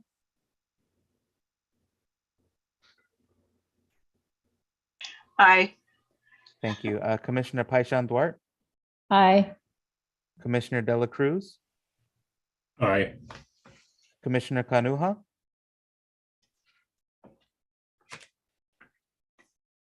Aye. Commissioner Knowles. Aye. And Chair Vatusik. Aye. Thank you, Mr. Chair. Motion carries 6-0 with one And then excused. we will need a same motion for the next agenda item. So moved? So moved. So moved. Okay, so moved. And to restate, motion by Commissioner Paishon Duarte, the motion is to defer until the Cultural Resource Commission has the opportunity to review the special management area permit. Second? Second. All right. Commissioner Knowles seconded that one, amongst All others. right. On the record. And any discussion? Okay, seeing none, we'll move with the vote. Thank you, Mr. Chair. Commissioner Paishon Duarte, Aye. Commissioner Knowles, Aye. Vice Chair DeFranco, Aye. Commissioner Dela Cruz, Aye. Commissioner Kanuha, Aye.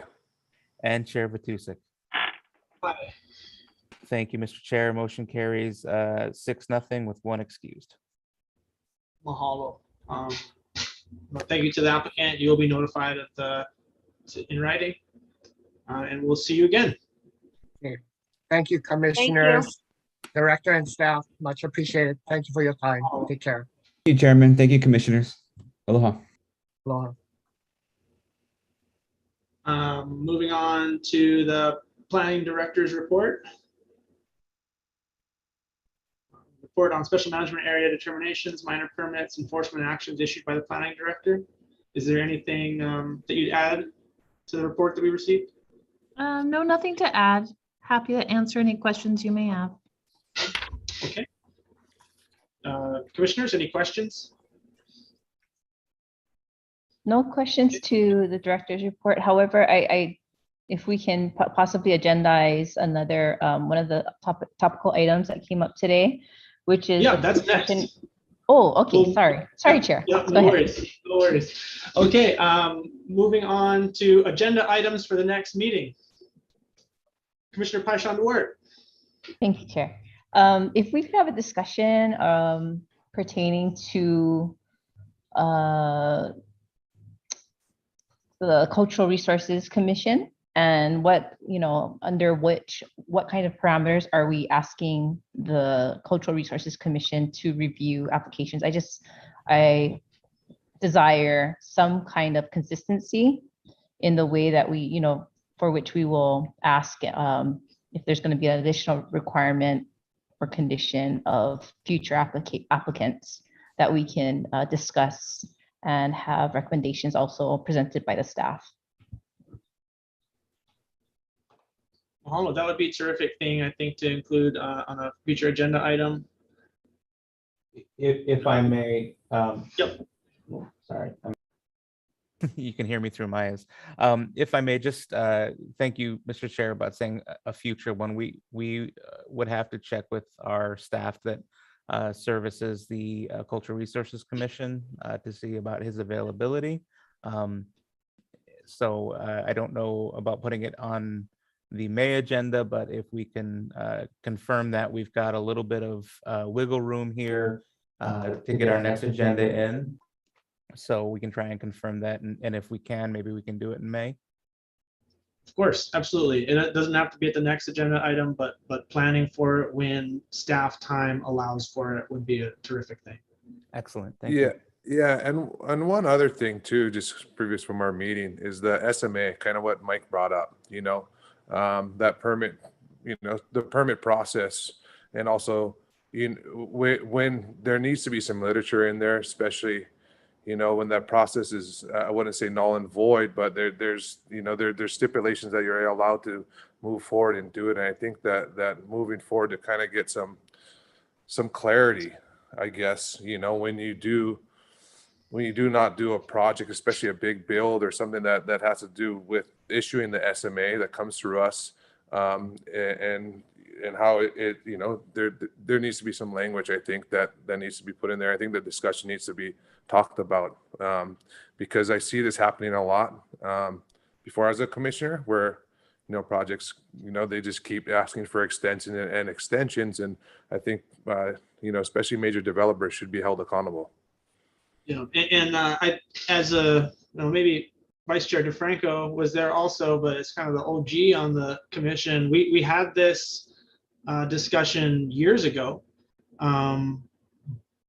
but completely new makeup of the commission, and a completely new commissioner. So I think bringing that back and keeping this process going as it seems to be a recurring thing is helpful.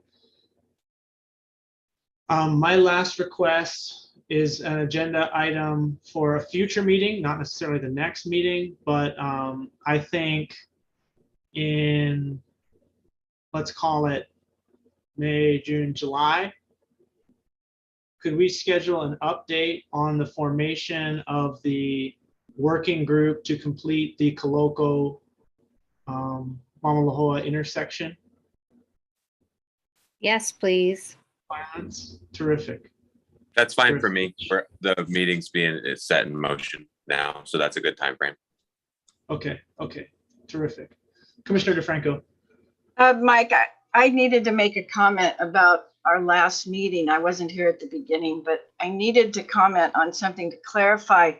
I sat on the CDP for many years, and in our last meeting, I sort of misled even the applicant, and I'm sure the commission, of the role of the CDP. The CDP doesn't hear individual projects. So if you're going to do an individual project, you don't go before the CDP to do that. The CDP, it's an overall thing. So when I sort of asked that petitioner, had he gone to the CDP, that was a little not correct, because the CDP doesn't determine anything for individual applicants on things. So, maybe it's good to go to the community and get input and to read what the CDP recommendations are for those areas. And I think that the county actually supplied us with the information that that particular applicant was in compliance with the CDP.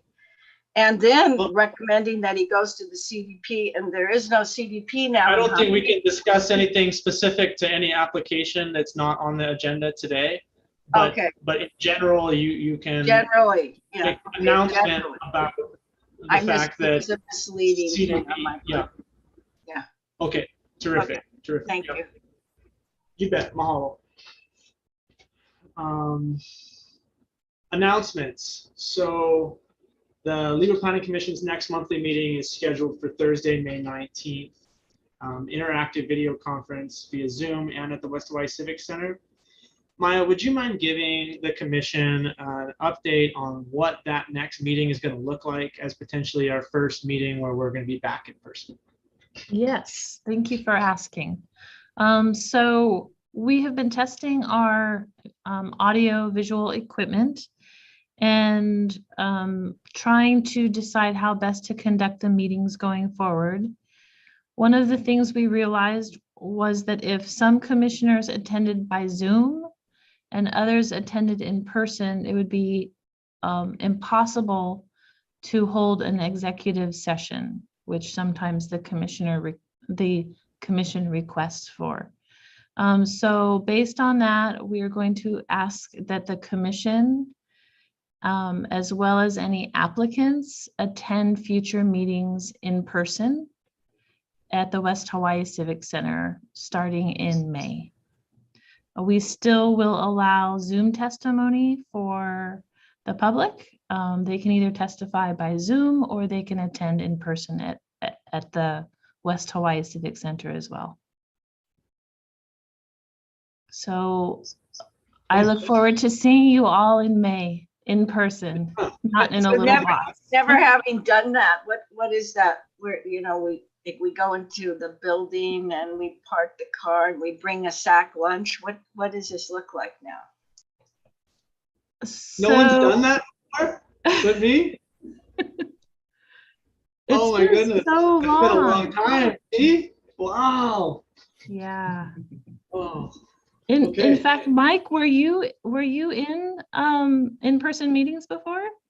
Oh yeah. Yeah. Okay. Yeah, you're our only commissioner that remembers those days. So Barbara, lunch will be provided to the commission, and typically, best if part. yeah, typically if the meeting will end before like 11 or noon, then we won't be providing lunch. But more often than not, with your meetings, we go well into the afternoon. So we typically take a lunch break around noon. And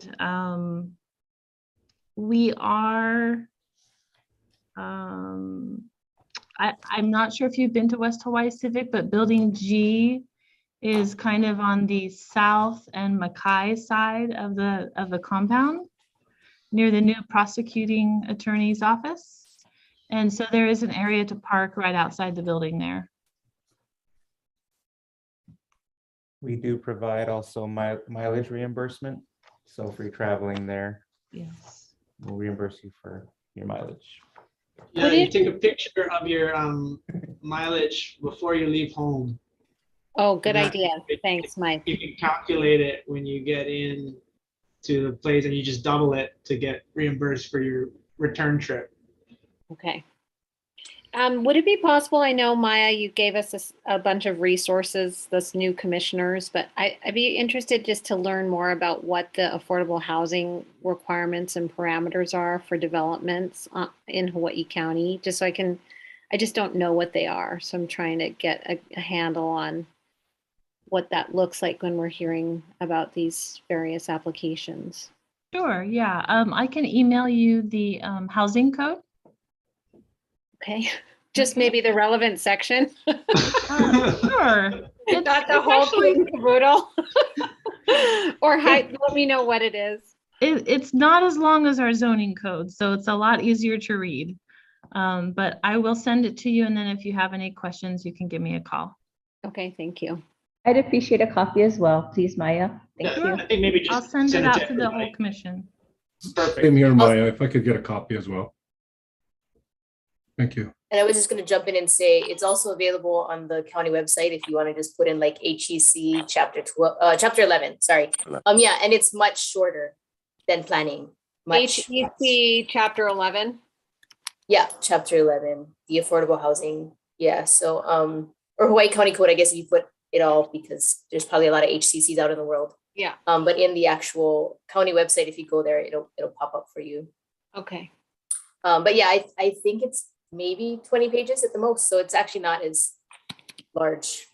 Okay, I just don't know what it says specifically, so. Yeah, no, and if you have any questions, feel free to also reach out to me as well, pertaining to that.